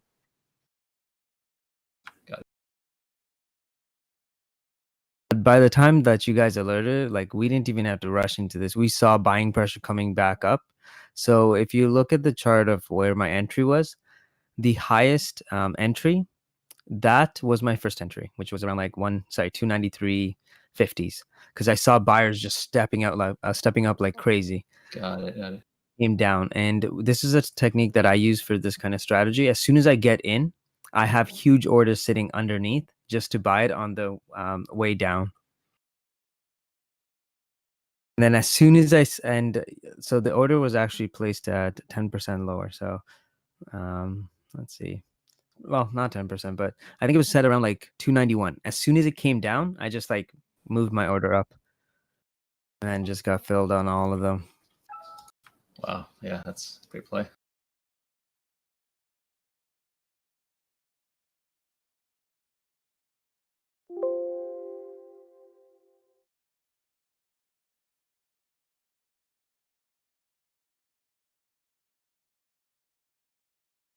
Arco. I hope everyone's banking today.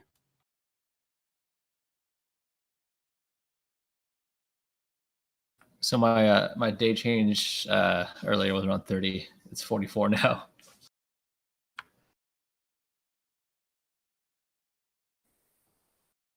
Haven't seen such a huge green day in, gosh. Oh, sorry, I wasn't paying attention. What were you saying? Oh, I said early I posted my day change was 30K. It's 44 now. Nice, good job. Yeah, today been killing it. Yeah. 2 more days like this. Screw it. A few more years like this, and that would be nice.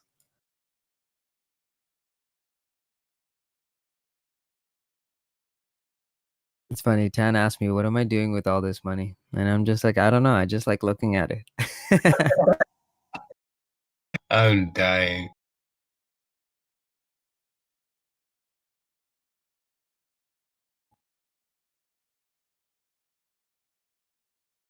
I was always competitive, so scorecards were a big thing for me. So, I think I was probably the only person when I worked or when I ever played sports, which is a long time ago.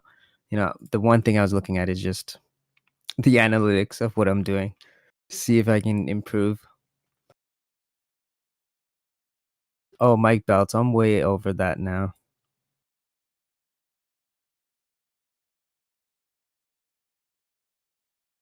Thank you. It's honestly thanks to the AI project, because the backtesting I just saw, like my result speaks for itself, but I was just foolish enough not to use size onto it.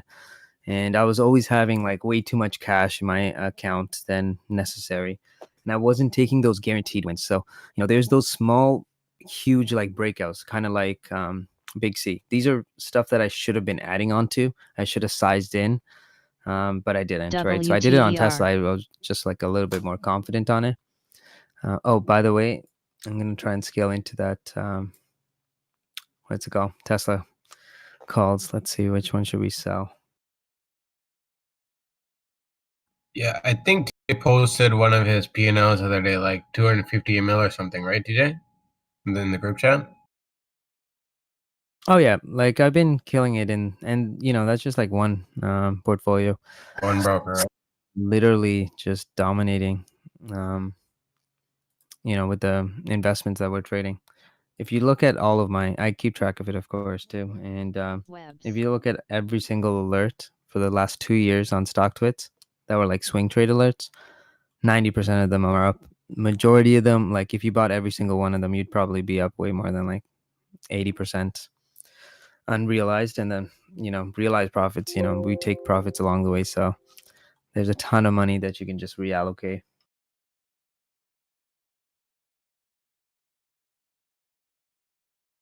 Actually, even on a daily basis, we've been killing it.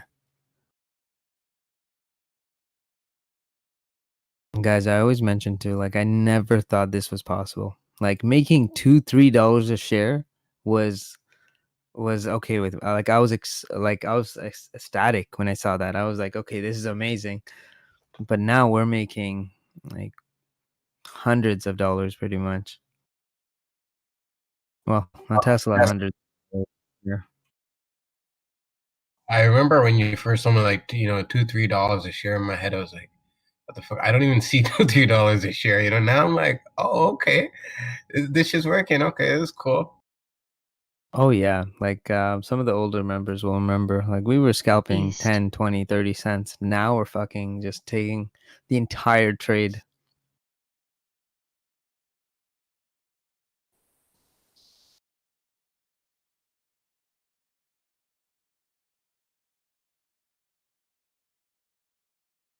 Hey, I think that's a ascending wedge on Adobe.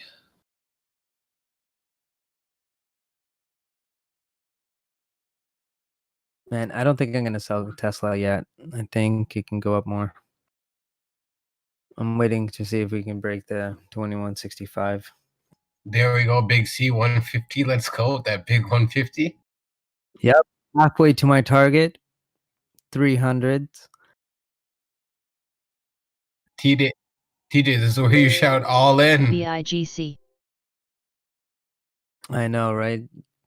That's too late now. No, yesterday I was so confident. I knew exactly where this was going, especially with that Facebook news. That's huge. I mean, Instagram is a huge market for them. The amount of transactions they're going to get, translate that into revenue, or, the amount of well, you can count it by transactions. It's going to be crazy. This is crazy. I'm making more off Big C than anything today, and I hardly caught any moves.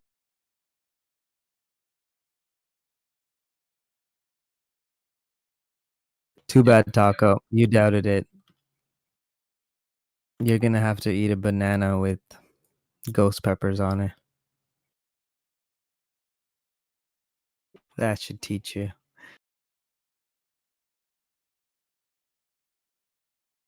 Oh, I exited at the perfect time. That's beautiful. As soon as it had that open of that first candle, I got out. Man, I missed so many big moves on here. I can't even imagine what my P&L would have looked like today if I got in earlier.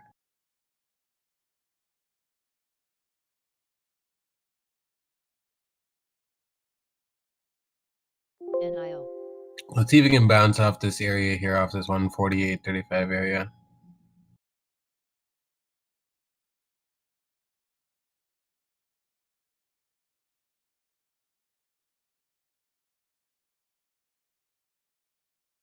I'm actually shocked, TJ, like how much it added to my P&L today, just from Big C on a few dollar moves.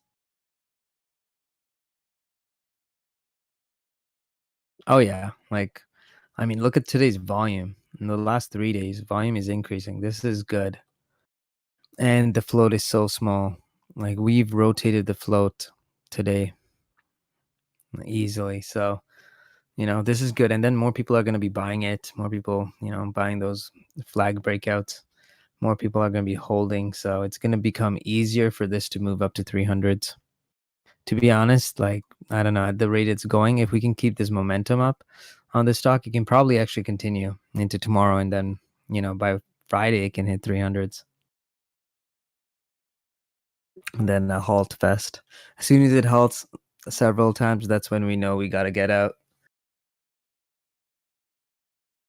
And knowing me, I'll have sold out too early and be like, "Oh my god, it went up $100."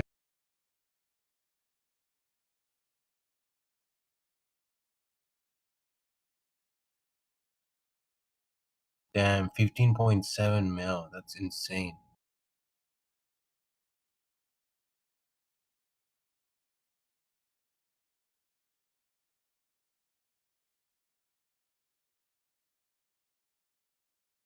Yeah, sometimes we get this killer opportunities. You really can't turn it down. That's why I still have it on toss. 100,000 shares, not touching it. I'm gonna wait to see if we can get to 300s, and then I'll just empty it. Don't worry, I'll let you guys know before I empty that position. PPSI.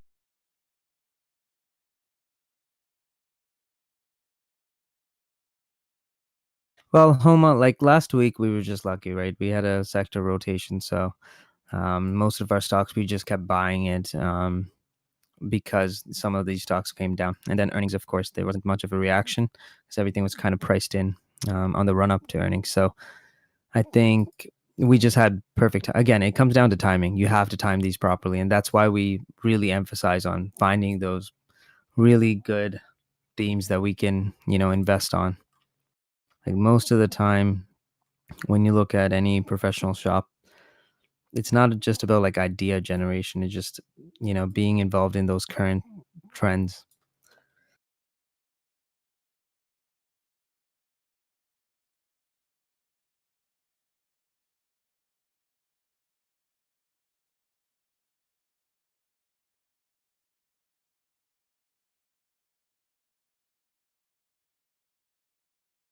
Yep, Tesla's still rocketing, so just gonna wait on that. I still have those 1990 calls, and that's at a wow 176 guys.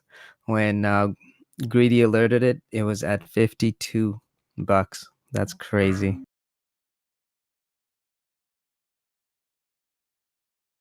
Still holding. All right, me too. Well, I got to take this one now, but yeah, this is crazy. Yeah, with the diamond hands, I swear.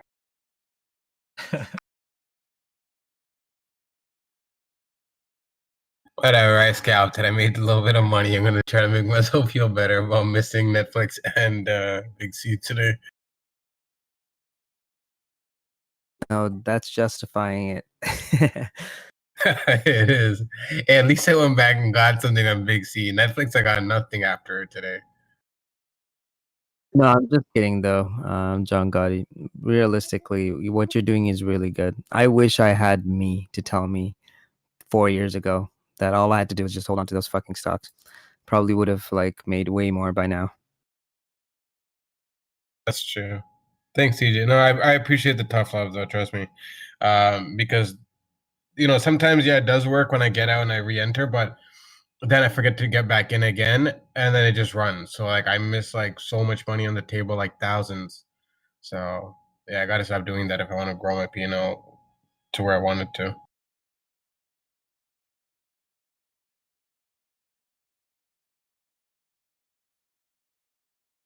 And guys, the compounding effect. Every year you're going to be making more money than you did the last year. If you're smart about it and if you're investing, you're always going to be compounding your growth. So, just make sure you guys are following. Oh, Tesla, 1 ARTL. second. Fuck, this one has no volume. I almost went with the contract with no volume.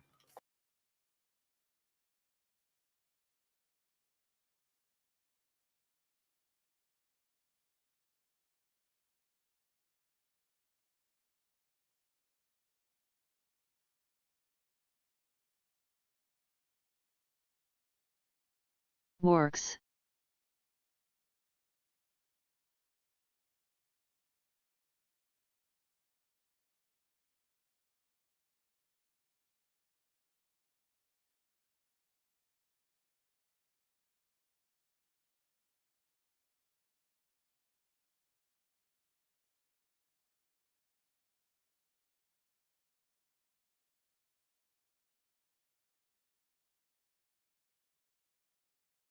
All right. Let's see how far Tesla can come down here. I added some more from the profits back to my TDOC position here. Boom. I love instant profits.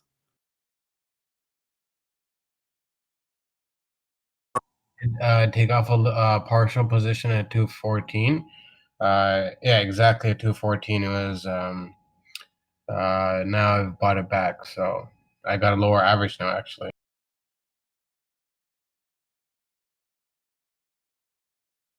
And I'm still holding it on my swing term portfolio. So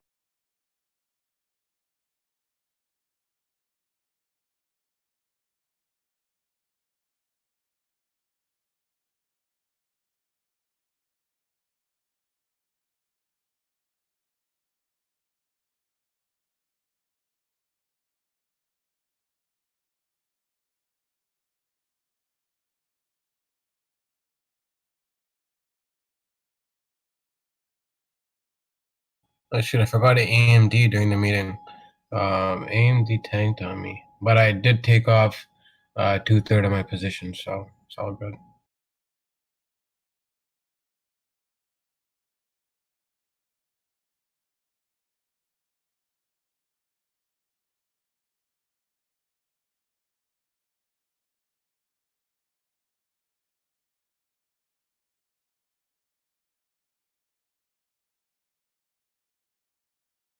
QQQ is coming down too, so I can see Tesla coming down a little bit more, and then I'll take some size off. Come on, Tesla. One more little tank. 2150 test would be ideal.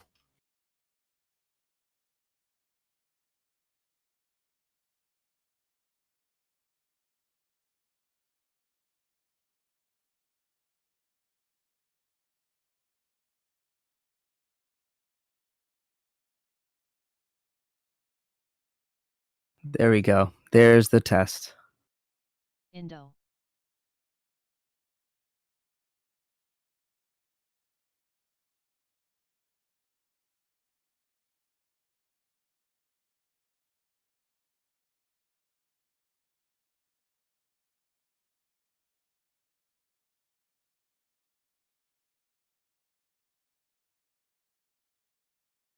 Who took that Tesla trade with me?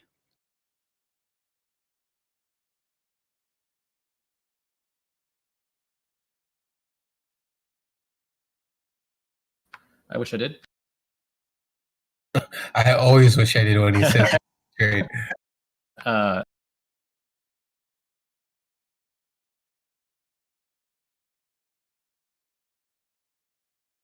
I added some of the profits because I took 2/3 off earlier on AMD, so I just added it back here where I entered earlier.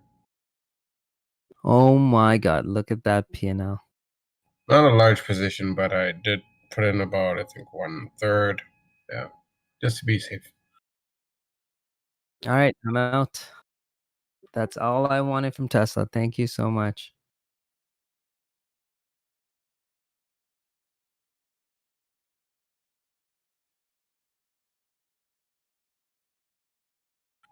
Ivy is glitching again. It says my P&L for TDOC is 3.72K. I sure as hell did not make 3.72K from TDOC. Oh, Control Alt R and Control R. Sorry, Alt F. Thanks, teacher. Control Alt and F, R and F.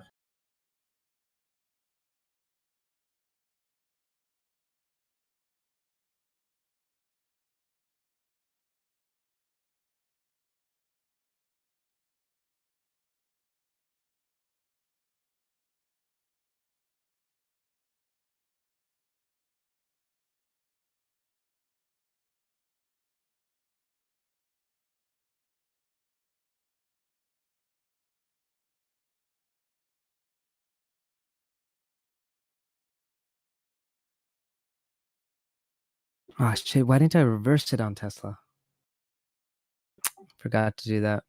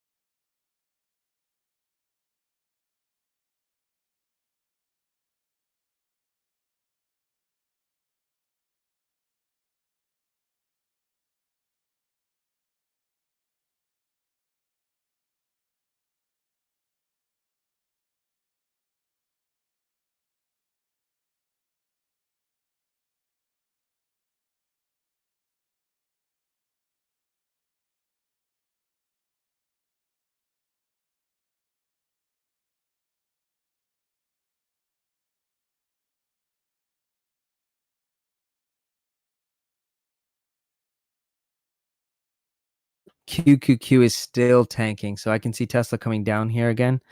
So let's see. Maybe I'll take it under 2150. Actually, you know what? It's too late. I'm not gonna chase it. I'll just look for a bounce.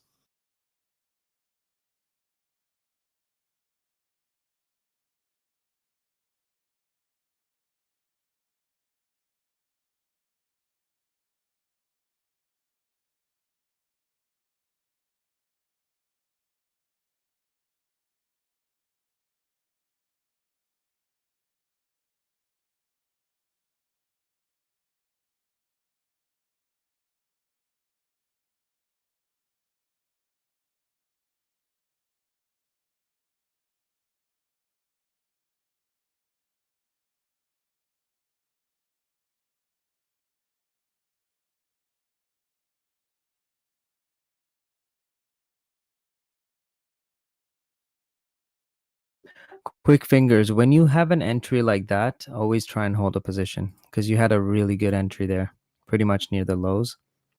Once you took profits around that 77 mark, what I would have done is just left a stop loss and just forgot about that trade.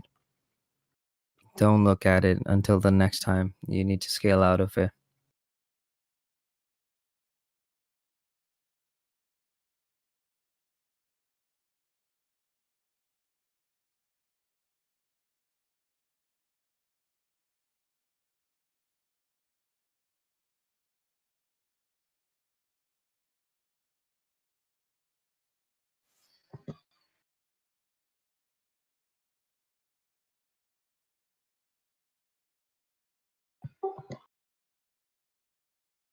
CEI.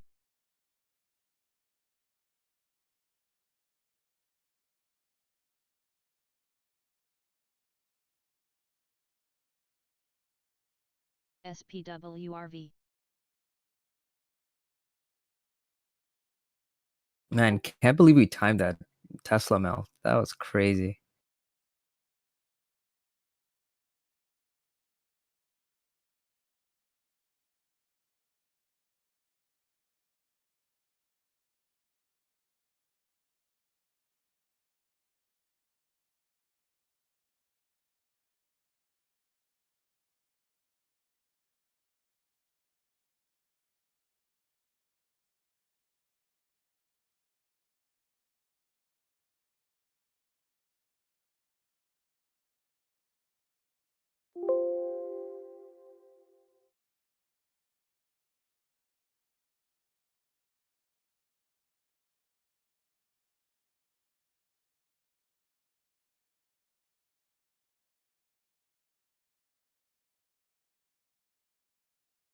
Yes, just hit the 4 mark.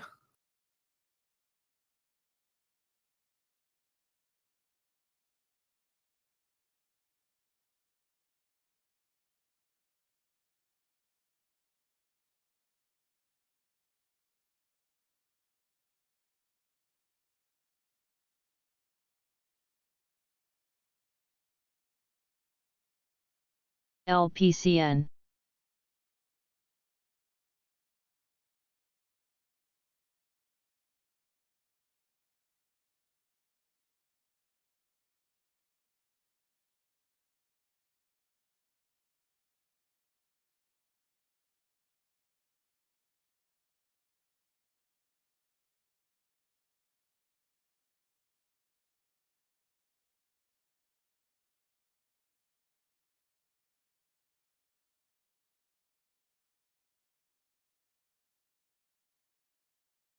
Thank you, guys. Hey, we got a killer team. I mean, like, look at the trades that we just took. It's crazy.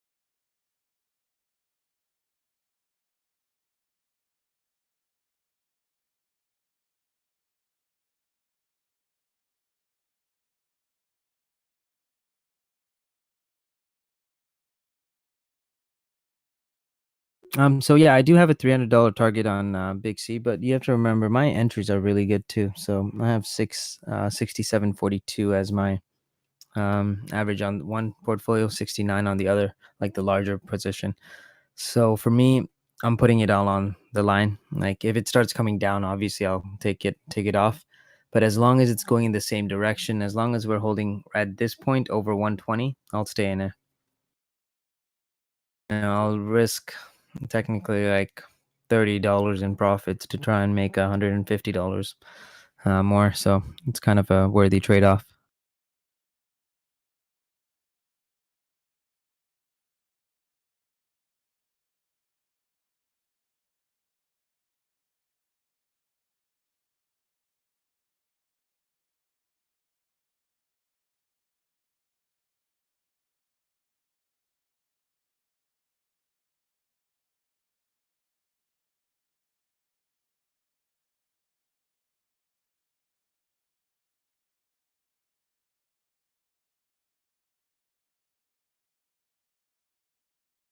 I need a break. I'm like sweating.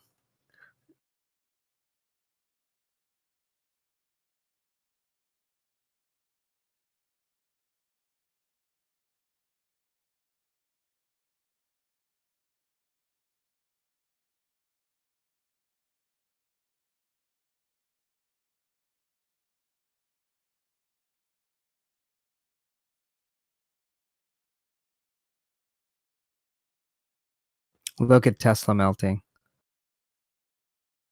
I was gonna buy the dip, but screw that. Cancel that order. Or maybe I should. Actually, yeah. You know what? VWAP is so close. Yeah, this might be the dip buy. Damn it! Why did I cancel it?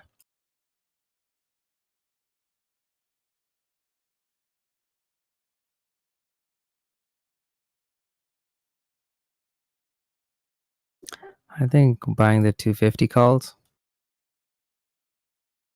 Pola.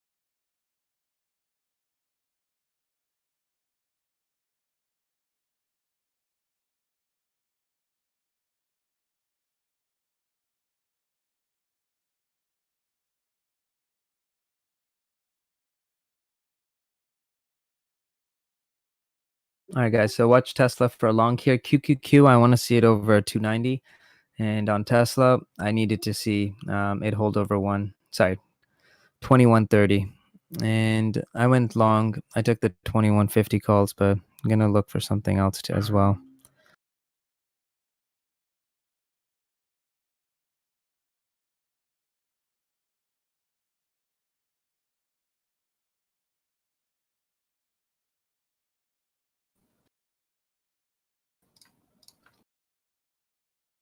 Could get a Just, realized I 2200. was talking. Oops, sorry. Go ahead.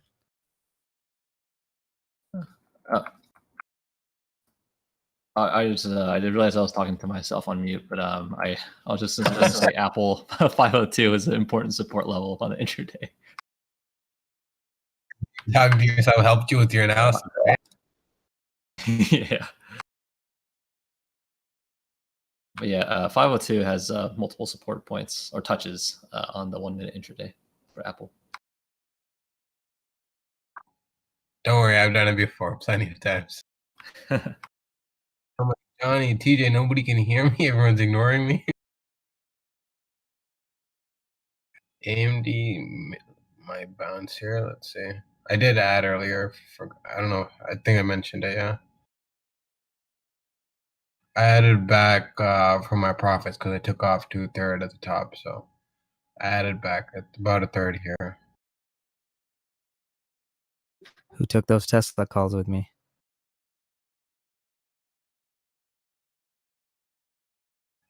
Away.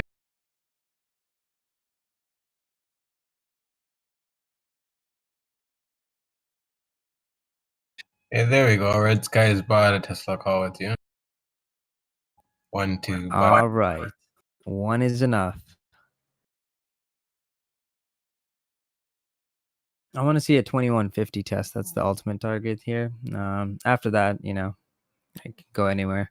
But 2140 to 2145 to 2150 is going to be like the scale out areas.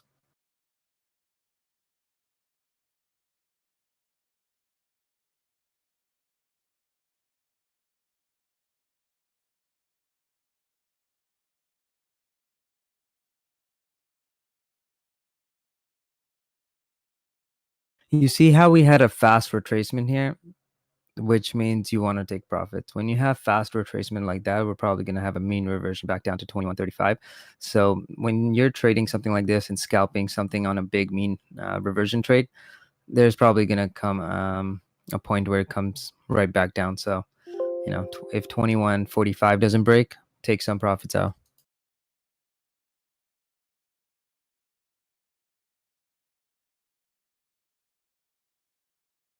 And Facebook literally did nothing. A little though.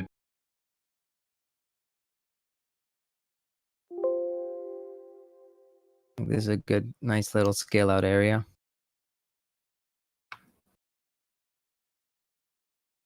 Look at that Apple bounce from 502. Nice work. I just bought a small position, just 828s. Just 828s weeklies.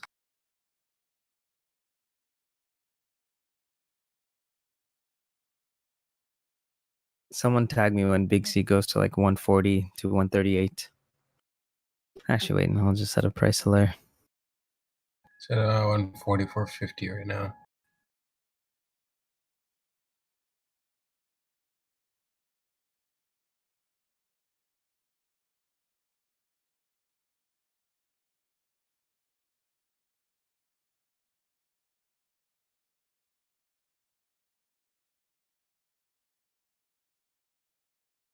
It could bounce over here too. This is not a bad area. Like 142 long over 142, but I was hoping that we can go a little bit lower. There's a lot of people that are trapped on the long side here. So if they get stopped out under 142, I can see it going down to 140. And that's where you kind of want to buy those stops.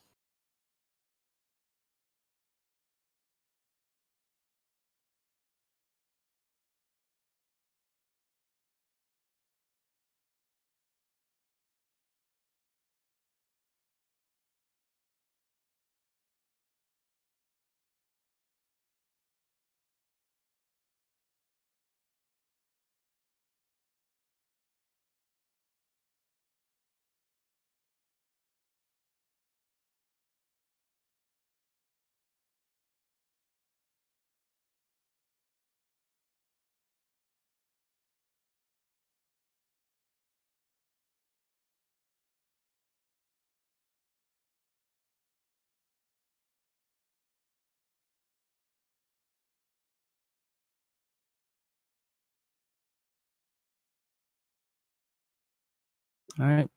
This looks GMO. good. I took some off on Tesla. And just going to wait.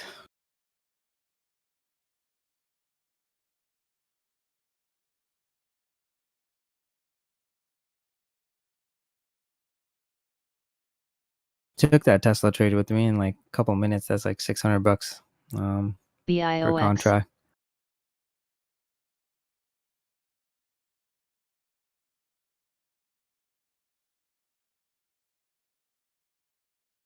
Yeah, Taco. No problem. I mean, it's not just creating the group. You know, we have a good team here. And if we keep this team mentality up, everyone's going to make profits.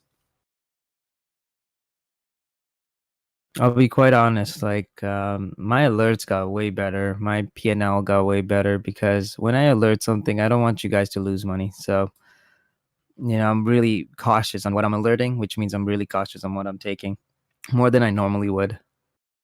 Some stocks that I trade that I don't alert is because it's just like way too volatile.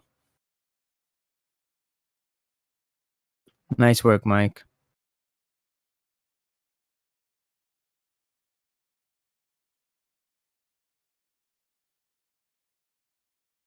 PPSI. Trader Bros, well done on Tesla. Beautiful greens. That is amazing. Damn, killing it. See, and just like as you can see there, you really don't have to like use large sizes. Guys, you see Trader what is it? Trader Bros GRGR trade? That's the funniest thing I've ever seen. And I died when you first showed me that. I was like 100% loss. I was like, Yeah, I remember this now. Oh man. you know what's even worse is that Toss just keeps it there just to like fuck with you every day. Just so you know, it's only up from here.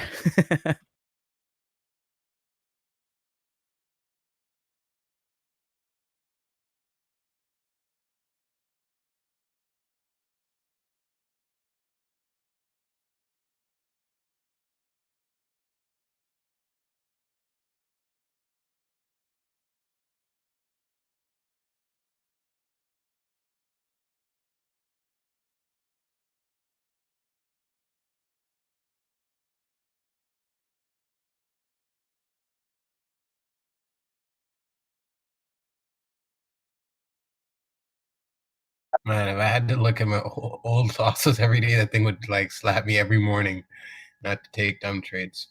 I think the second account I blew was the hardest. TJ, I'm sure you remember that one. With the Boeing. Yep. That was my life lesson for risk management. I never needed another lesson again after that. So now even my biggest drawdowns are like a tiny fraction of that loss. So I don't have huge wins anymore. Well, I mean they're actually improving now, but the losses are so tiny, and even those feel big to me now. So I don't know how I took on so much risk before because it was really stupid. I couldn't afford to. But yeah, and this is something that TJ and I know a lot of people talk about is trading with sacred money.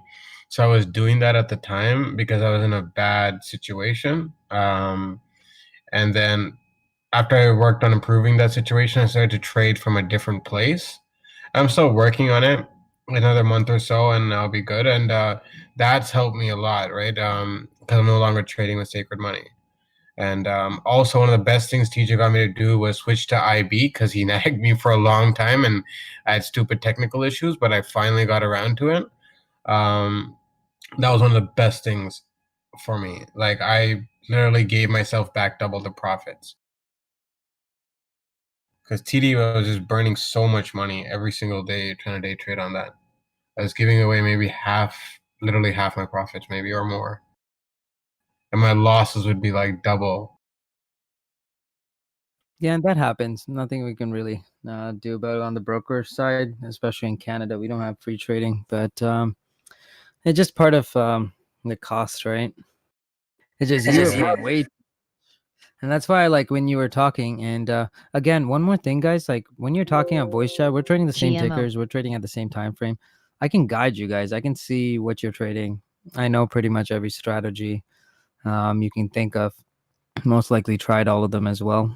So as soon as I see an entry, or if I don't like it, or if you're paying too much commissions, I'll be straightforward about it and let you guys know there's ways that you can save money or make money.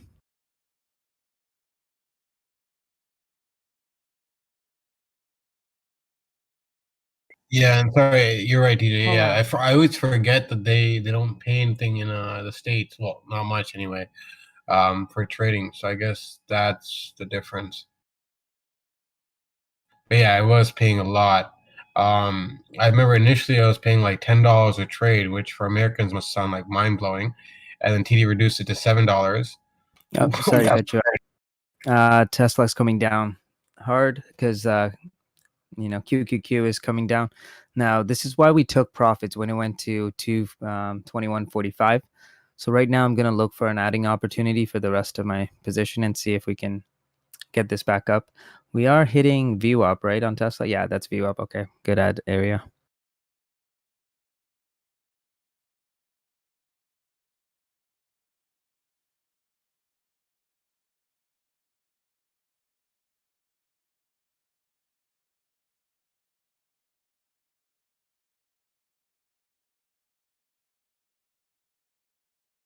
Well, AMD holding up here. I'm glad I took some off on TDOC at 214 and added back.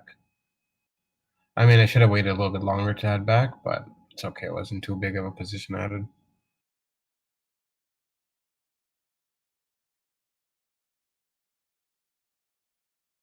PPSI. Got strong volume holding Tesla up. I couldn't get a full fill, but got enough. I got a 38.31 average now on the 2150 calls.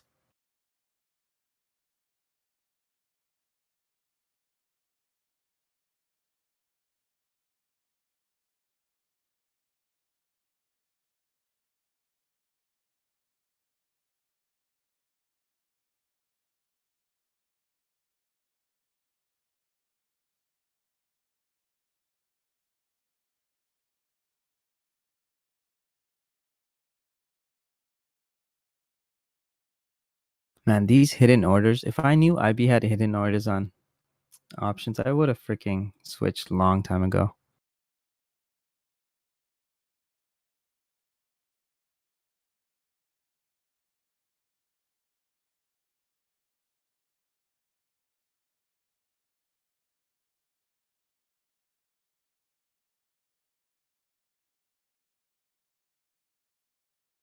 Big C tanking.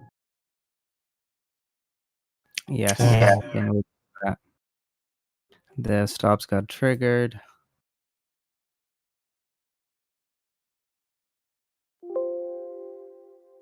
Solo Cup, yeah, I'm actually holding MPW. I just took a look at it too. That sucks.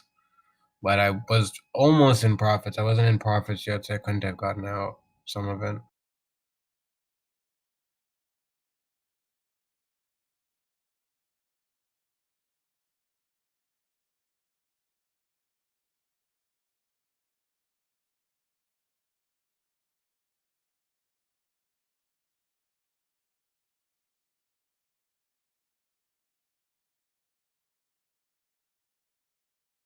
Got 36.59 now as my average on the 2150 calls. Looks like we're getting a bit of on the 5 minutes. But one problem is that QQQ SPY just still looks a little bit ugly. If you don't start retracing here, stay over that 290 handle on QQQ. I'm going to just take a break-even trade on Tesla. So that 290 level is crucial. Oh, sorry, Big C. Shit, I was looking at Facebook for a second. My bad. I was looking at Big C and I switched over to Facebook. So I'm gonna stop it.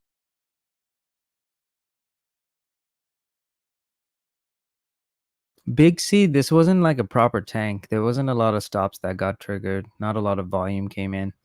So I think it could go down a bit more, guys. Do you think that hurricane rolling in tonight is going to have an effect on the stock market tomorrow? Honestly, in this marketplace, I don't even know anymore. Nothing affects.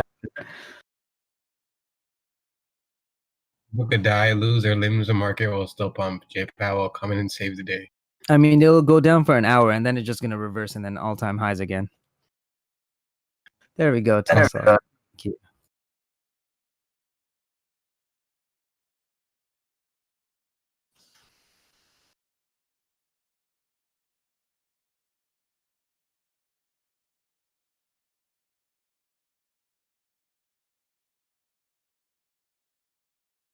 That Big Z coming back up. Yeah, Big Q had that 293 watch as well. Apple's holding up here too. If you guys got the dip with me on Tesla, it's looking a little bit weaker here. Not a lot on the tape, so take some size off.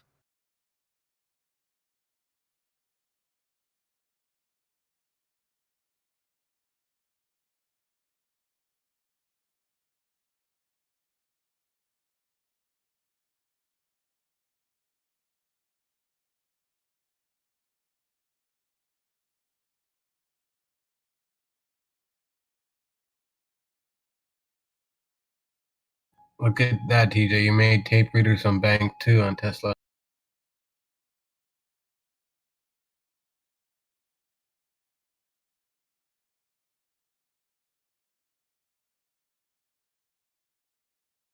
I'm glad you made money, tape reader. Tesla for me is, this is a stock. It's the stock that I'm the most confident on.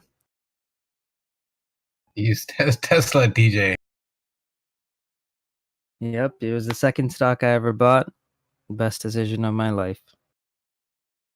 Pola. What was the first one you bought, TJ? Apple. Nice, smart.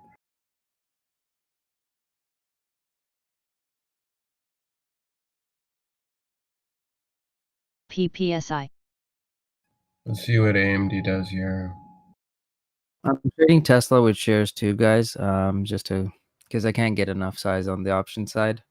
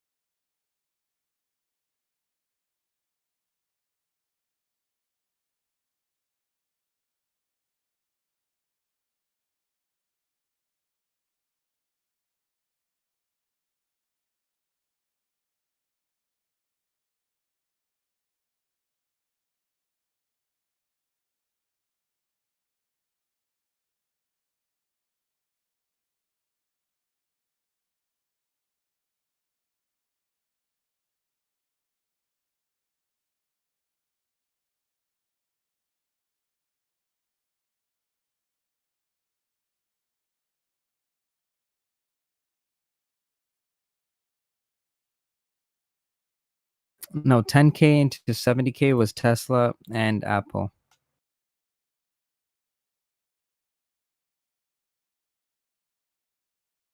Wow, that's a strong bounce on QQQ. And plus, you have to remember, I use margin. Once you're up, let's say 40, 50% on a position, you can add on to it using margin. What's the harm? You're just going to lose profits. I see a lot of people doing the stupid mistake of just using margin to just buy their initial positions. You can't do that. You're just going to get stopped out, margin called. But once you're up, you're in a position of strength, then you can start using that margin.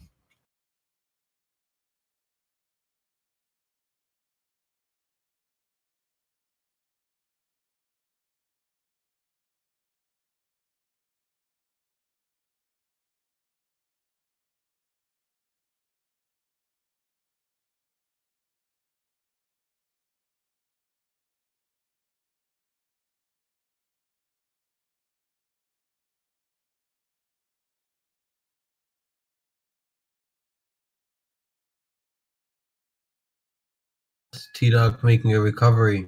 Let's go.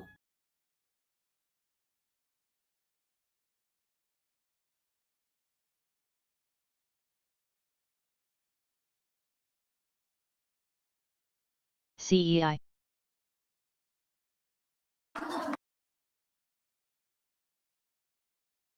Yeah, so with Apple, that 5L2 area still held, which I mentioned, I think 20 minutes ago.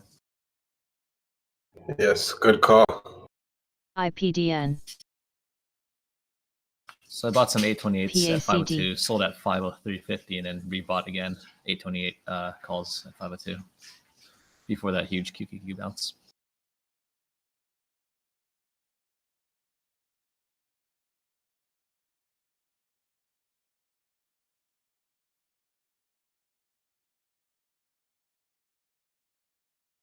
I think one thing I learned in this channel is to buy at support and sell at resistance levels. I never did that before I started trading here about 2 months ago, and it lost me a lot of money when I was just buying in the middle of like a trend. Oh, I used to do that too. That was the worst thing I did. I would buy in the middle of the range. I don't know how many times TJ probably shouted at me for that shit.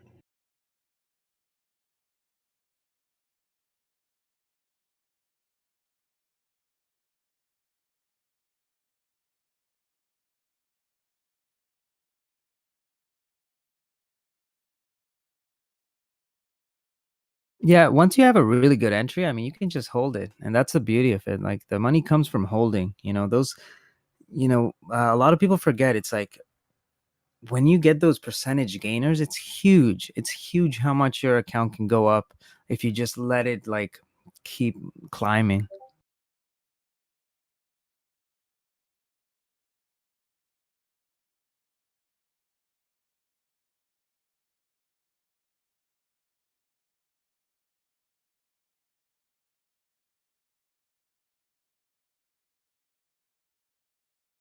I think sometimes some of them to consolidate that it wears me out sometimes, and I'm like, damn, I missed out on this opportunity, that opportunity, because I was focused on this, and then yeah, I've gotten better at it now. But like, man, a few months ago, I would have made so much money on AMD if I just held on a little bit longer. Literally like maybe 2-3 more days.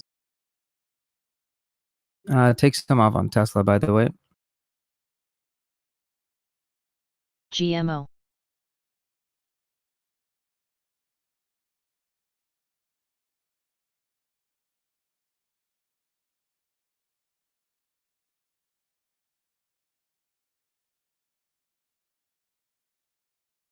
And by the way, guys, it's 3 o'clock, so you know the rule: don't follow my trades after 3. YOLO all in.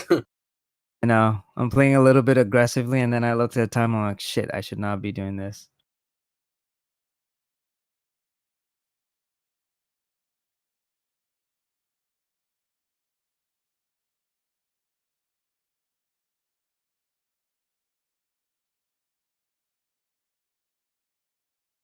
Time to close some of these positions.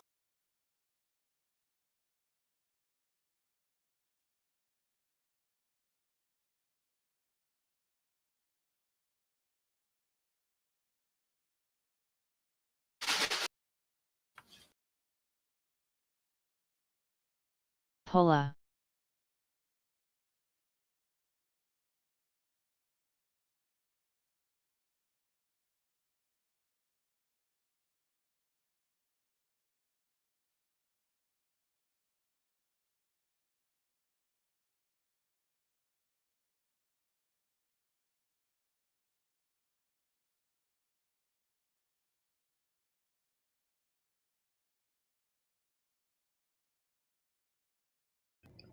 God, I'm with you on that. Mine can't either. That is hilarious. Well, you guys can size down, right? It's the same thing. You know, you can trade it with shares. There's so many different strategies you can do. You don't have to take what I'm doing.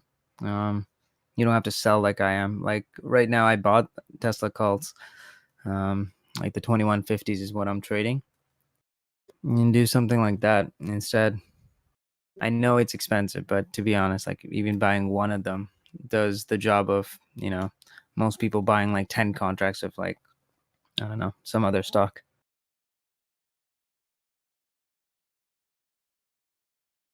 Why is TJ, Facebook up today? Sorry? Why is Facebook up today? The entire tech sector is up.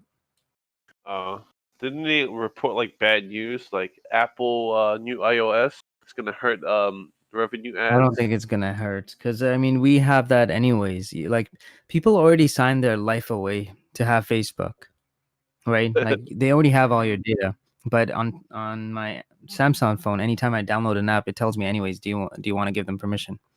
Might as well. Like everyone agrees to their terms. How many times have you Have to. downloaded an app and been like, "Oh, I don't want to agree to the terms. I'm gonna uninstall it."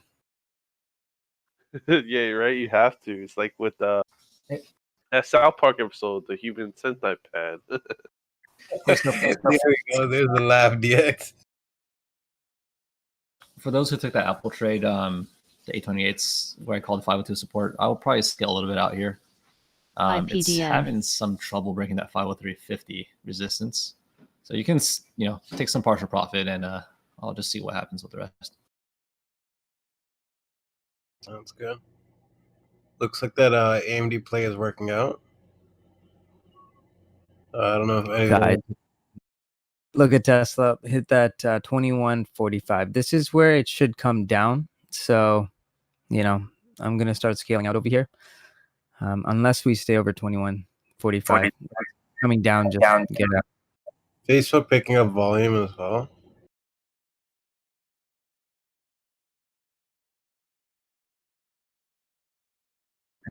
If that took that trade, that's $1,000 a contract, over 30% easy.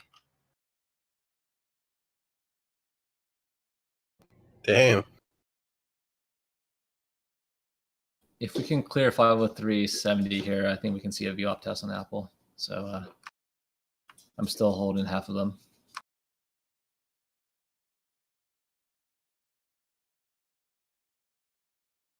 I just it's not moving as quickly as QQQ is going.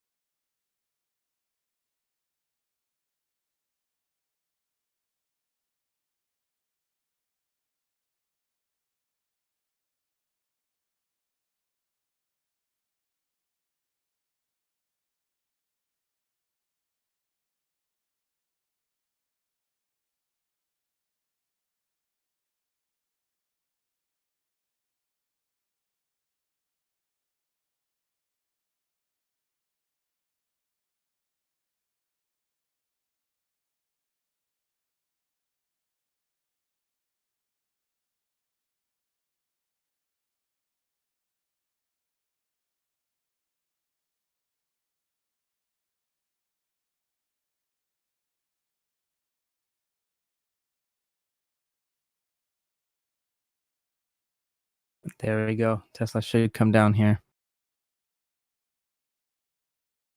I am fully out of the 2150s. Let's see. I should have sold it, but yeah, just in case.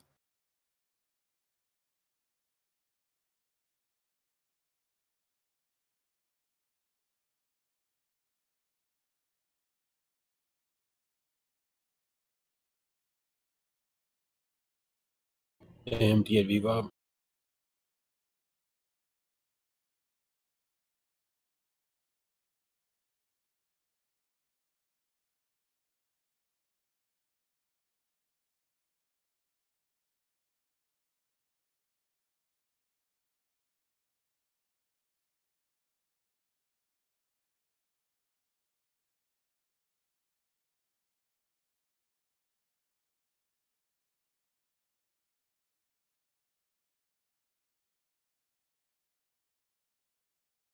Guys, if Microsoft can get TikTok, you know how much, like, how good that would be for their business?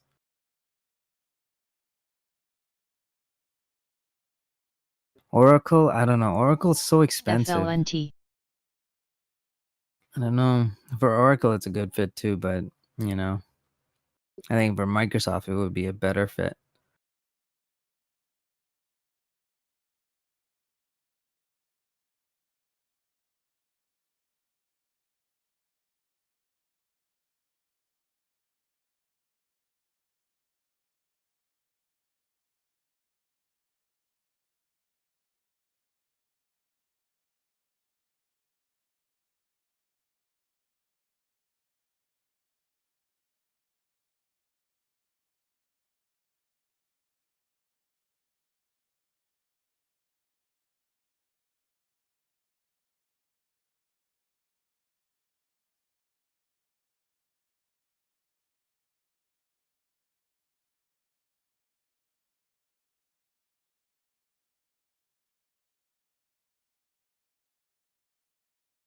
All right, I'm going to take a little break. I'll be back in a bit.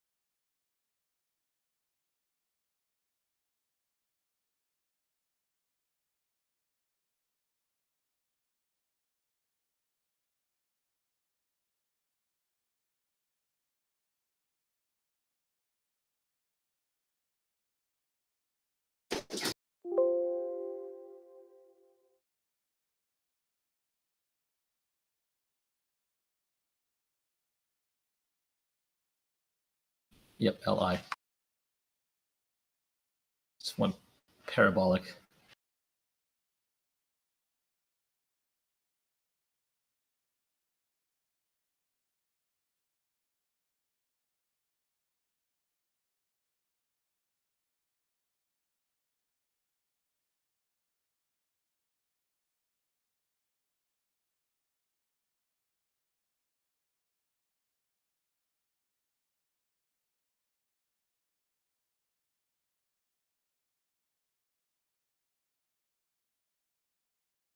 Lee.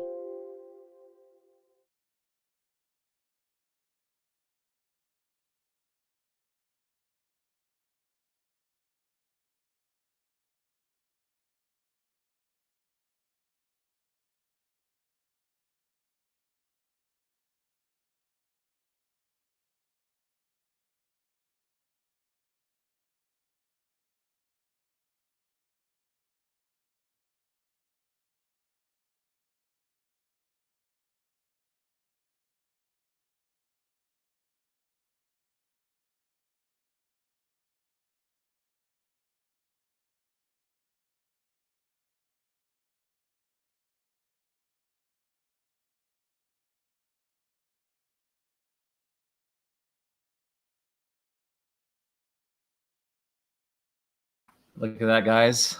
Apple hit view up as I expected. I was uncertain, but so that's why I scaled out a little bit. But that's also why you keep some runners, right? Just to see if the continuation's there. So it's 504. I'll probably sell just maybe 1/4 here, and let the rest ride.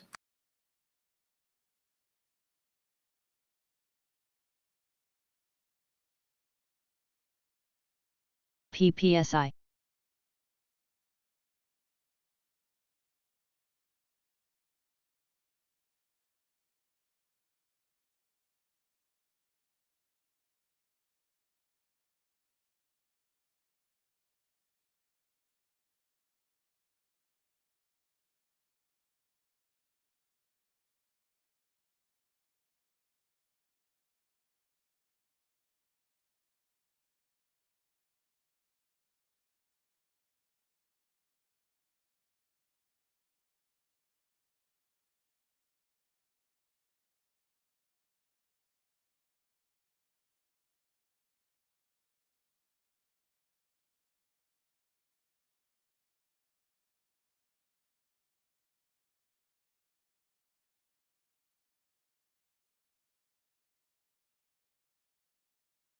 Yeah.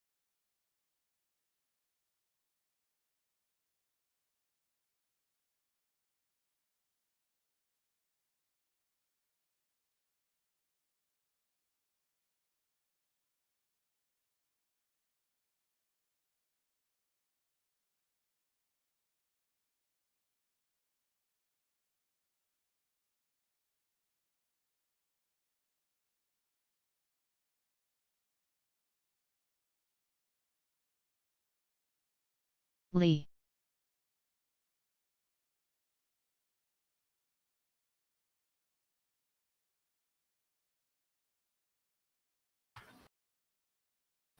Guys, LI is still going.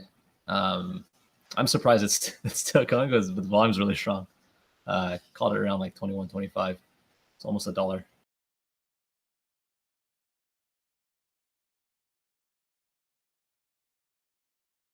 I think it might be the NIO like sympathy play because Morgan Stanley became bullish on NIO recently. Yeah, Neo's over $20 now. I feel like Yeah, and, Tesla's you know, done, so they're going to hop and chip off the Neo now. Yeah, and I think the thing with some of these China stocks, obviously, there's a lot of I guess anti-China sentiment on certain stocks. That's why it's important to just ride the wave and not be like a perma bull or like a perma bear on these things. Yeah, these are Especially for day stock market. trades. These are for day Yeah. trades, not for swing trades. No. Yeah, exactly. I did go to the NIO dealership in Beijing about a year and a half ago when I was there, and they got some cool stuff there.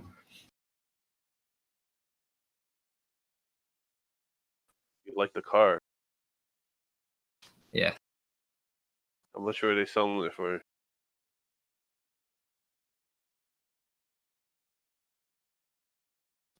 How much you want? How much RMB were they selling it for over there? Well, they have different models. They have an SUV, which is the more popular model. They also have like a supercar. Supercar can't beat the Roadster.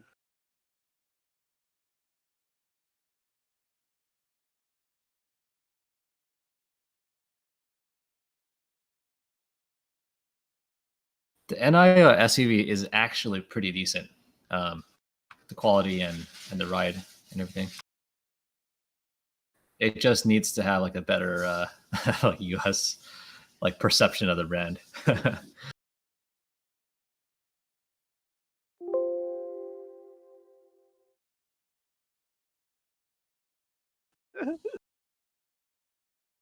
I tell you about the guy who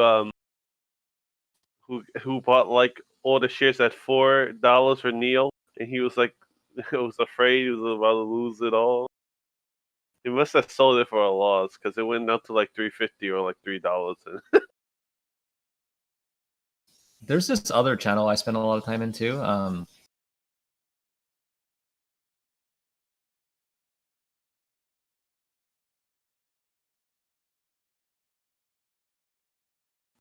No greedy.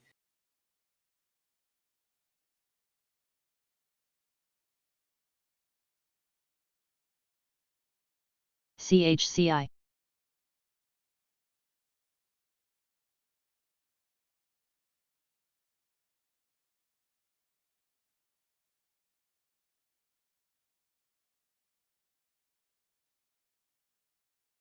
All right, boys. Well, You got cut off before. You're like, this is other channel I spent time in, and that was it. oh, God. I was just saying, there's this other channel I spend a lot of time in. Some guy bought Overstock shares at $2. At $2?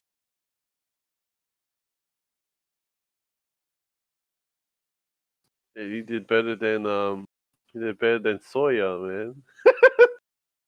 Kodak only went to $60. This is well beyond 100, right? Yeah, but I guess, yeah.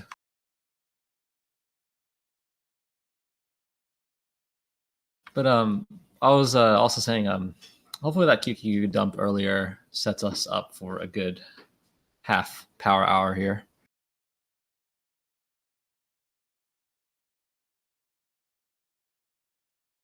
PPSI.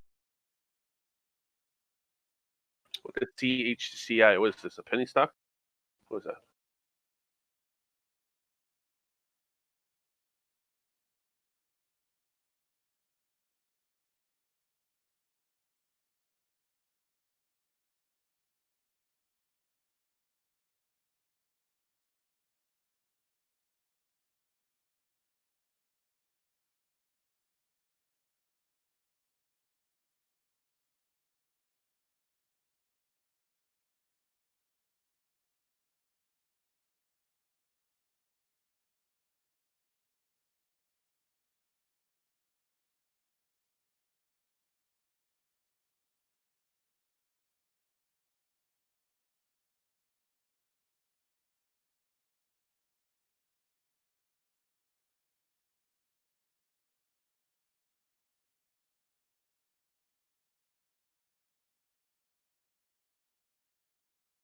CNSP.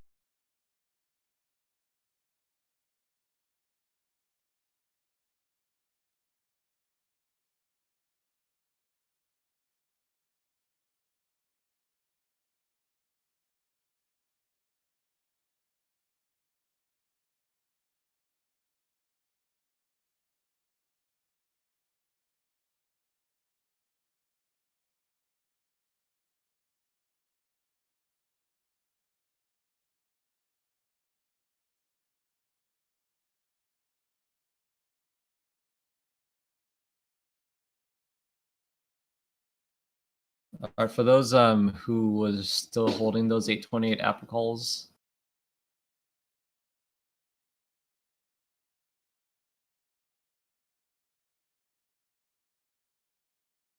UTSI. I think Workday reports tomorrow. People push that one up thinking it's like Salesforce. Who knows? I like Sales was way better, and I don't know, man. yeah. My sister works for Workday, and she works, a lot of hours, but I don't think their structuring is really good.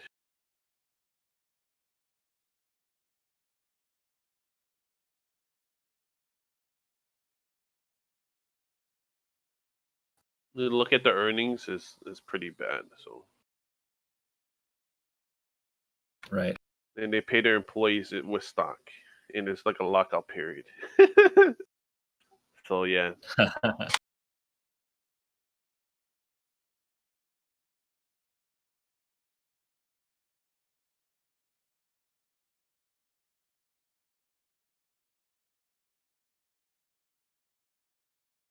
Who knows? Maybe they surprise this quarter, eh? I doubt CAI. it. There's such a high bar with SAS that even if you meet, there's usually like a pre-earnings run anyways. So either it stays flat or it goes down. Like they need to, at this point, like they need to crush it. You know. Yeah, well, if CRM did so well, and look at Workday's earnings past history, they do pretty bad. I doubt like now's the time, right? That CRM has taken over. Like they're gonna also get the, you know what I mean? I doubt it's like spread throughout the sector like that way. You know what I mean? Like Amazon like doubled over their the sentiment value of like the consensus, right? EPS. I doubt Workday is gonna have something of that nature, but I could be wrong. Who knows? Maybe there's enough to go around, right? Maybe they all go like plus 300, 400, 500%. Well, the thing with CRM was they actually had if I recall correctly, they didn't issue guidance on their previous earnings before this one, so that kind of tanked the stock. It consolidated for a while, and then this time on this earnings, they actually gave positive guidance and they also cut costs. I see it.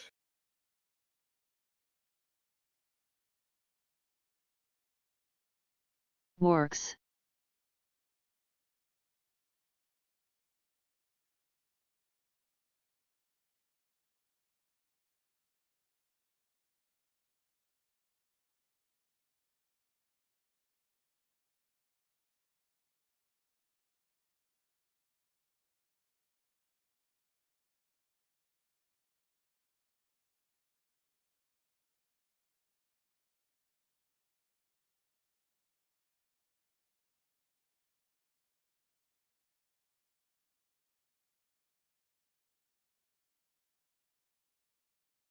Good job, Alex Karsten. Is that how to pronounce it? Yeah, I didn't really like the price action for Apple view up here, so good job, man.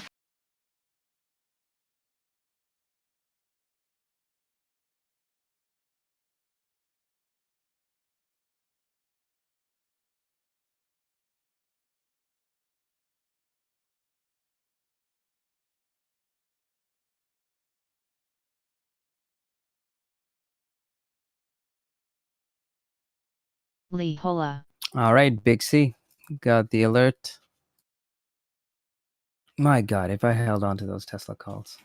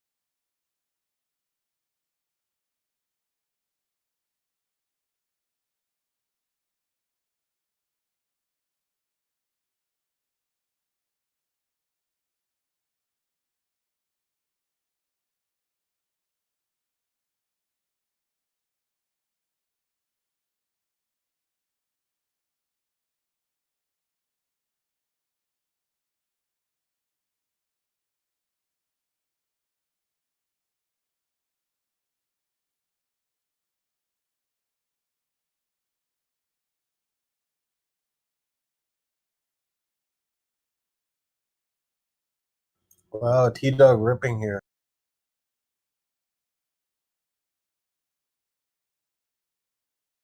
Let's go. I'm glad I took the ad on T-Dog again.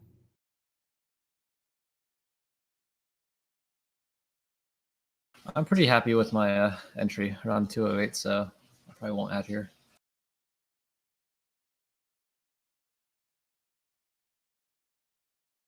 Yeah, that's a great entry. I had it earlier when it was tanking. Although the volume on this push is pretty good. It is oversold right now. I mean, overbought.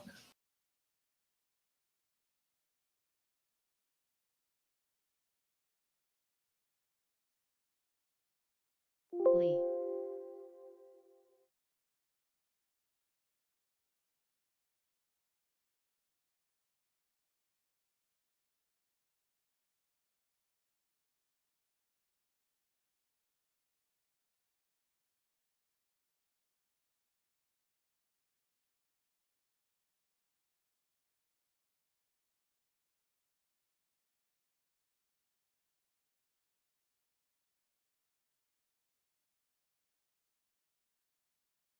What?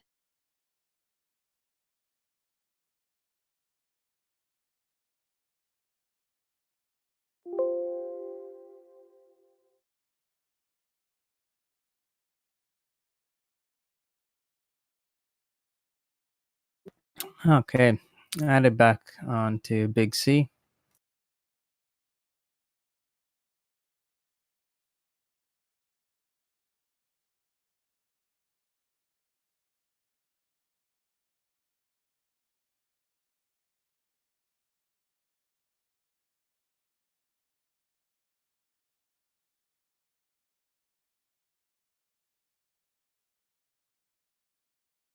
CTRM.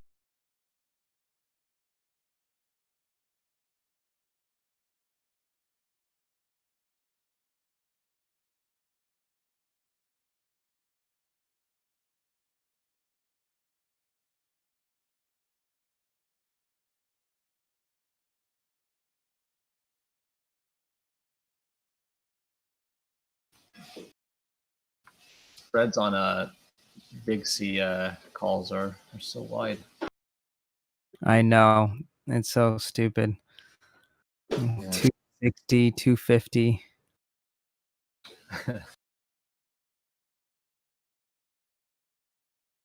Which doesn't really make sense. I mean, the stock has 60-cent spreads. It should be at like maybe 30, 40 cents max. Yeah.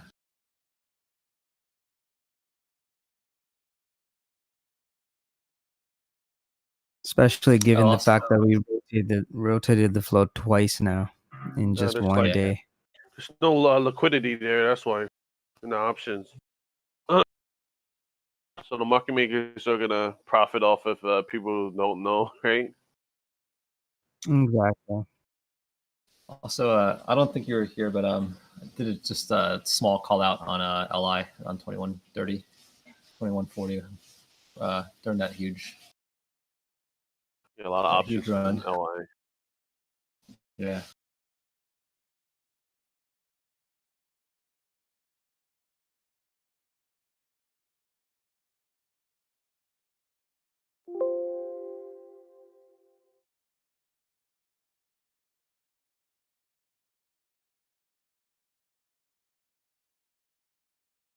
Hey, Swearings, you should probably, and this is something that I learned from Johnny Bravo, but every trade you need to have an exit plan. If you want to spend 1100 in Big C, are you like, what's your goal? Are you gonna scalp? Are you gonna swing it? You're holding 5 years? Like, have a plan. Until you know that, then then we can give you advice. I think Big Z is coming down here, actually, guys. Be careful. Gonna take a quick loss on this scalp if it breaks that PPSI. 136s. Keep another open ready, maybe around like that 130 range. Lee. Actually, next support would be 135, and then it'll be 132-ish.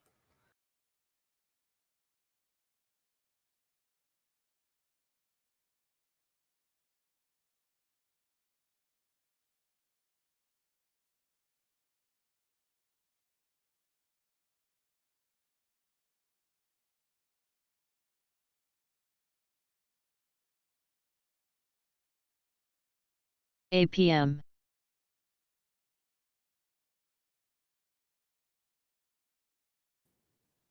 Nice. T-Doc making another push.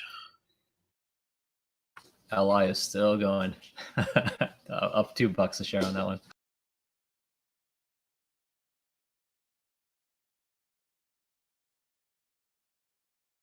Wowzers.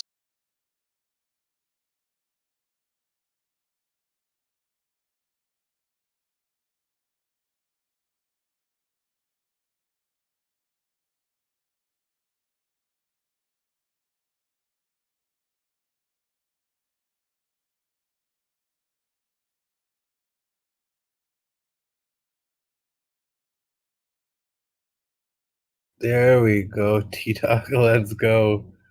We're waiting 30 years for T-Doc. I've grown 10 years older. ARTL.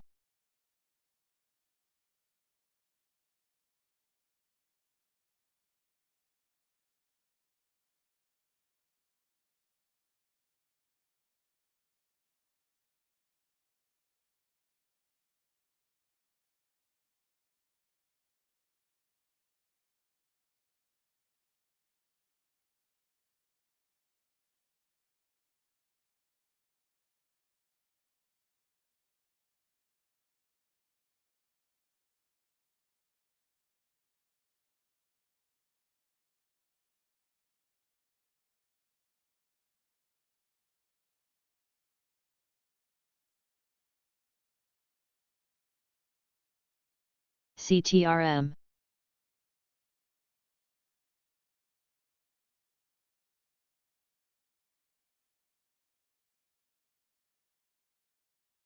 All right, so if you scale it in,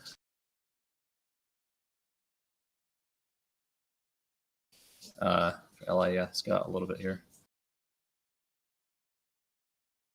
It's having a tough time breaking 24, so I sold about a third. I'm still in the rest now. FLNT.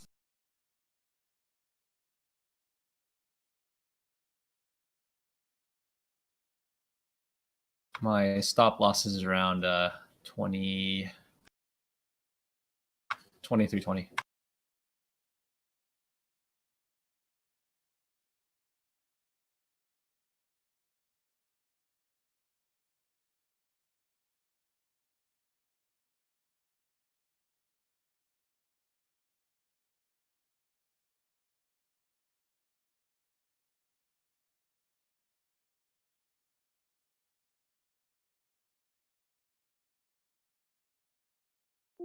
Vox.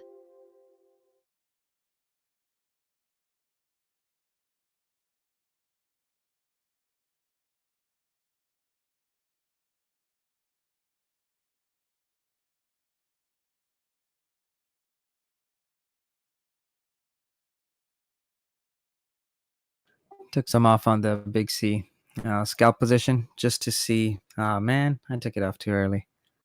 Thought it was not gonna break that 140, but it did.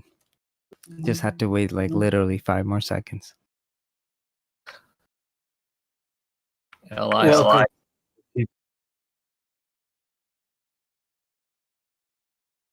All right, so I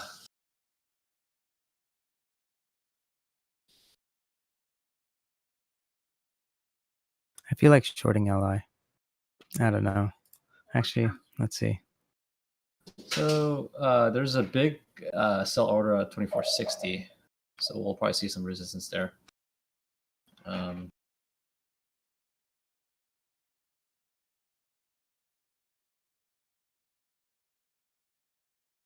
The strange thing is like this is mooning more than NIO, which I think NIO got like a bullish coverage from Morgan Stanley.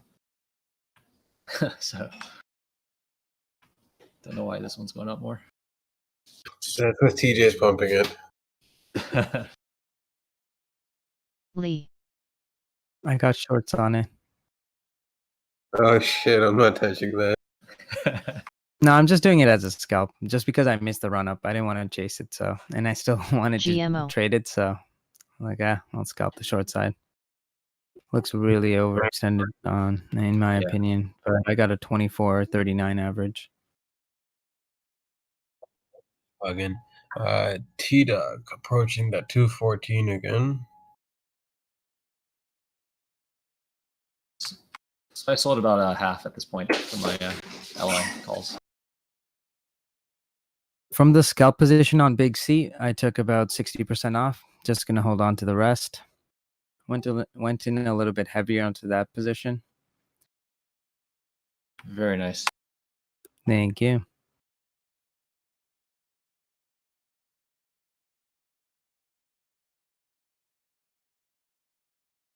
So for Big C was 136.80 the support area that you identified for that entry?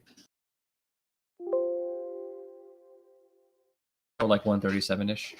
Yeah, 137. 138 was where I wanted it, but I got filled at like 137. Let me just double check my entry.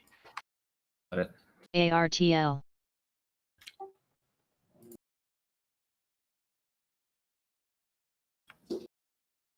Yep, another golden rule that I learned here. Buy at support levels. Yeah, 137.24 is my average. Got it.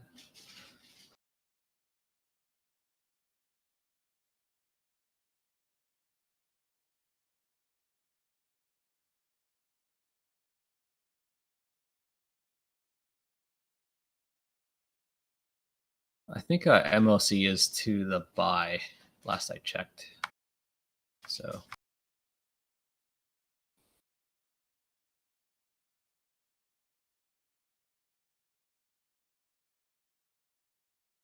we'll see what happens in 15 seconds on the MLC.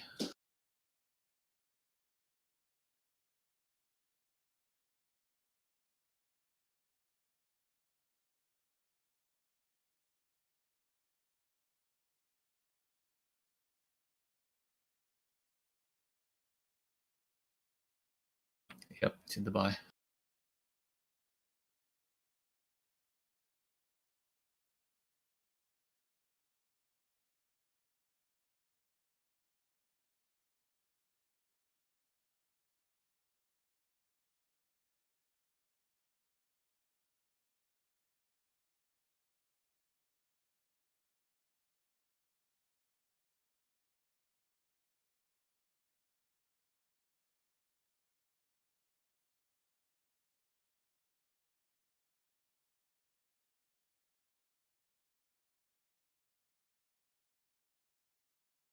IEA.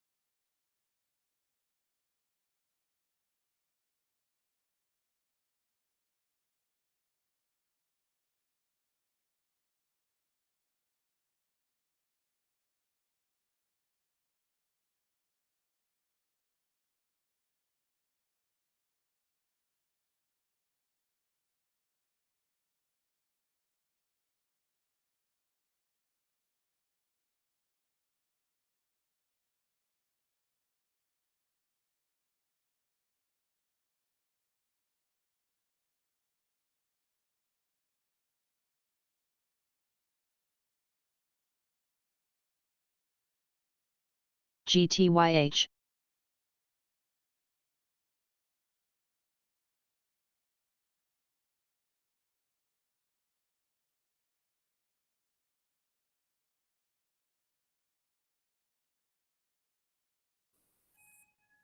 I took profits on T-Dog on one of my brokers.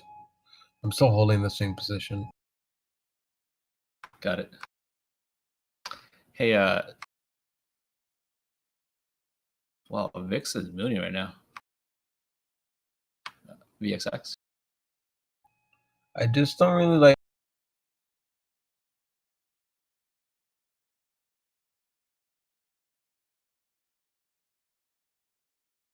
Hey, so I don't have a good understanding of VIX. I know it's a measurement of volatility, but it goes both ways, right? So if the market moves GMO. Unexpectedly to the upside, VXX should also go up too, right? Not always. Maybe it's going up because of Powell tomorrow. That would make sense. Usually, if the market goes down, is when it goes up, not the opposite. But it's going up right now, though, even though the market's going up. Yeah, for Powell, I guess.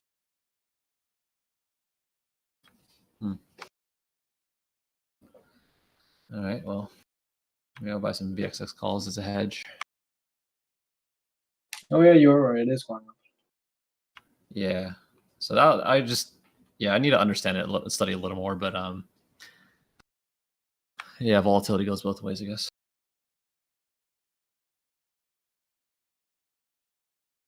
Just understand, like, these instruments could be manipulated, so just understand that, and you'll be fine.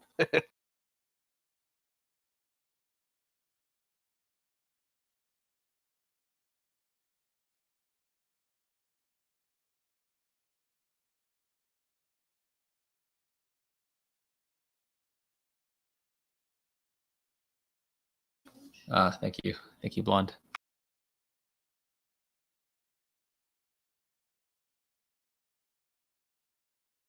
I know there's some traders that specifically only trade volatility. I'm not able to do that. You mean like short vol, long vol? Yeah. That's the only thing they trade, is what I mean. Oh yeah. I know some quant guys then.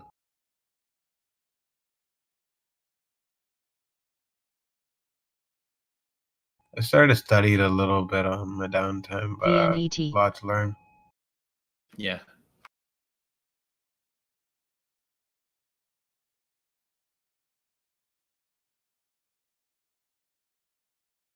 All right.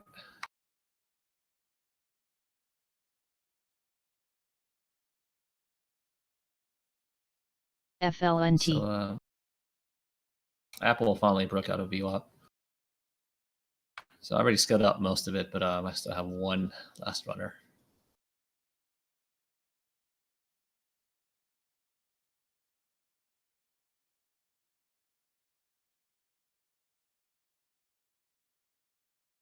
So the area to watch for Apple here is around 505.90. It's multiple resistance points on the 1 minute. The 1 minute.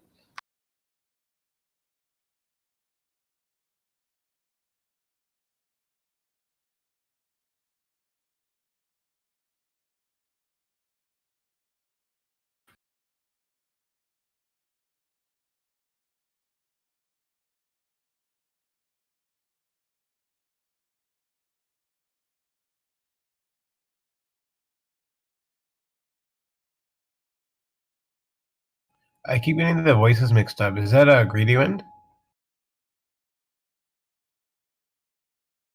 Yeah. I've been talking a little more than usual today, just given how strong the markets were. No, it's good. It's good. And we get some new, not new, but more voices that are not usually on. It's awesome. Johnny's not on much today. I think he's busy. Something, and TJ was here. I don't know where TJ went. ARTL. I actually dozed off for a bit too. I heard someone say something about one of my plays. Webs. Right on. Facebook is at 304.60 now. Crazy. Yeah, today's price action is insane, especially Facebook. Man.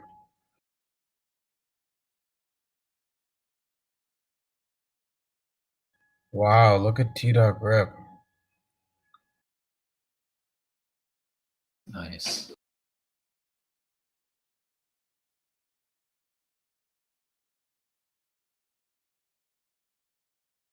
CLFD.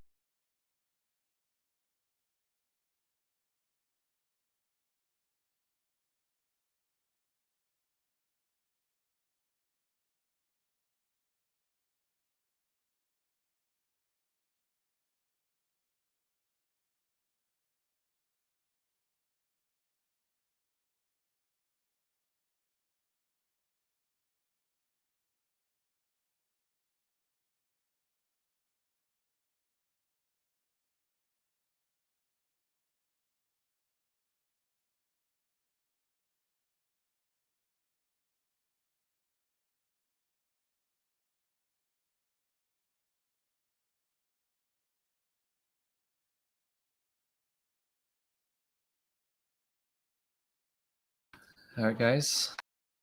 Done for today, but hopefully everyone made some money. Yeah, Green Day.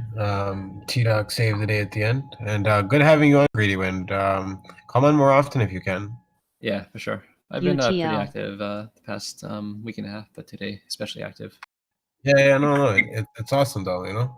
Yeah, I think the two killer trades was the Tesla 1970 I mentioned yesterday, as well as the Amazon swing. I posted those charts about a week and a half or 2 weeks ago. So those made my day pretty well today. Good stuff, brother. And I probably also get the voices mixed up when we have a lot of people on, so I don't even know that it's you that's on. I know when Marty's voice specifically in DX because of the Long Island laugh. But yeah, good stuff, brother. LSTR. Yeah, for sure.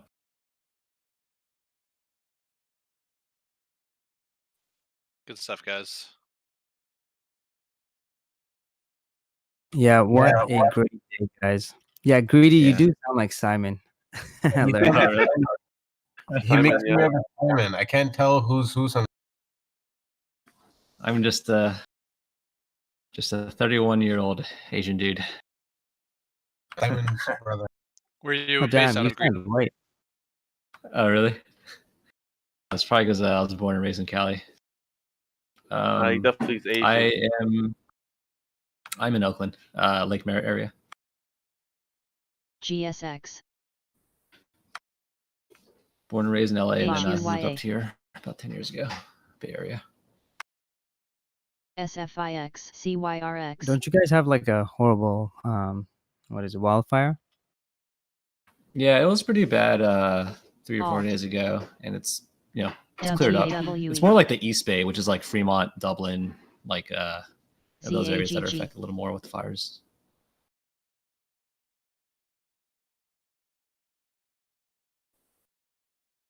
Acre. I love Cali. I'd move there, but KBH. it's so hard The to like taxes, leave dude. friends and family. Hey. The taxes, to be honest, is the same as Toronto. FMCI. It's RKD. like Oh, really? no different. Yeah. Well, it sucks because I'm in like the highest tax bracket for like, state income, and I think it's like 13% or whatever it is. KDMN. It really sucks. I honestly Cent. think about moving to like Nevada or like Plan. Texas where there's no state income MRAM. tax. I know, and like, VOD. do we really have to move there? Oh, Like Yeah, well, physically, what if I just have a property there? Well, I think the IRS, VLDP. especially if you make decent amount of money, they'll definitely audit. I think the rule is like you got to spend more than like half of the year, SPLK. like physically there, and be Yeah, able one to day prove old. that, right? CARG. One day old. Does a ODT. VPN count? Is spending time there? I think it does. I think a VPN and just like hiring someone, just paying them to just go and do your shopping and keep the receipts for you. I think that should do it. FB. There you go. OSUR. Something about I went to Lee. Walmart yesterday. Yeah, check my IP. Oh, you'll definitely need like REKR. a fake cell phone and all that stuff too, right?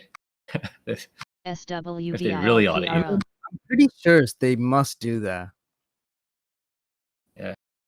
LGIH.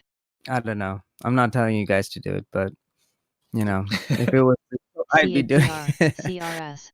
It's way too much AZEK. at this point to risk that. HCCO. CLCT. FLIRKO. I didn't work so hard to go to jail like Skrelly. Right. Yeah, not trying to do a Wesley Snipes here, you know.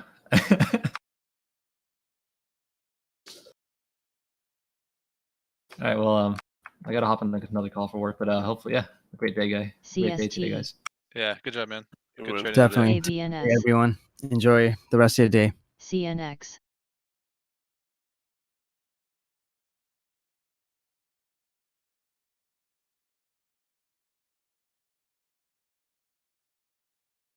DVR.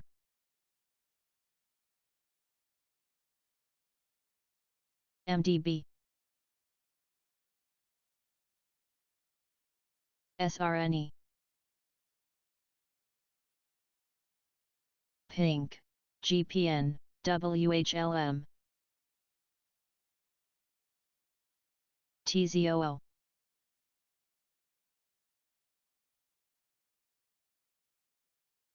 RYTM.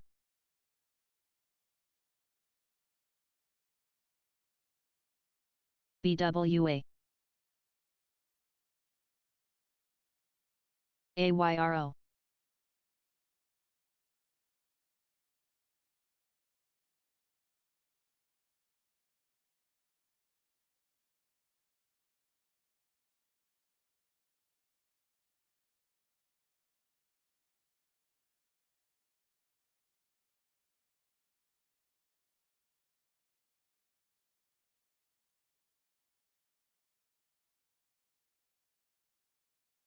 BLNK.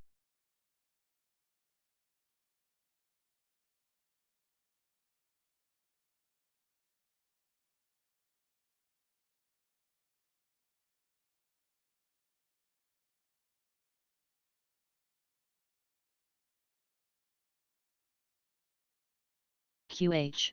AEYE. NLS.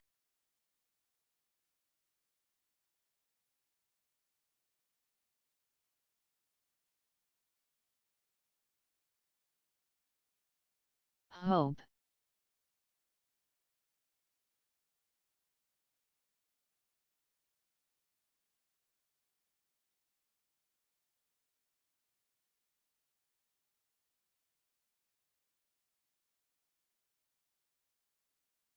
HEIA. DGII. SUZ. CSTM. CGIX.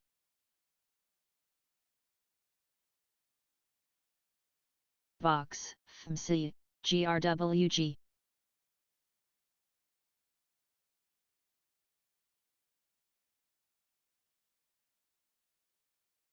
WRTC.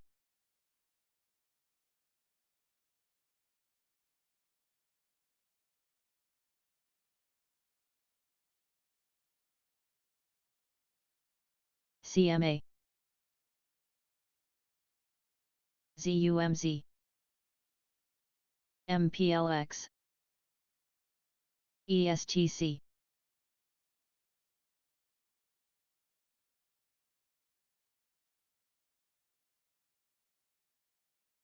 SFIX. RGR. NTAP. Boy, oh boy. I was negative 12 grand today. Ouch! What happened? Ooh, man. Some very bad stop outs. VRCA. Can you believe the negative 12 grand today? And I went off Discord, M-Sway. turned off everything, went plus RTRX. 14 grand. So made back to, or got back to 12 and got a little bit over $1,600 just right now. AGHT. So back in the green. VVIV. When you play Tesla? Fuck, I was fighting in Salesforce. Fighting in Salesforce.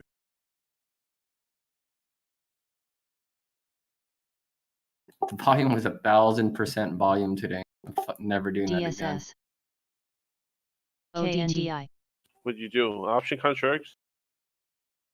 Nah, SPGI. some really bad scalps. Like really, really bad. I just I don't know what the hell happened to me Pause. today. Did fine this morning, picked up $1,800, and then just went all downhill ever since. Then luckily picked everything ARMK. back up probably like an hour ago. SPLK, GEF.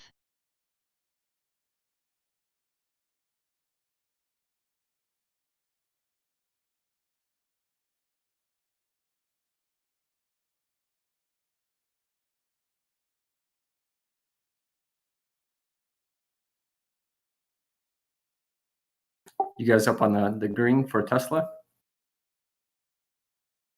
BJ.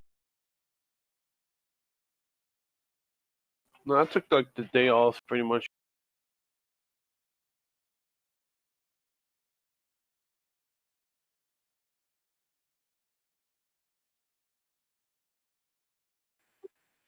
Which means you slept in, DX? Yeah, might as well. I have my what's it called? I have my trades in RKT and CHCI Lemonade. Watt. So That big C today was a monster, but I never got on it. I tried to get on the train once and got stopped out. I'm into metals. This guy TCRR. says. No, I'm not into metals. No. GPS. You finally sold your stuff? Cody. No. And I just got hammered today. No. SPAQ plus. We MGNI. told you to sell it. You didn't sell it. What the hell? I almost sold at the top and then it started diving. I'm gonna wait for this hurricane to hit tomorrow. I think we're having a red day tomorrow. SSSS. Nah, man, they don't care. The day we lost power, New York City lost power and Long Island lost power for like BFRA. 2 days. The markets VRT. were very green. They didn't care. FPRX. I've got a price target of my loss. I'm gonna cut it at $7,500, so I'm at about 7,100 right now. JNC. Oh God.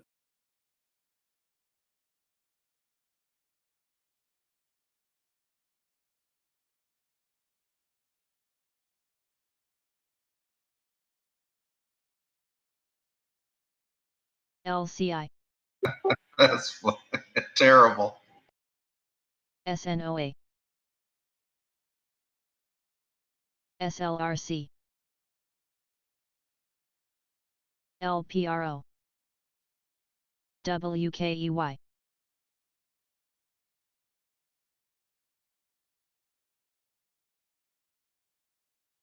FPAC. SMAR. HARB. API. CATB. Lee.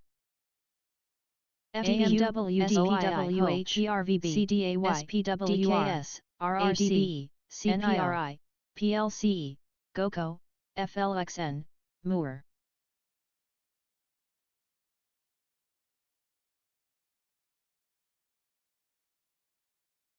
PEG. CAE. PSAG.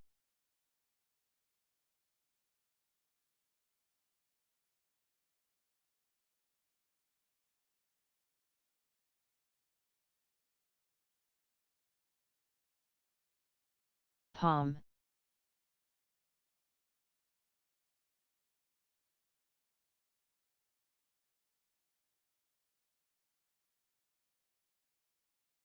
CZR, ETRN.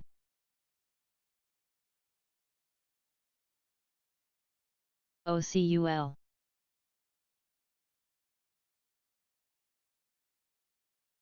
I like this headline. Salesforce fires 1,000 a day and stock AXTA, soars to GME, all-time high. SFIX. It's so fast.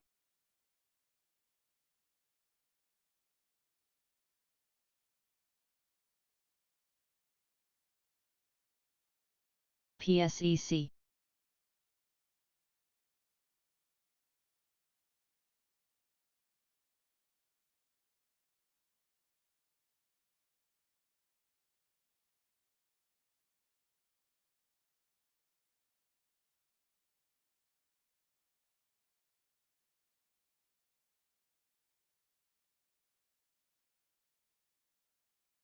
HIBB,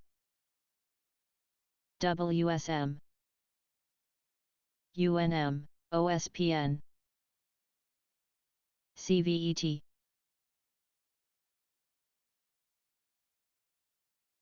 GRWG,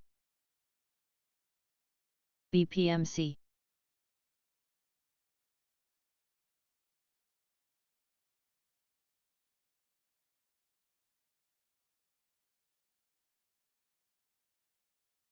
USEG,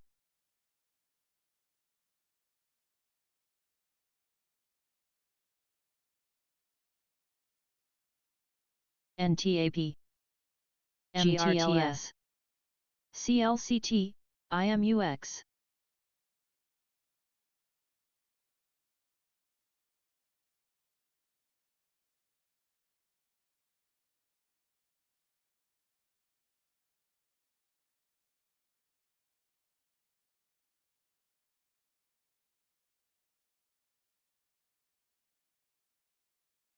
TTEK, ESTC,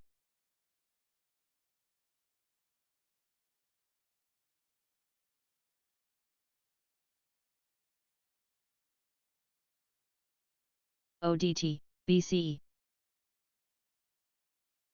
CLDX, DKNG,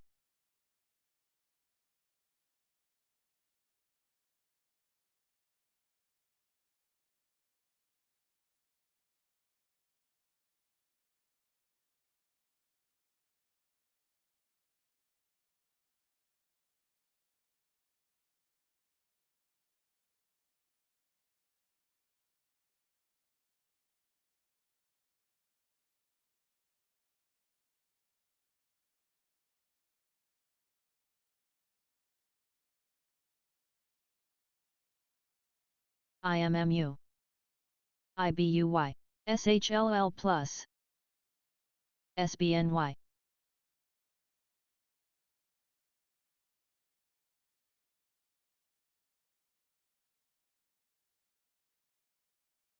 DJCI, Watt,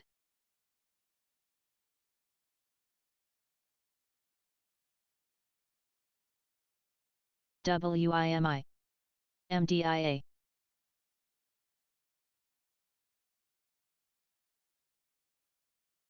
Z,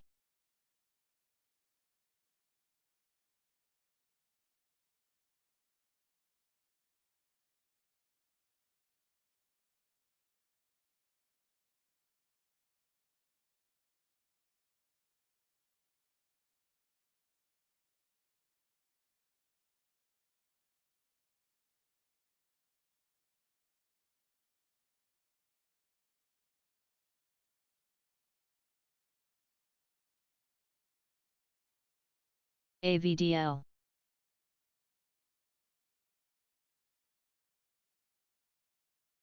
MOBL, LCI, DDS,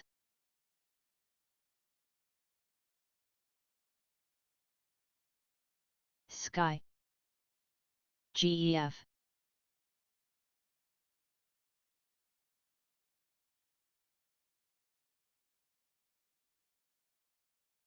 FENY,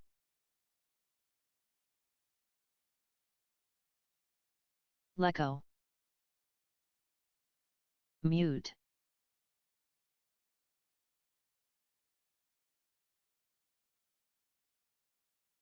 KODK,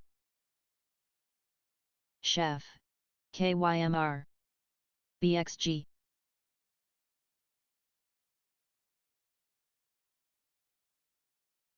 BFRA, IFRX, NBR,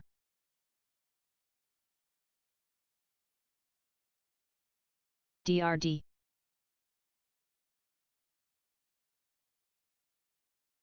Apps,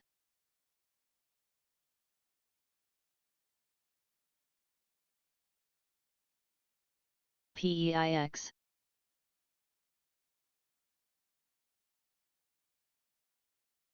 EDSA,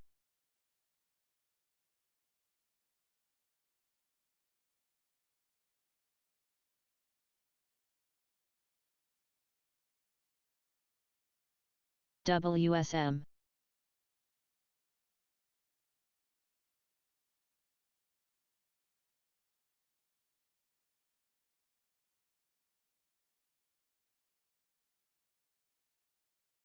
FMCI. VRNA.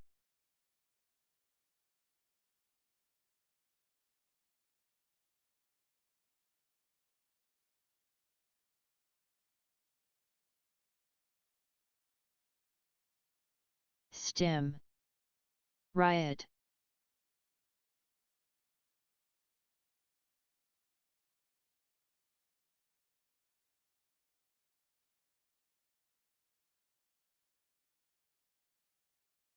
RH.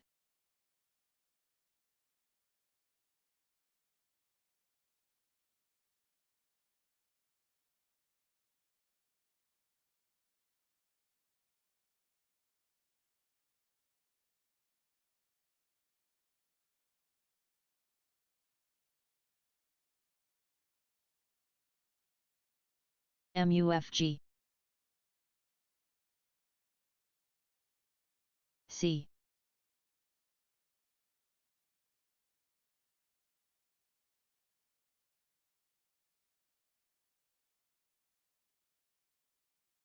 IPO.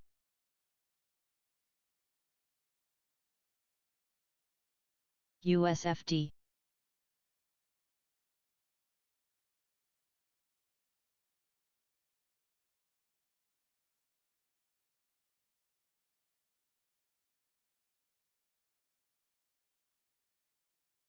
QQQ.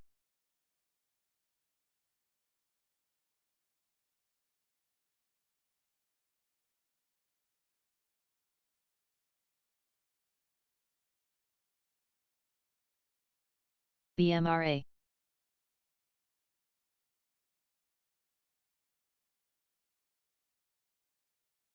CNX.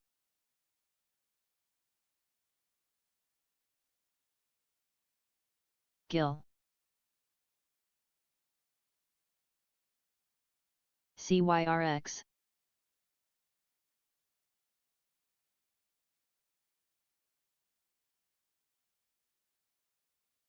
GNRC.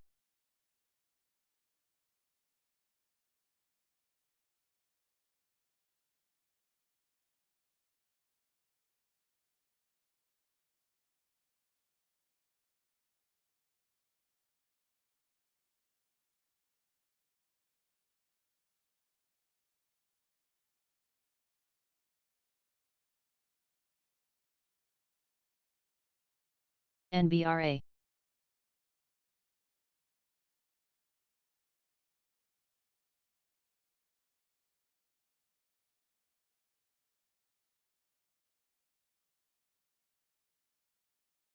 Perry.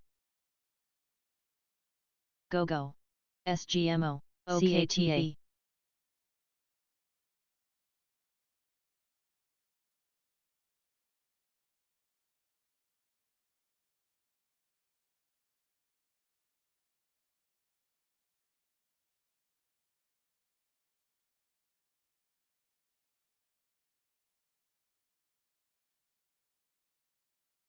ODT.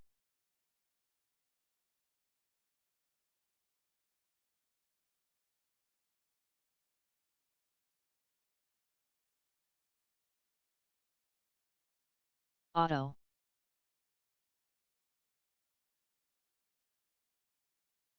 CHCI.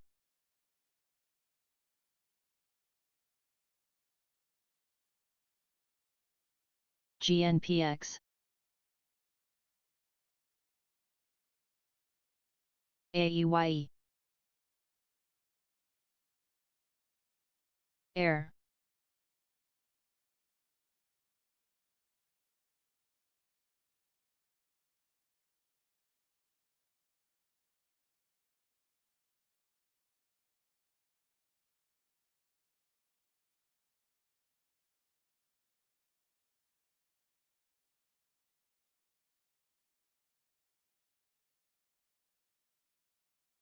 WRTC. CCS. HFC.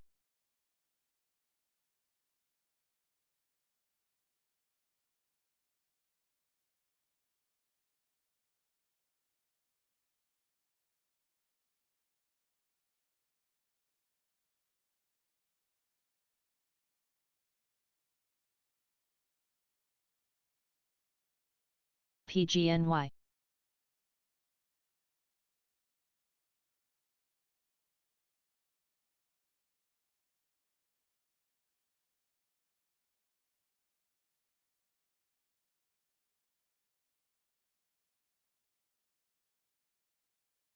Drib.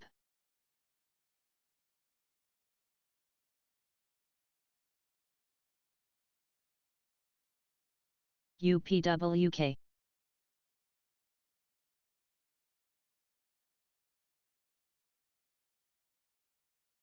Cub. SFIX.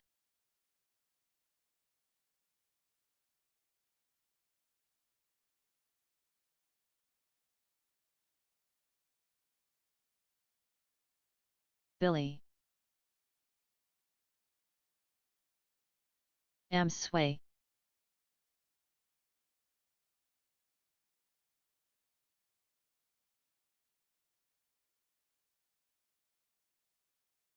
FHB.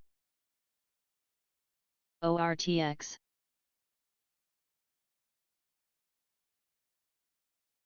GRWG. PSLV.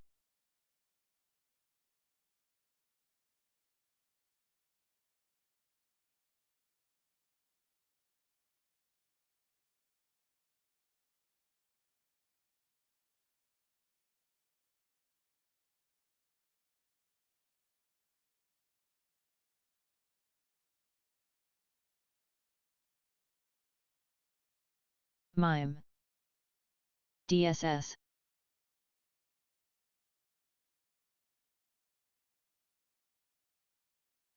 CCH. VAPO.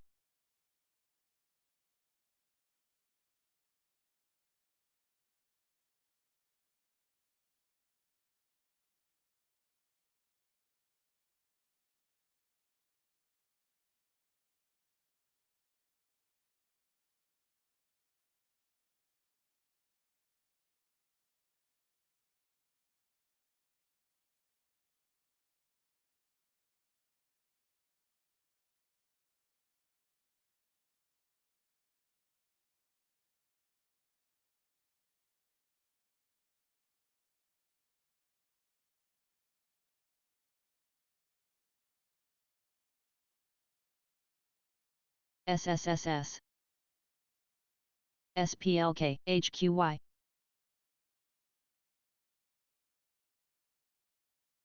DKNG.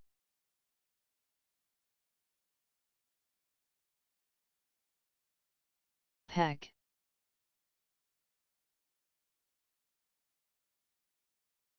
VXRT. RFP, GXK. NOV. VOTS.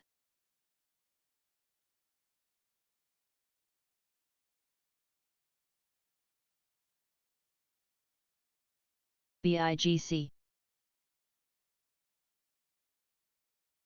MCRB. PEG. CNTG.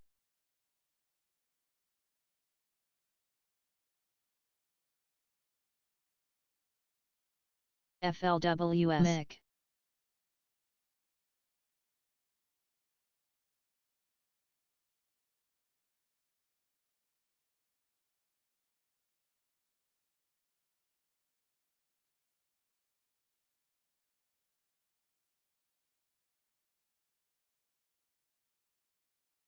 FLDM.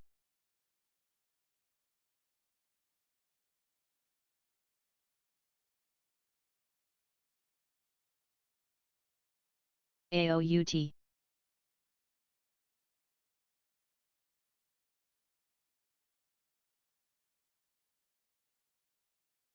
CYRX.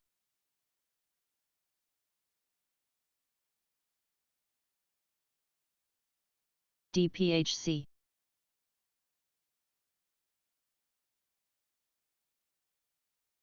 IMBI.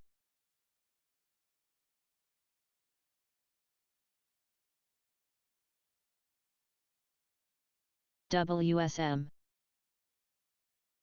FLGT.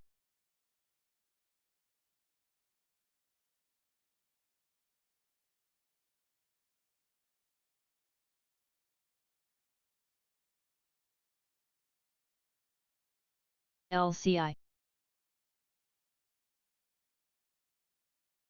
HTC, SNDR,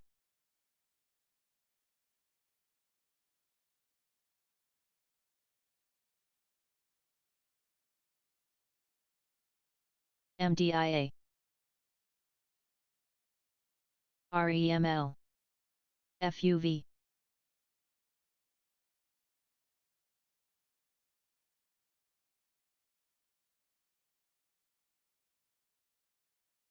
ISEE,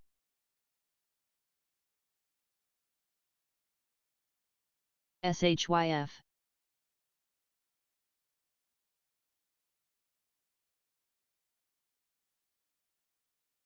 Domo,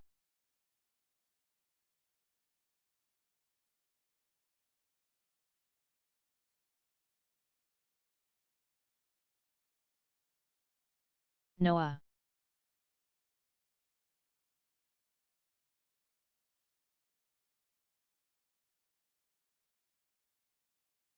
YTEN, ODT,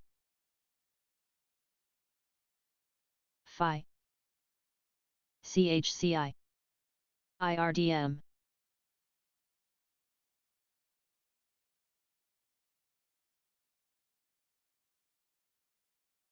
FMC, Lagahu, Billy,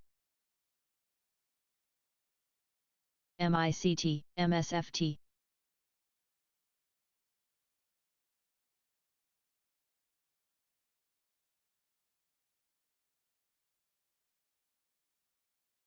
ODP,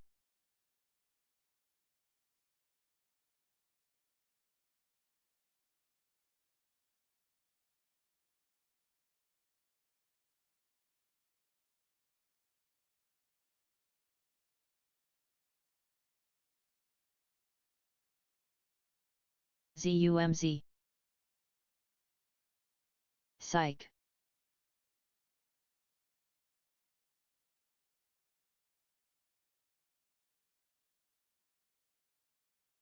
WWE,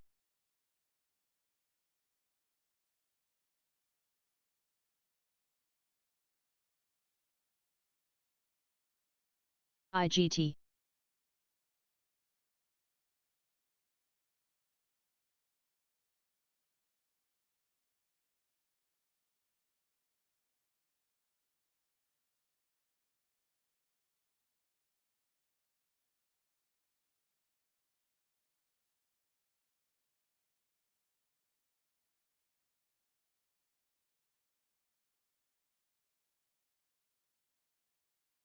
Rex,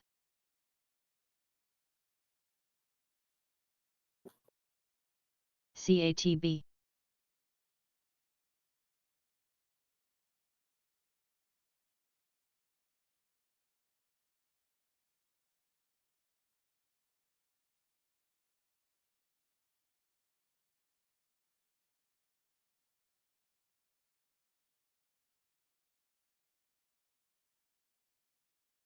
DSS, IMRN, IDN,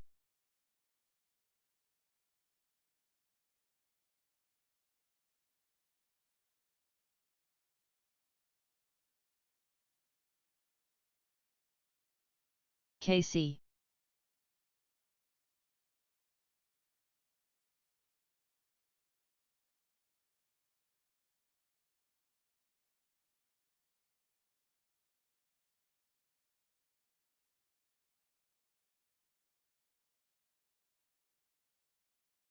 SPAQ+,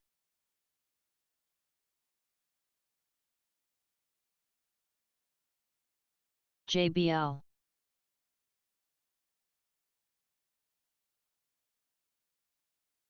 DKL,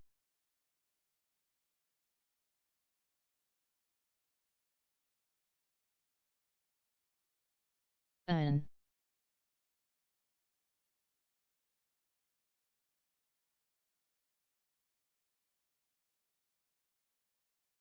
Drib, DKNG, CBIO.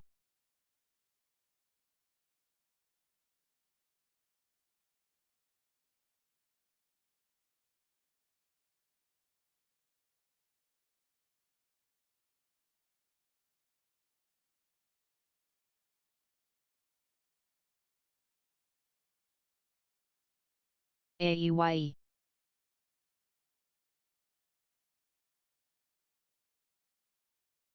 CMCL. Hey.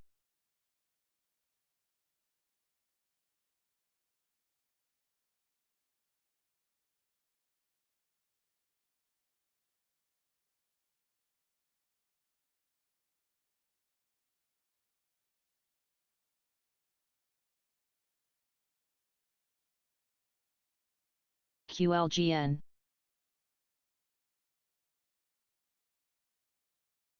KRKR.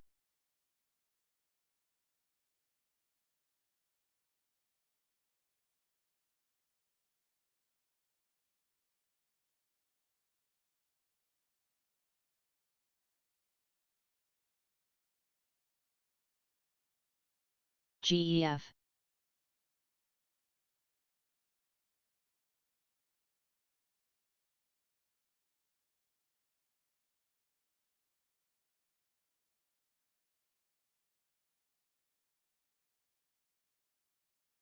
RFP.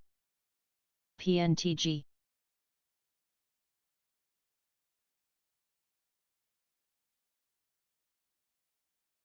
SFIX.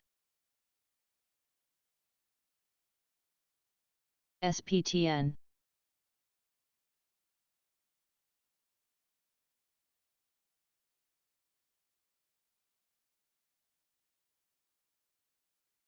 Billy.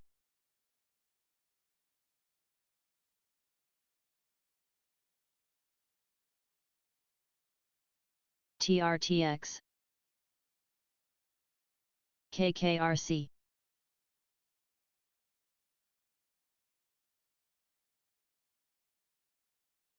WSM.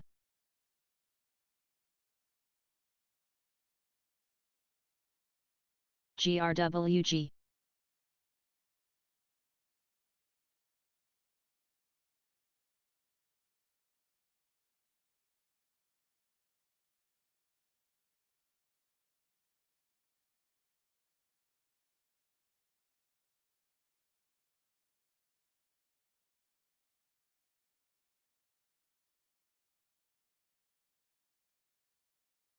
Solo. ADNT.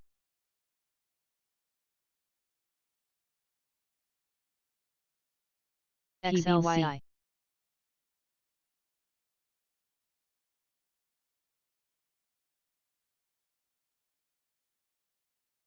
CALX.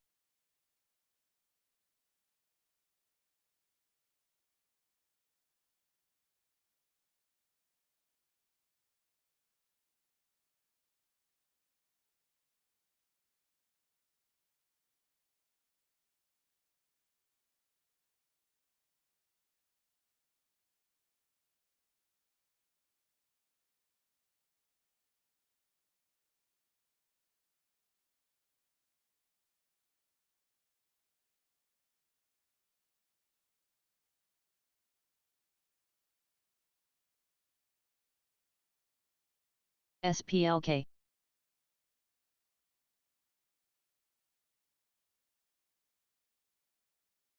CN. ANF.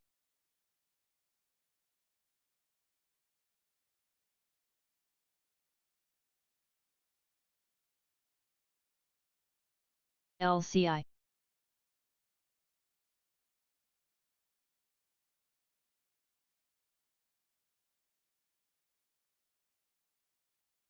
DNK. LEU. IAG.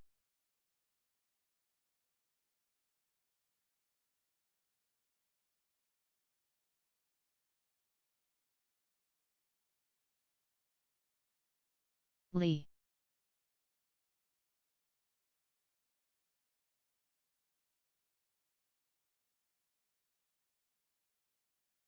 BHLB.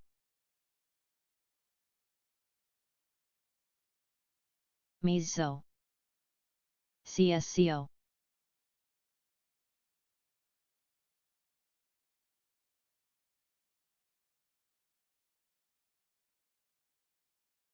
EVLO, NRG.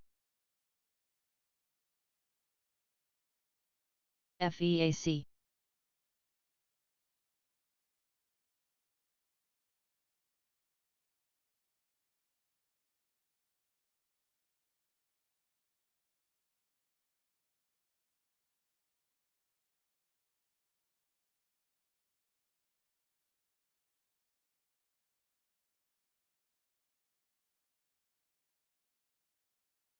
IMUX.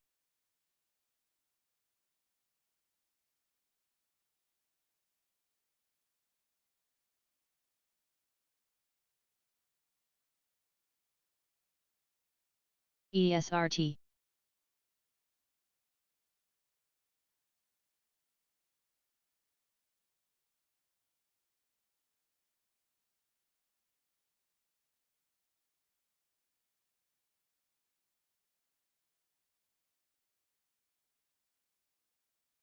FLDM. Kirk.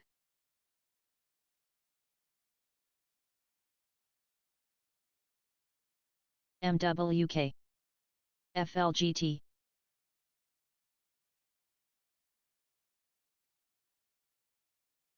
PAHC. SCS.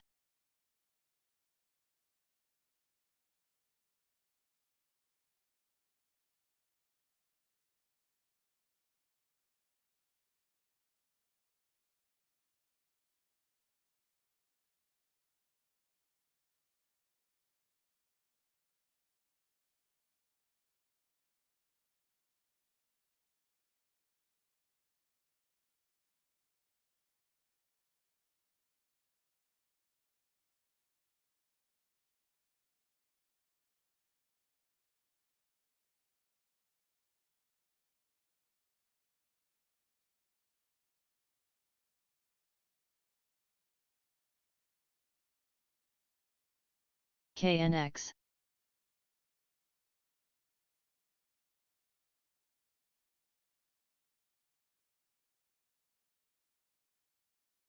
WSM. UONE. HOFV.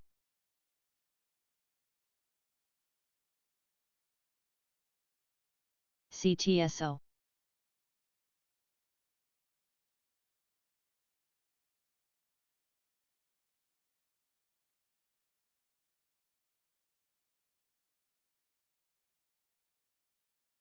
AMC. SSSS. GRWG. BTAI. SPWR. APPN, SFIX. AMSC, MIG.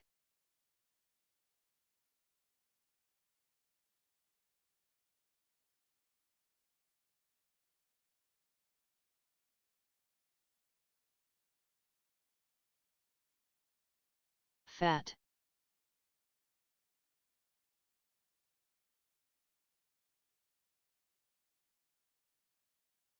KNDI.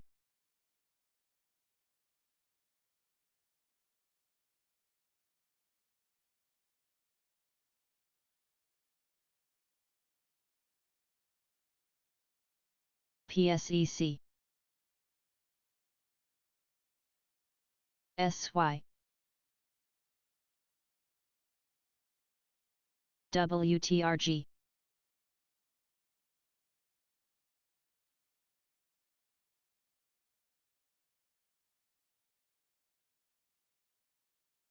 LCI.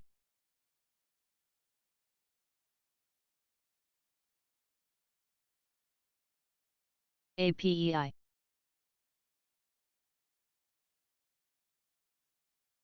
TRIB. SQYG. KBH. FCO. CYRX.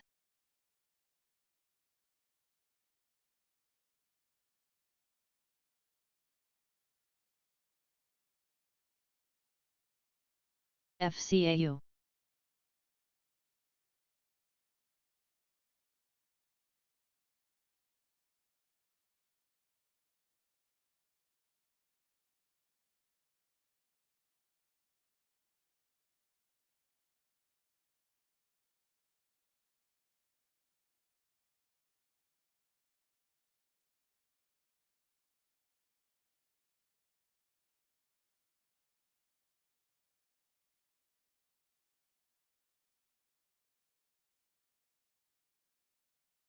CPE.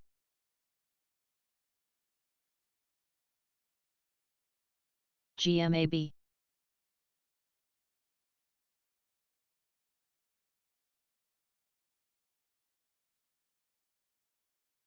Sina. Lagahu. Pixie. WKEY.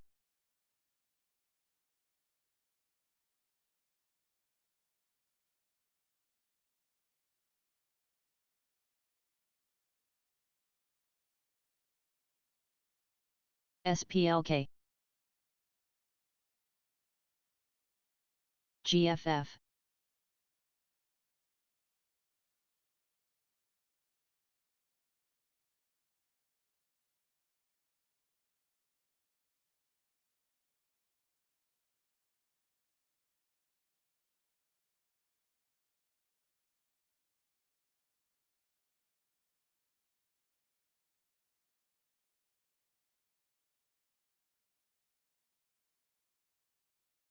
SSYS.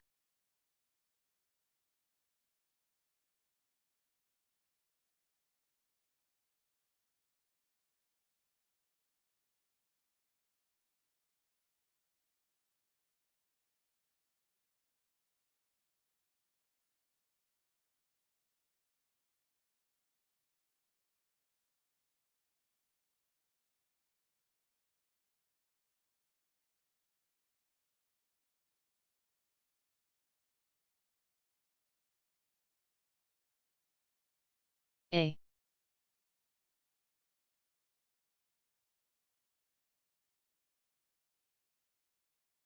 Roll.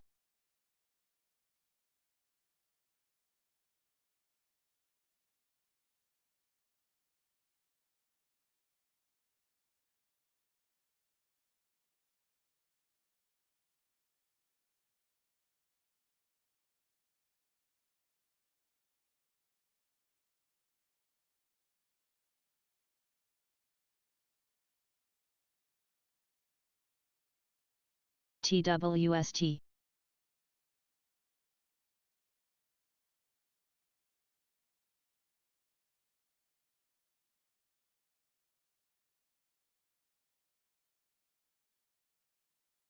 GDX.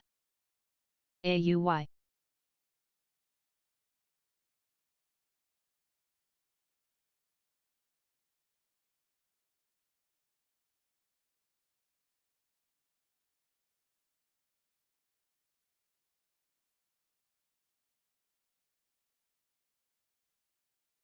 TGH.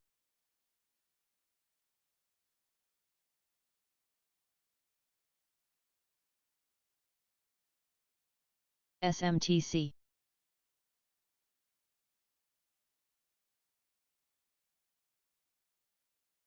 HMI.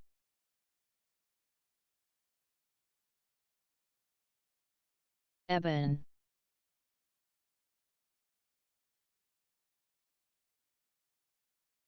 DRIO.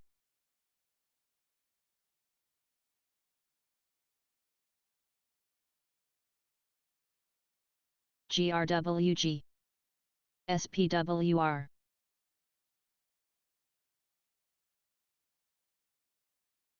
TFFP.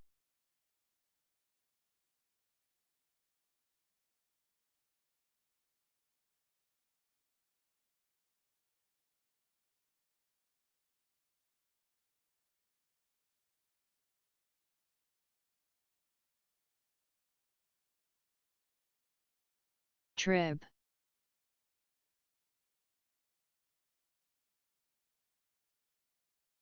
WSM.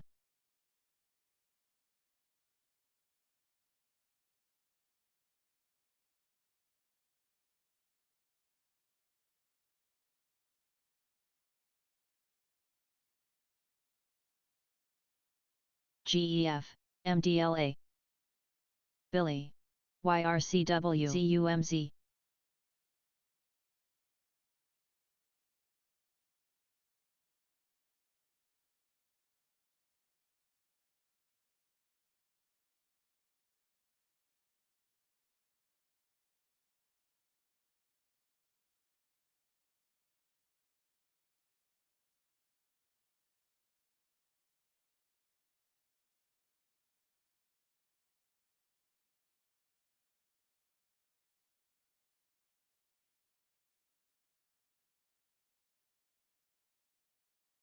ZNTL.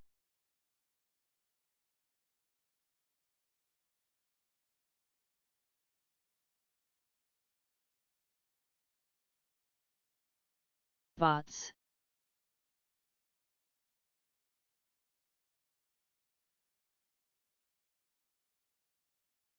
REKR.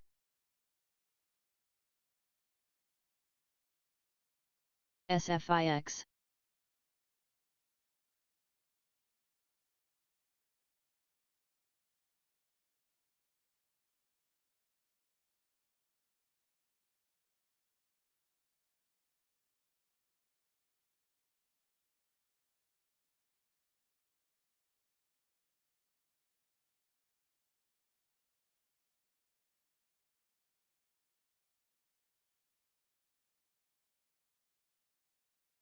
Mesa.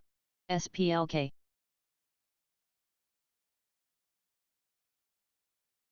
Pixie. Kirk. DD.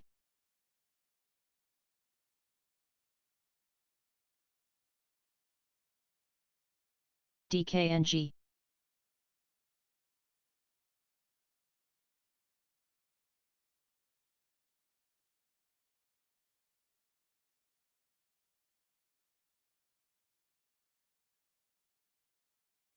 FLDM.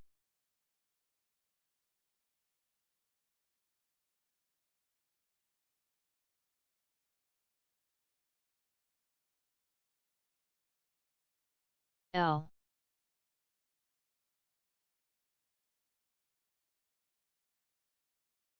AMC, ALGN.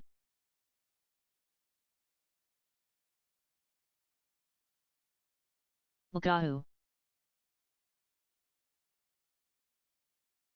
AGR.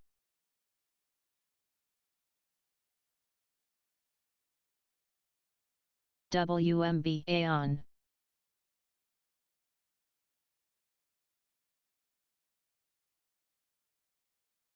DXC, ODT, DLR.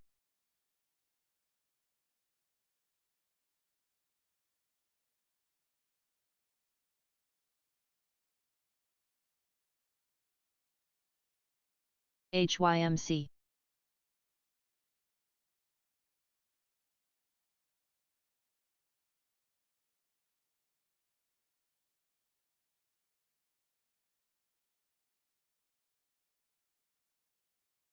PDCE. ADNT. EDSA.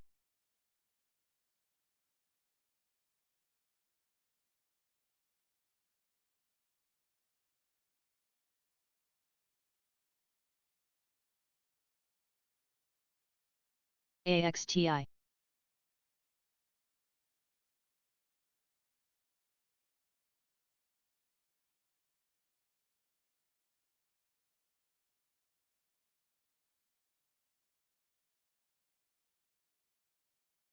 MMP.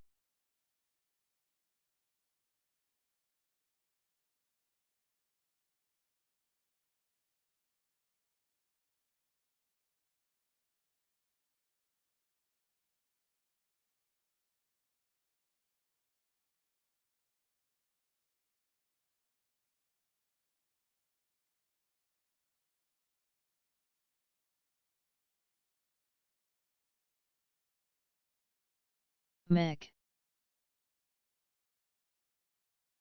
Ease.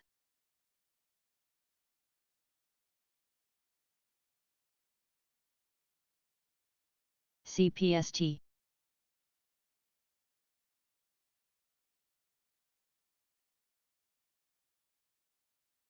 SYF.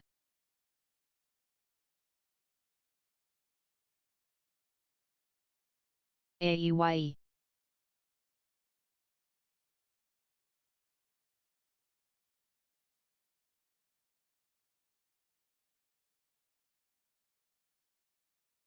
MPLX.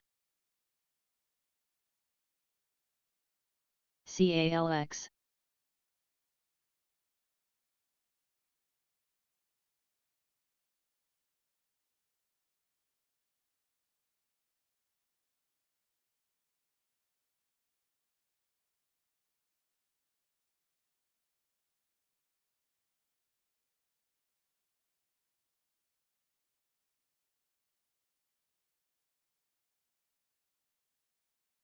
ARCO.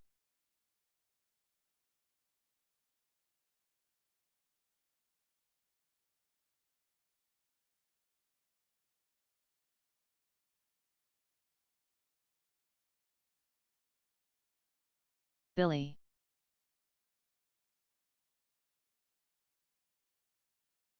FLGT.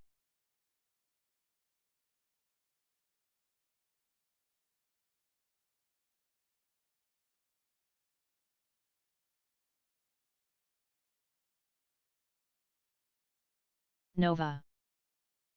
MDWD. SHLL Plus.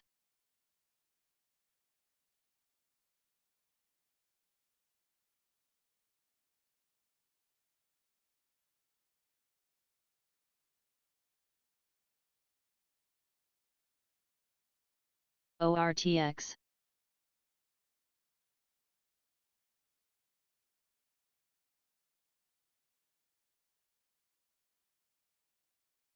WSM TFFP.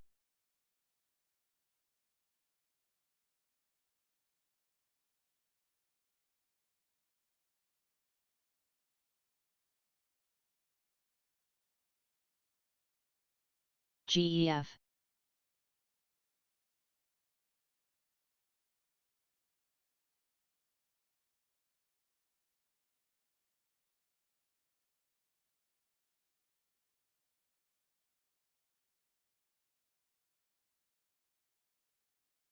SPLK.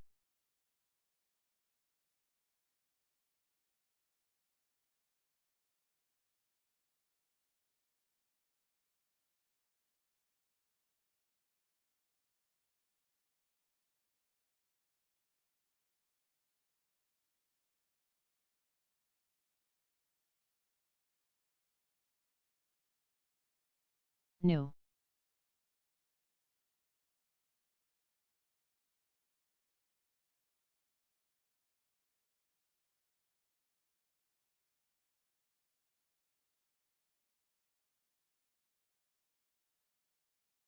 Vivo.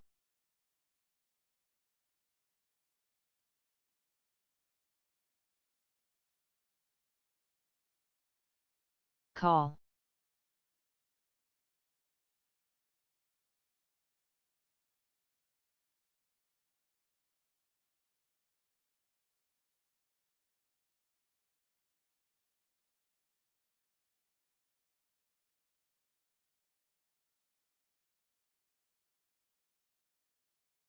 ARYB.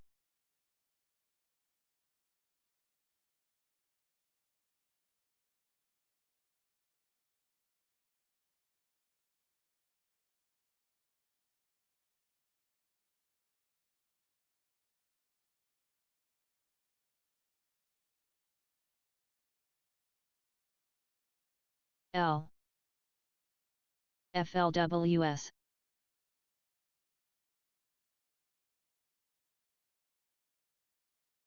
RLAY.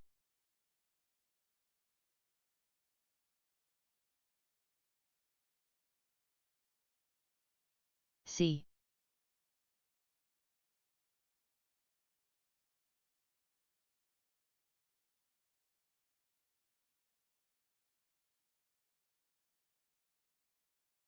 SPT.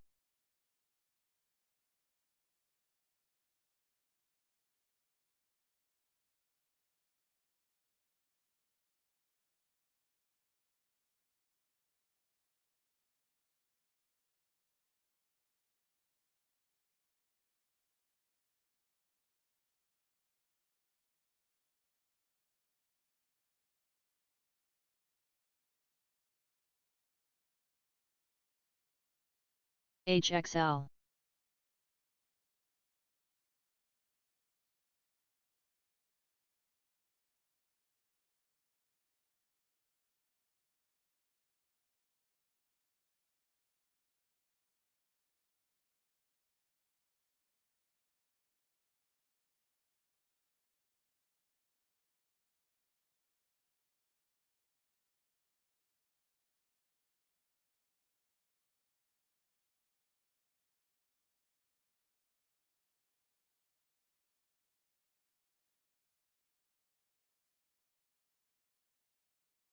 EXAS.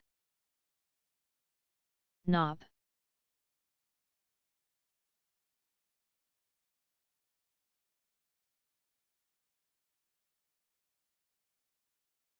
FTCH.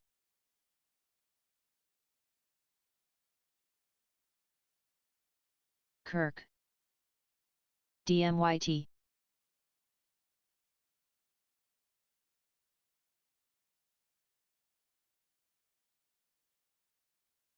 CALX.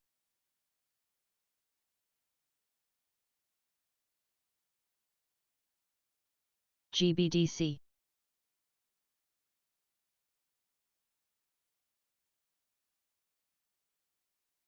SPWR.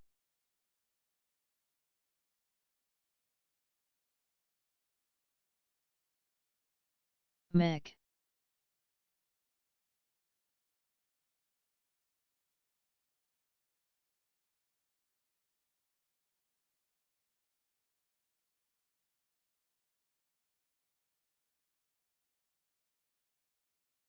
ENIC. ANF, DUSL.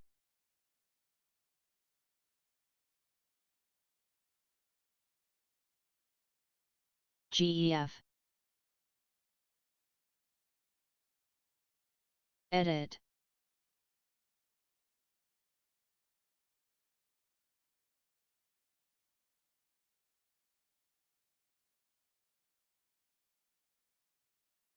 Brakes. SPLK.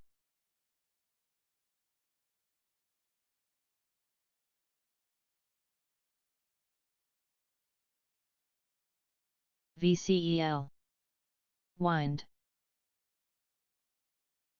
WPM.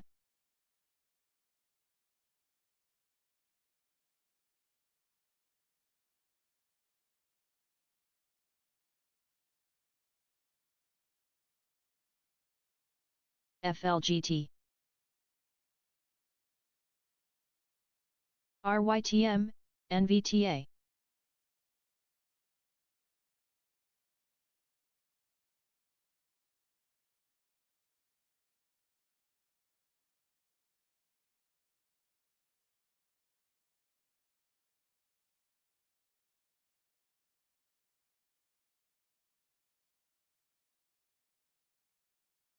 VRNA. KC. ENOB.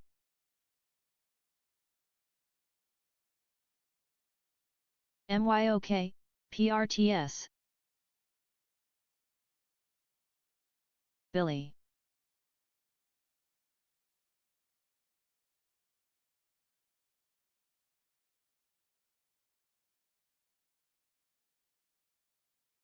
WSM.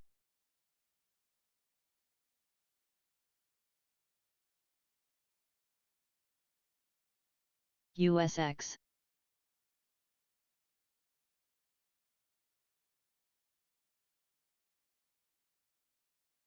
EXK.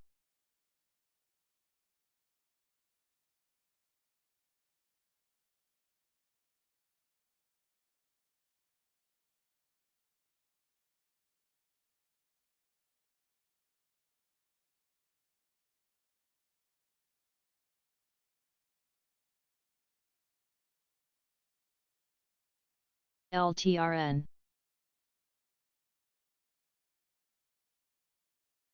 CCH. CNP.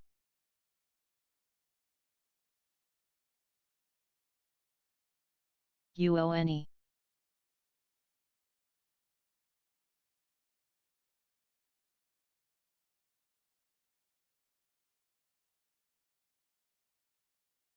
IMMU.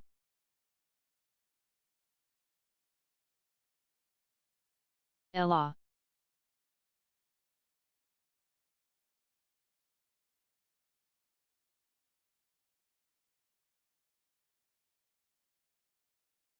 Hubs.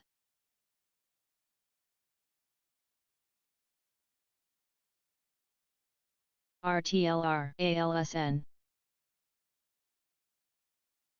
RMBS. EVSI.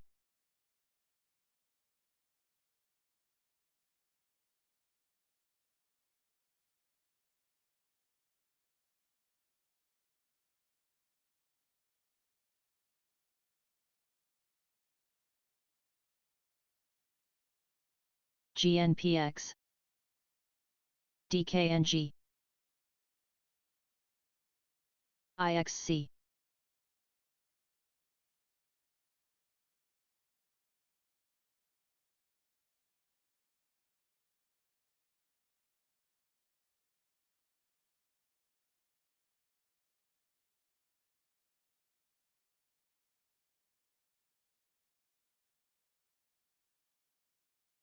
AX, CNTG.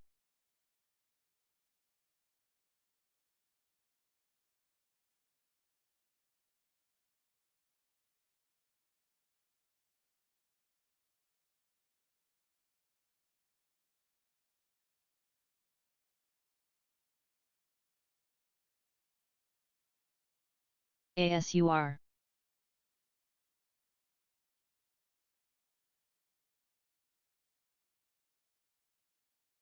Kirk.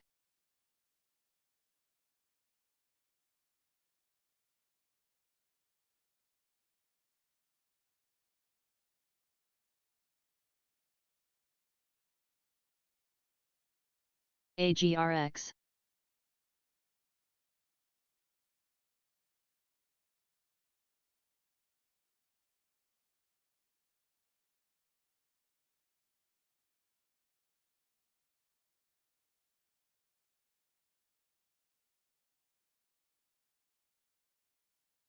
MGP. TRHC.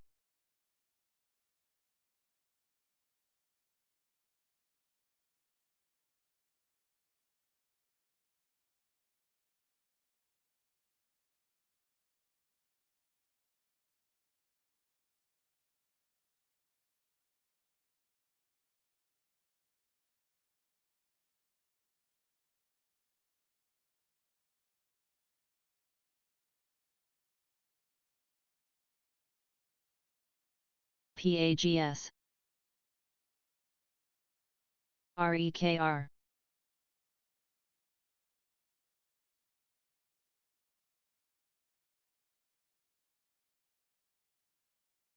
TLC. LCI.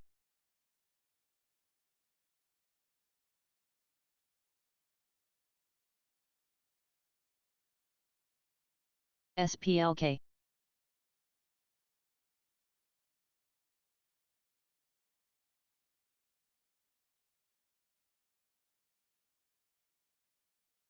HAL.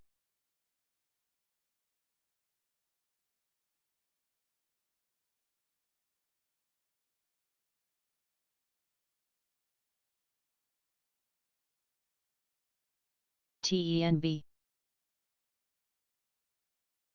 CALX.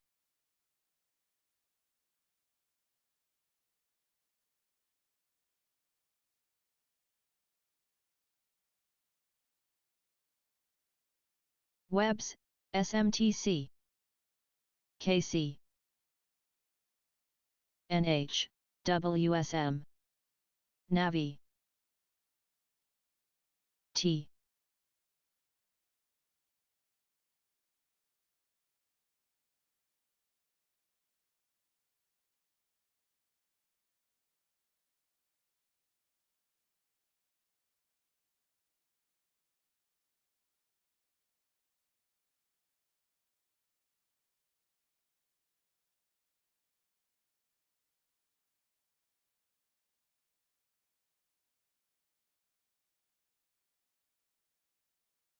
UONE.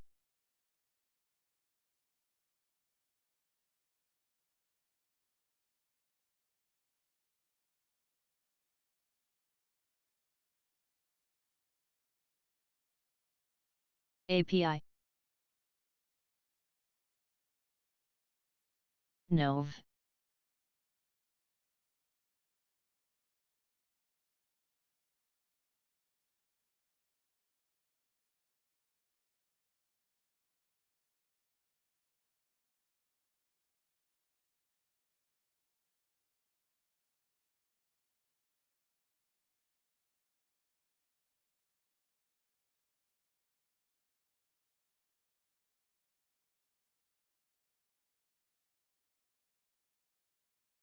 ZNTL.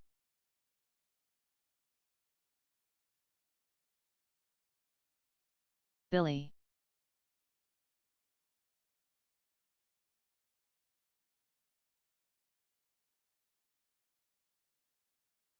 GNPX.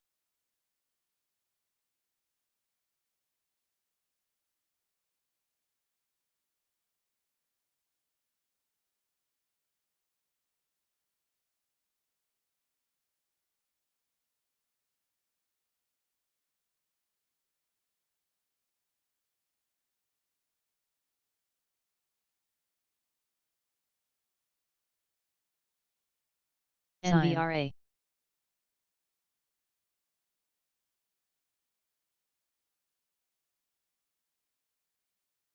Vici.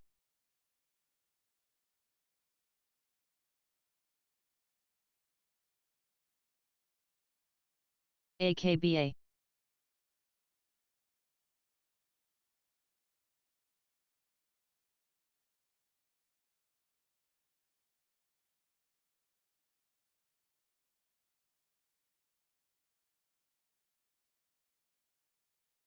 GEF. Mu.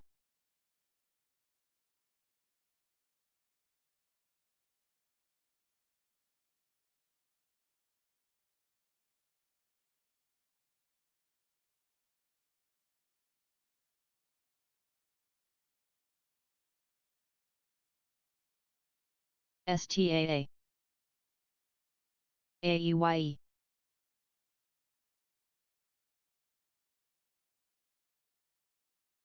PEIX.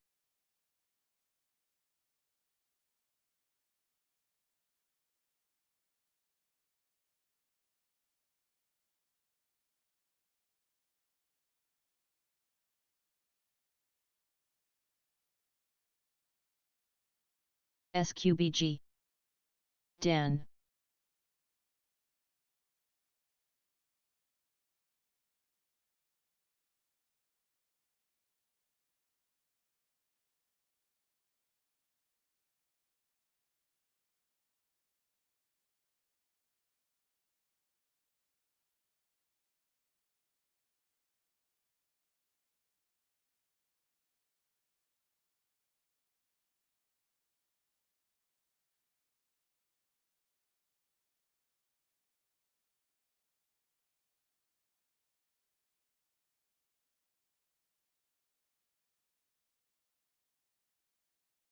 EU.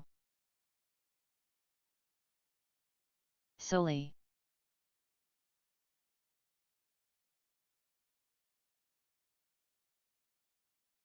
FSKR.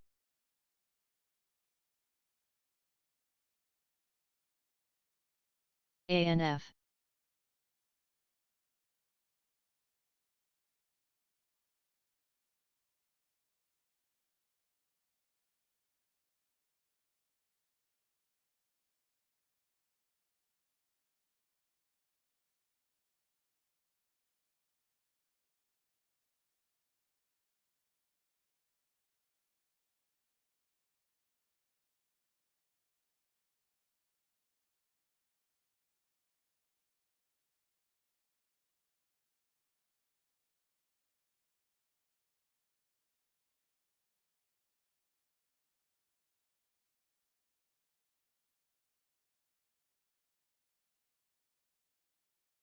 REKR. CCH.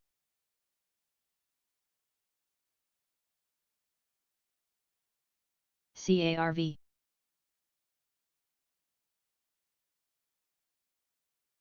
SPLK.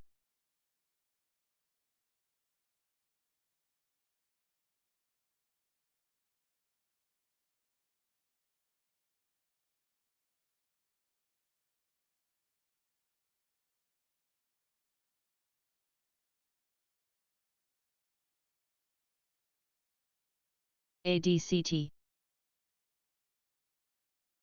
GMED. UONE. HOFV.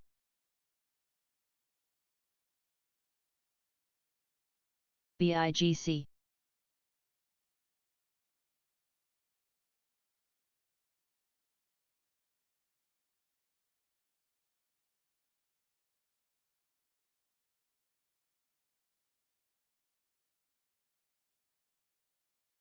ANIP. Billy.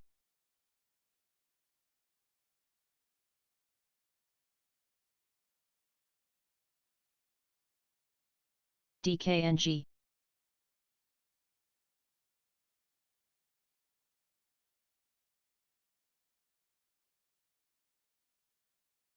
Skies.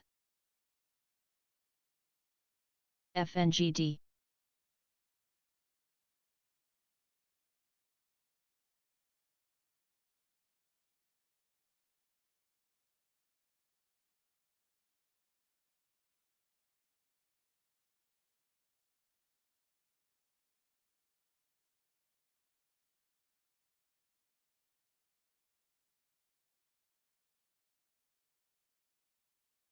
Jan. Lagahu.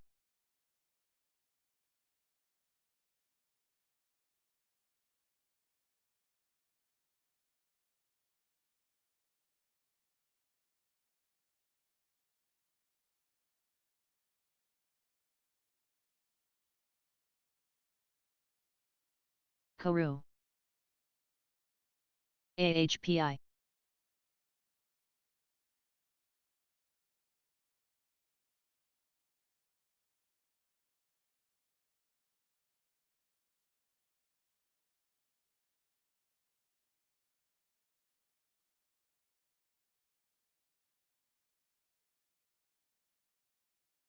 WVE.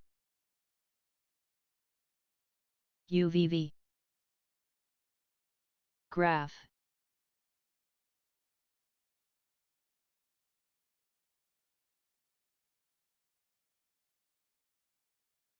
KNSA.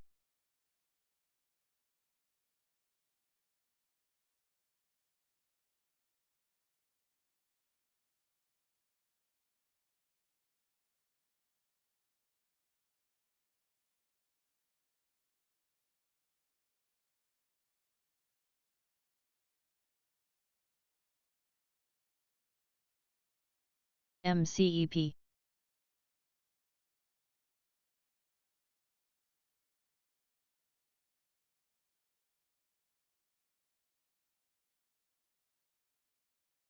ODT. MEC.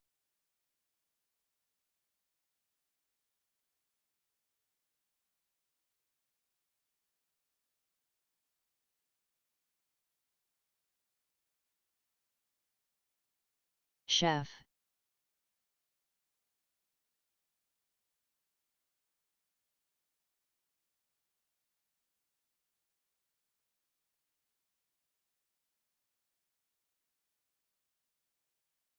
HWM. TLC.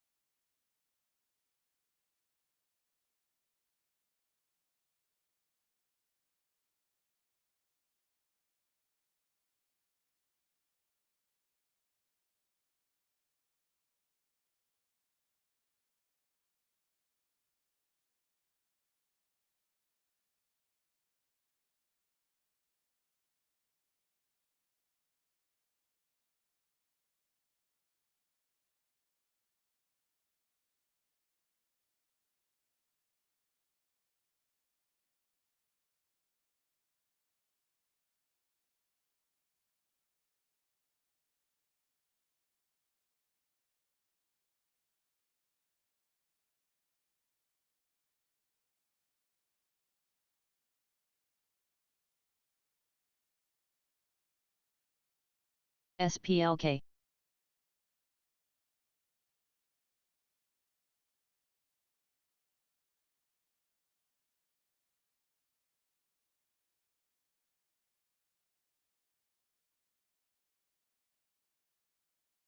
SFIX.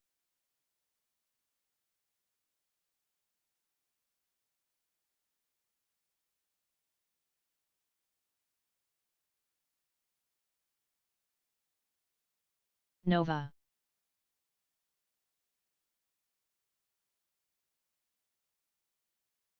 KC. BIGC.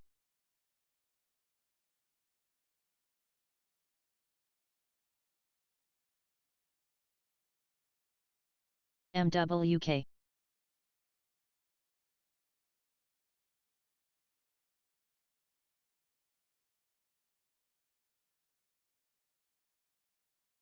IMRN.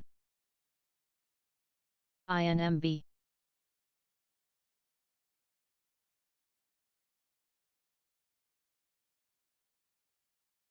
Watt.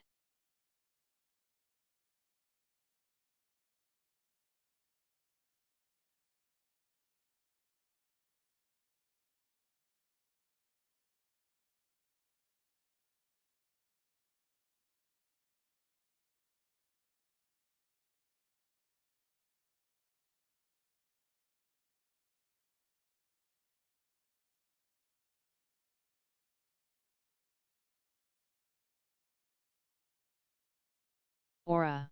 AEM.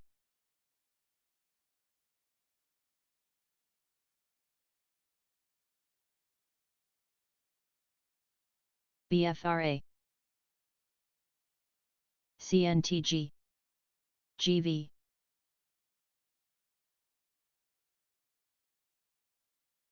MCFT.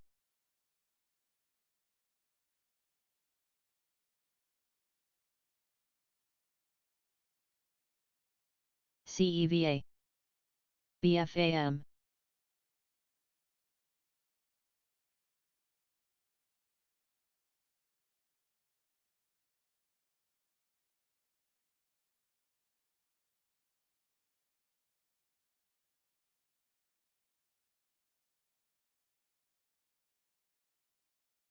IDYA. VKTX.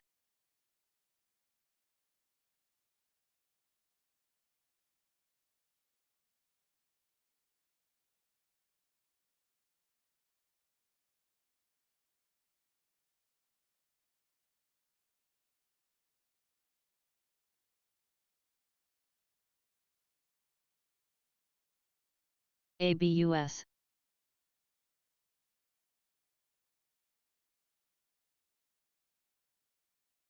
MCEP.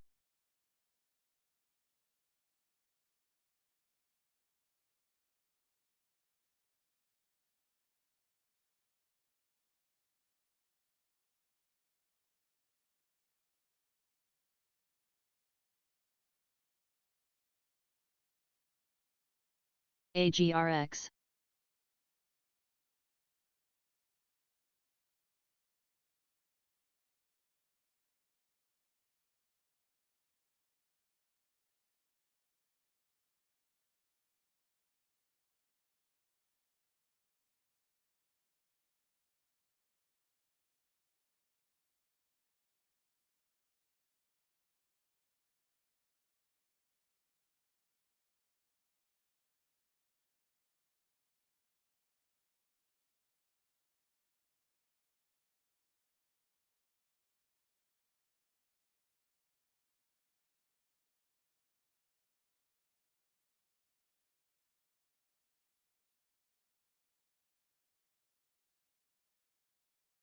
MPLX.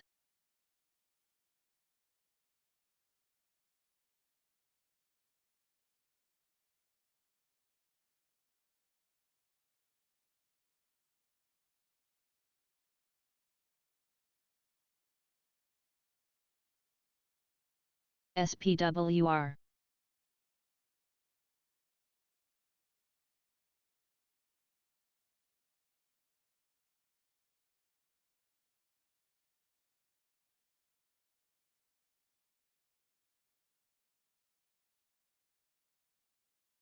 RGR, AMC, GRBK, PVH.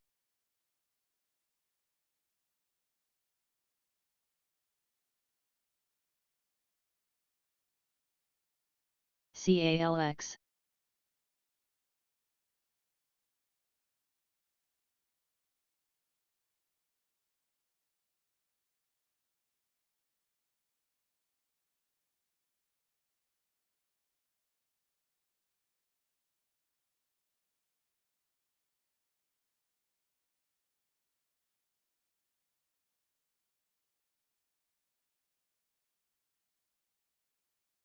GEF.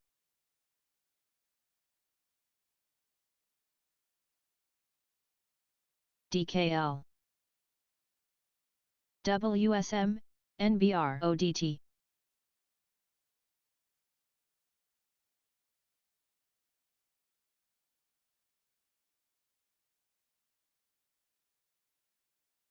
CG. CCH.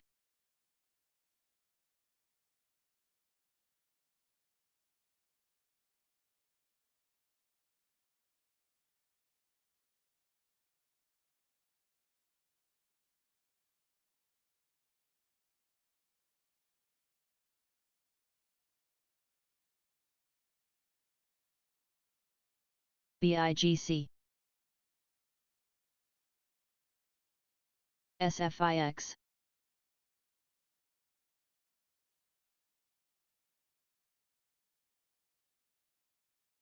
FLDM.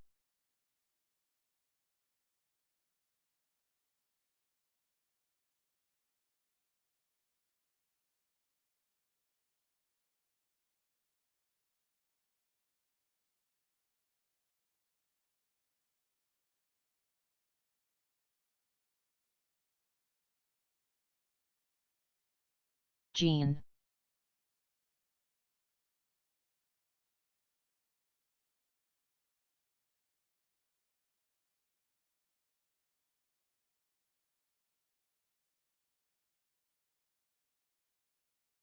SLGN.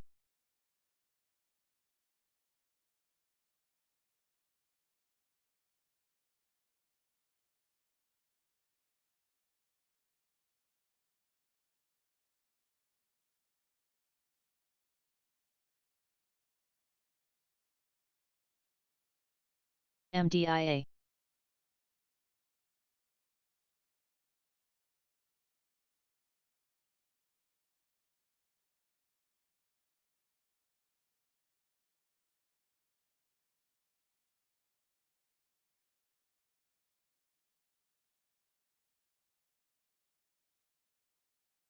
AmSway.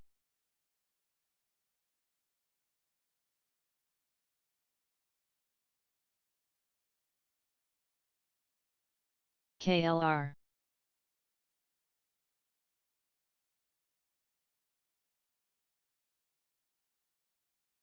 Lagahu.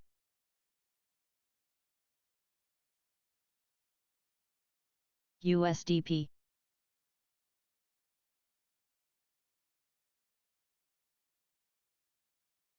SNOA.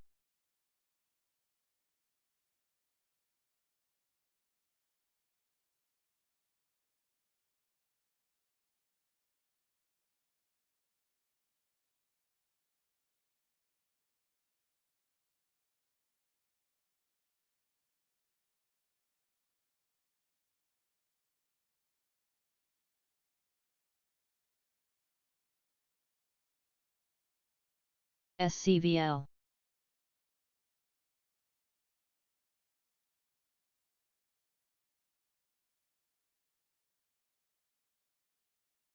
GNTX. MEC.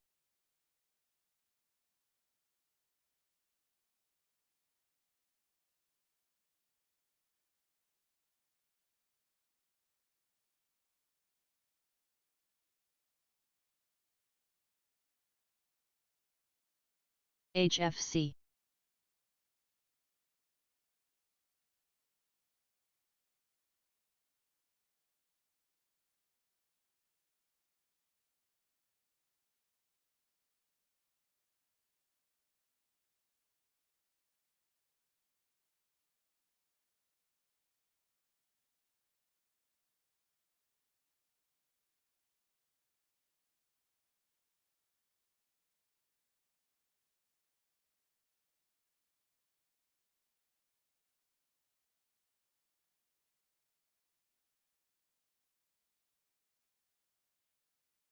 CAPR, Levi.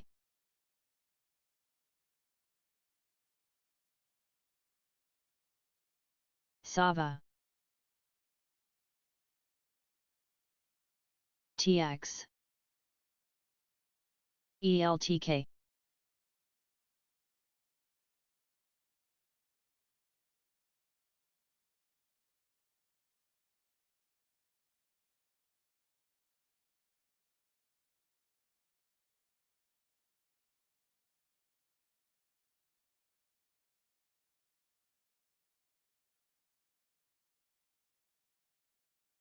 IMUX EKSO.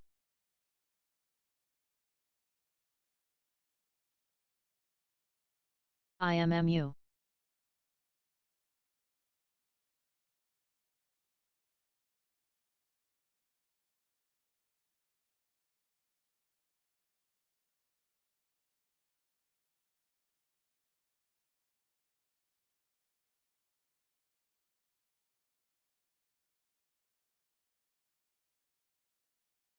SBSW.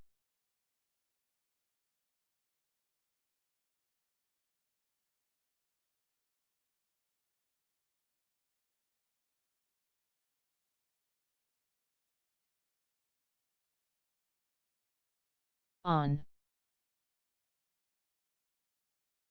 CC. WSM.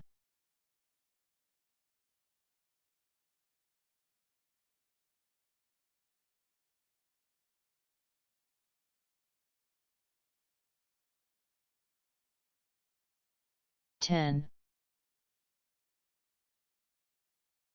KC.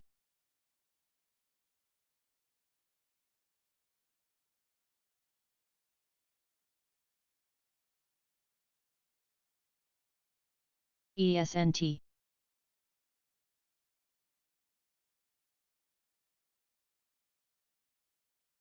CEQP.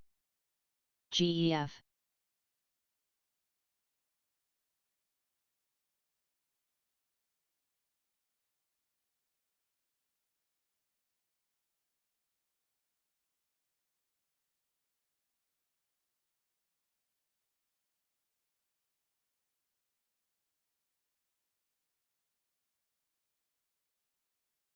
WWE. NBRA.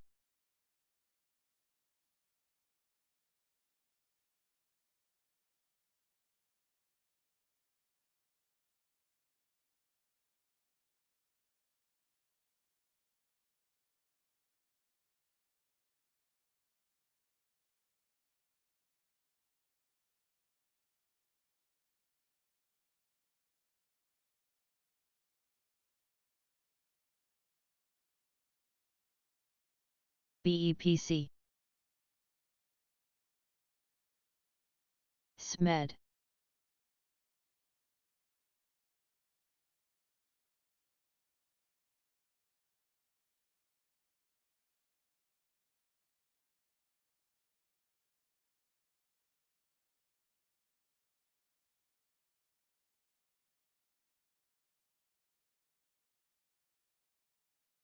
FCEL. REVG.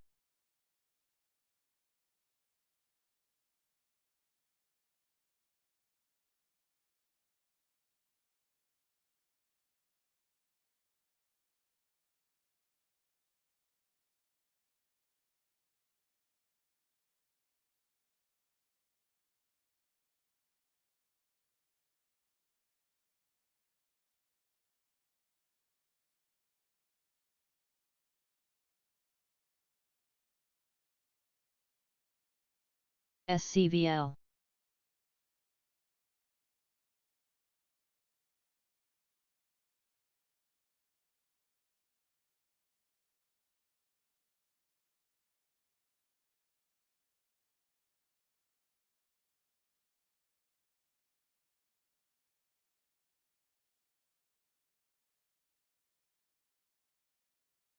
TPR.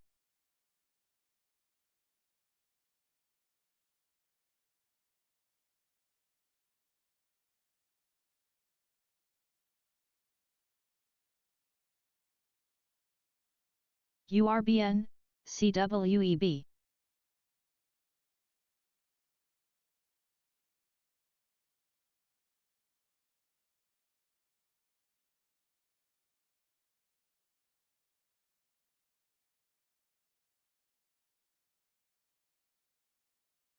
BFAM.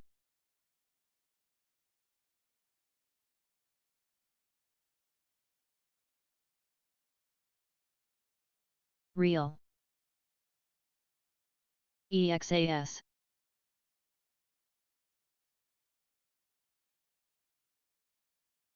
ZSL.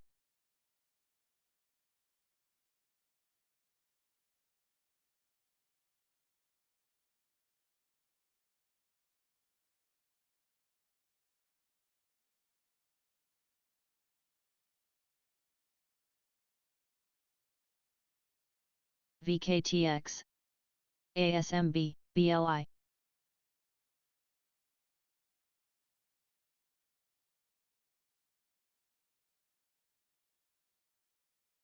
CARV. HR.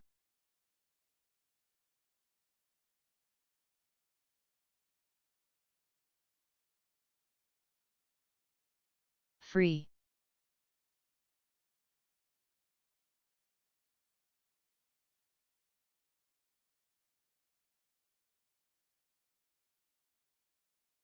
CCH. GGG.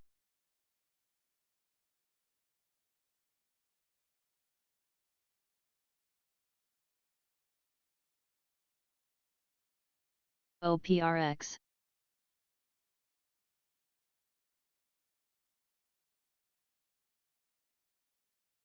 ACHV.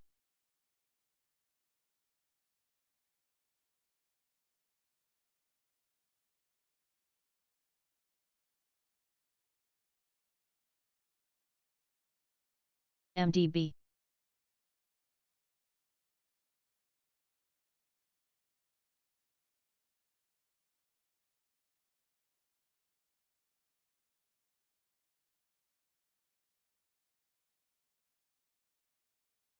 COG. HGV.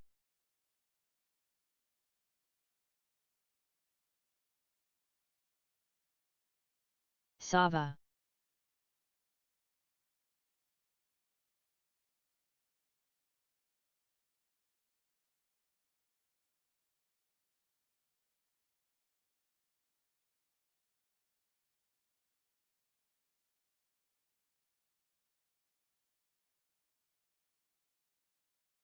ONVO.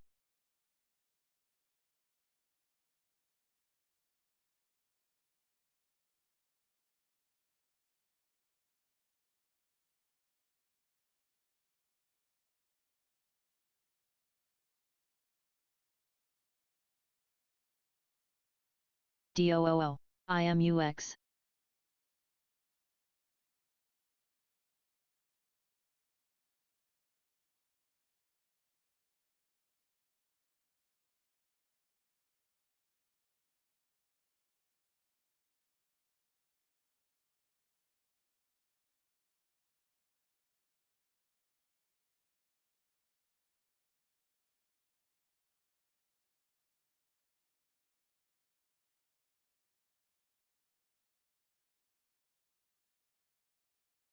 GFF.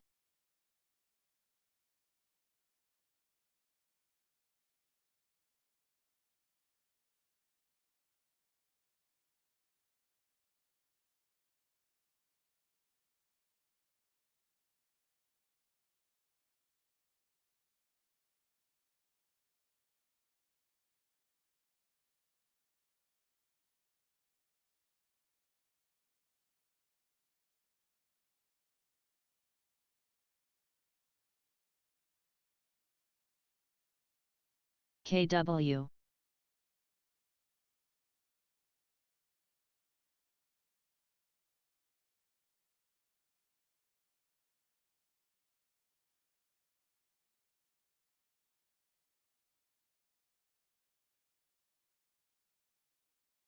Fran.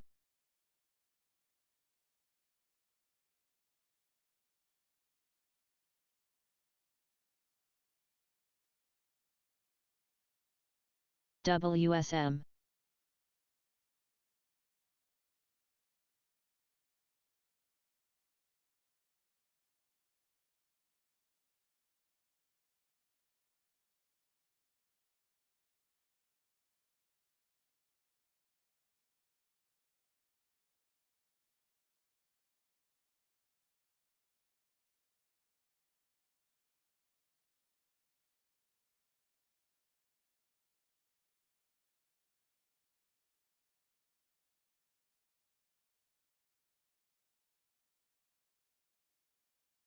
PBR.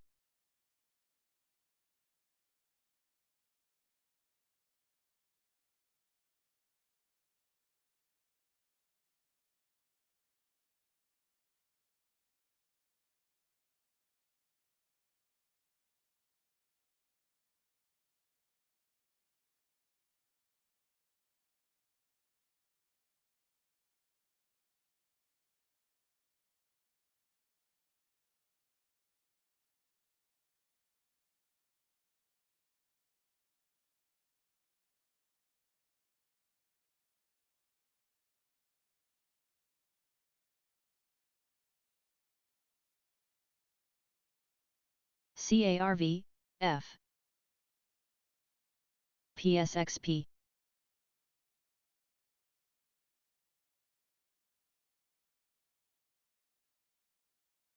Work.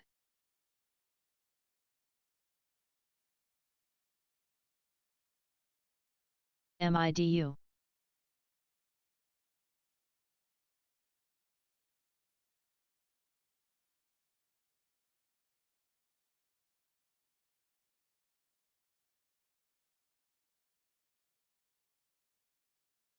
EMB, IEMG, IUSV. TIB. ESGU. SHYG. KDP. IVV, IHI, IJR, IXN, IYG, TLT.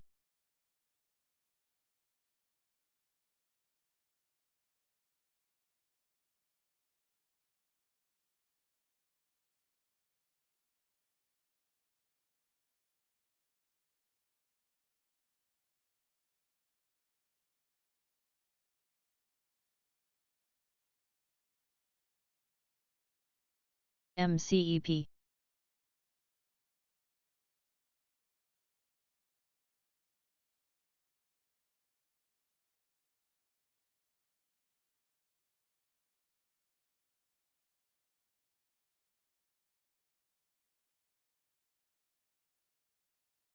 SPLK.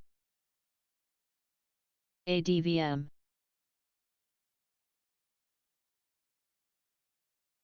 CRMT.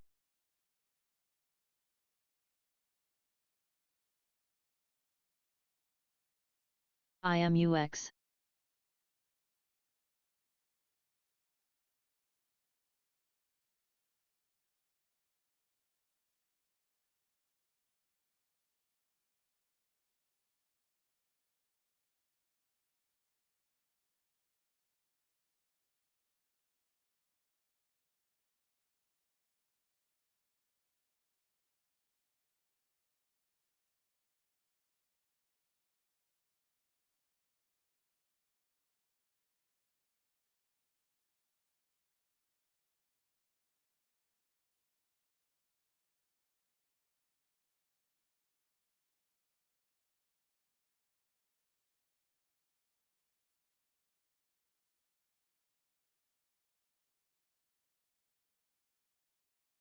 ACOM.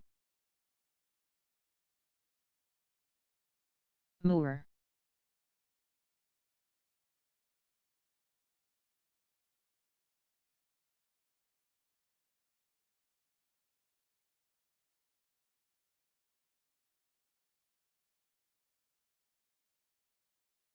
Four.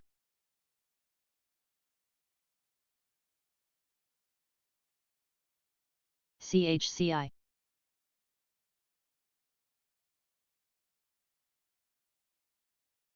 Caleb.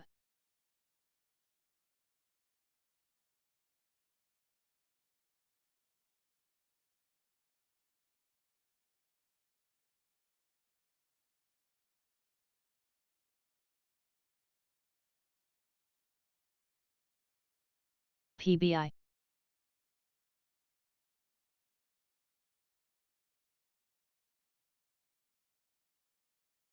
URBN, EXK, TCF, THMO.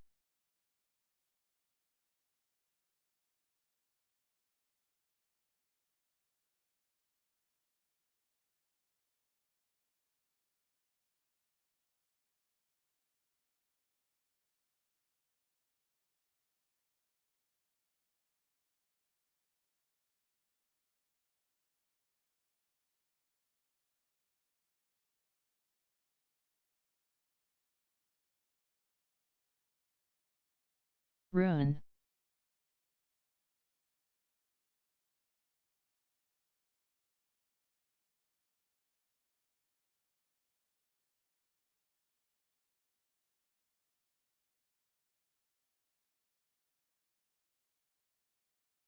SFIX.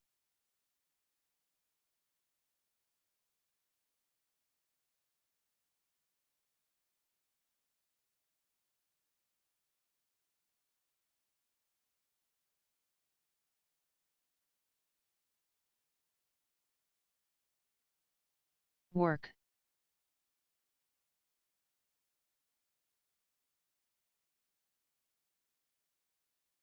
Kern. MEDP. HASI. Hey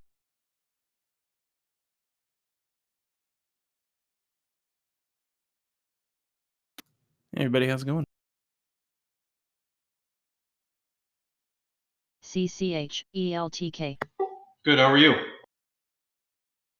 Doing all right. RL, AGS. I'm just cleaning my office. Well, that's helpful. STAA. Yeah, I didn't even realize Discord was still on. I shut it WRTC. all down. Got a buddy coming over mine that I haven't seen since high school. Oh, all right. Sounds like a good time. Got to keep your workstation GPS. clean, though. You know. Yeah, I gotta look like not the slob that I usually am when it's just me. NBR. Form. To be successful, you gotta look successful, right? Right. CELH. Just got done cleaning the swimming pool. I might go do some swimming this afternoon and drink some beers and hang out.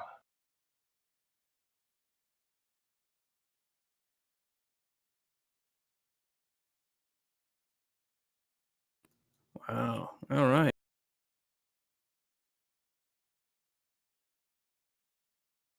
How about you? You getting ready for day 3 of the RNC? Yeah, and I'm hoping that the market doesn't tank tonight.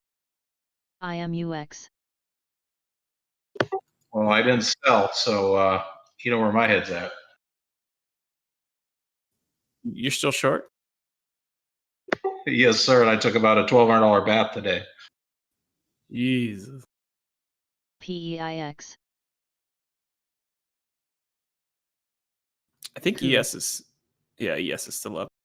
Court. NG. Yeah, I took a unhealthy stack of calls, I would say, on ES at 348. So I was up 31,000 at the close, and I'm hoping it's still up tomorrow. Oh shit! Well, that guy's spy puts were up today, weren't they? Oh, he's done. He's totally hosed. Did you check in on it? No, I didn't. Let me see if I can find his BLCT. post. I'm sure he's probably did something. Left a suicide note. Yeah, right. BCC.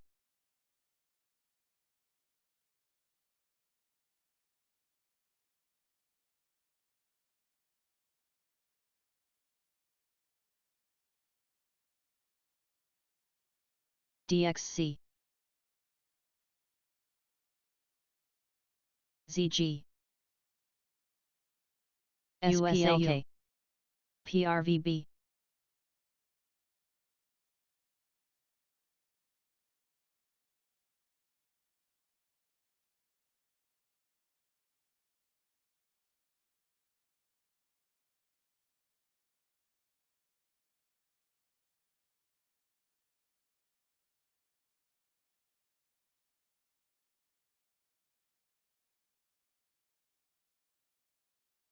LMNL.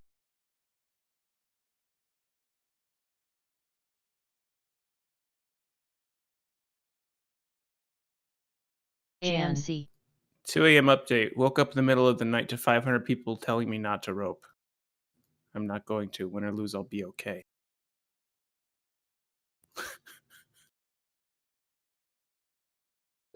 That's awesome. Cool. It's a life lesson. Somebody put on here, sell at open immediately. KC. And it's got like Crocs. 2,000 upvotes.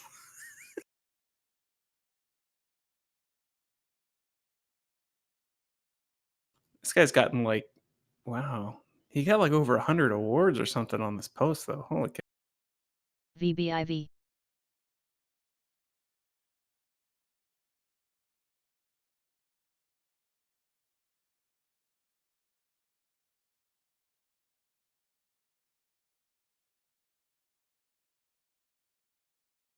Moore. Ely. He said, I'll get out of my positions. I'll give you all the gain loss porn you deserve, and then I'm taking a long break from WSB and from gambling. Jeez. From gambling. Gambling. Yeah, that's what he said. LFC. BFRA. Mistake number 1.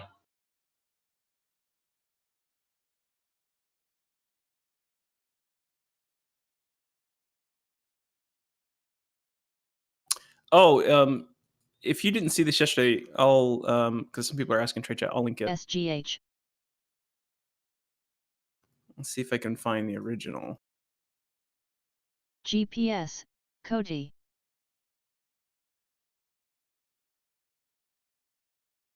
Meg. I'm not in BGS. Discord. Did someone ask you what we were talking about? Yeah. Laurel. It looks like he may have actually taken the image down. So I'll have to find it. I think I have it.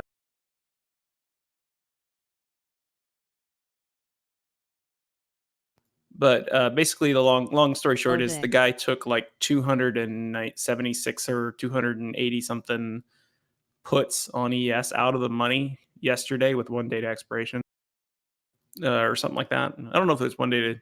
Oh yeah, I guess it expired today. It's Wednesday. Right? Yeah, they were 342 puts. He might have been in the money when he took them, but yeah, he lost quick. It was like 345 right away. But then the market ran last night up more, and then it just kept going up today. So he was going to get wiped out, but apparently he posted last night. He updated his thread to say he was going to sell it open, so he probably got out. But he was down substantially, I'm sure, when he got out.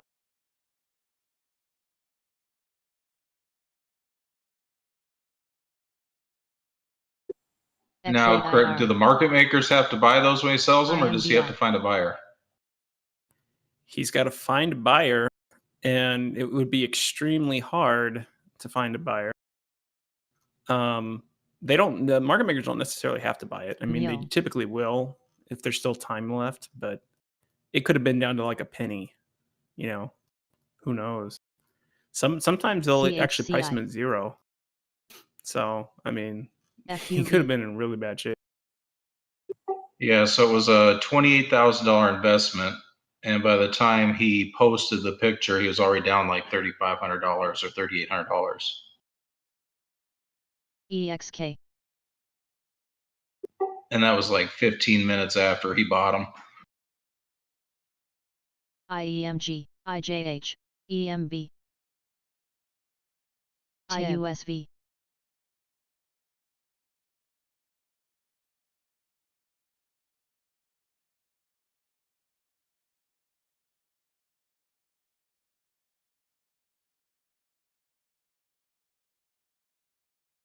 FLS.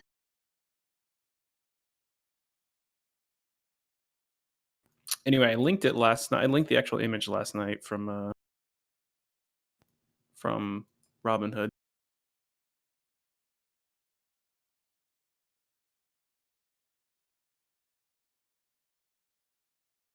And there's his thread.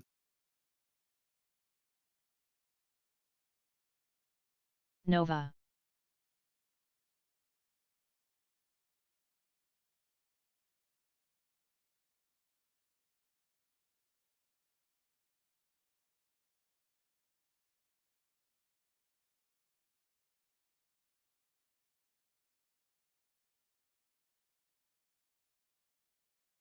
API.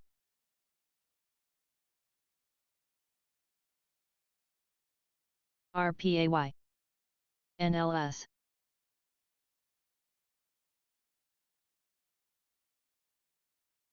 IMUX. NG.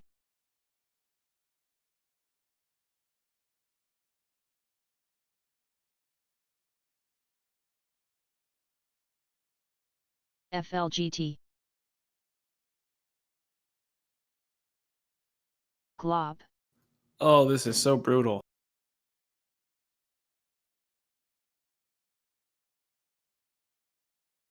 So there's that guy's actual thread history. You can APR, click the user and see the SPLK. thread history.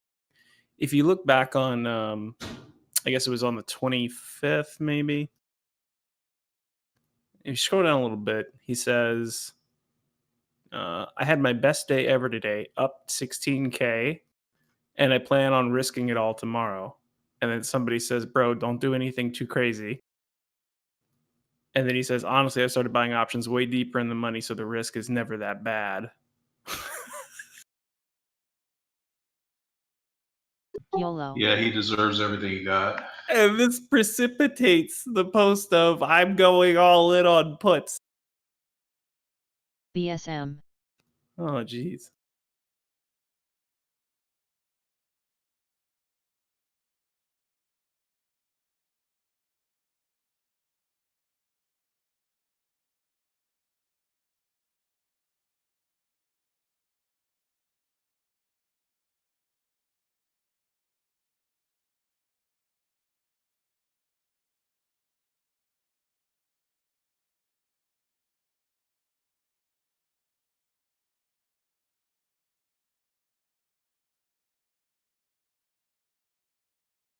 Mesa.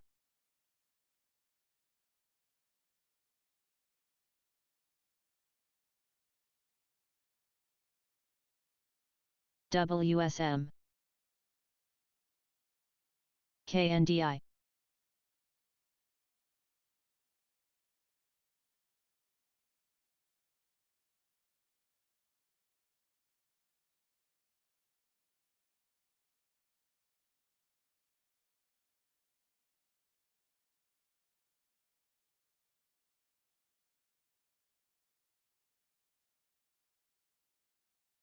Cody. MTLS.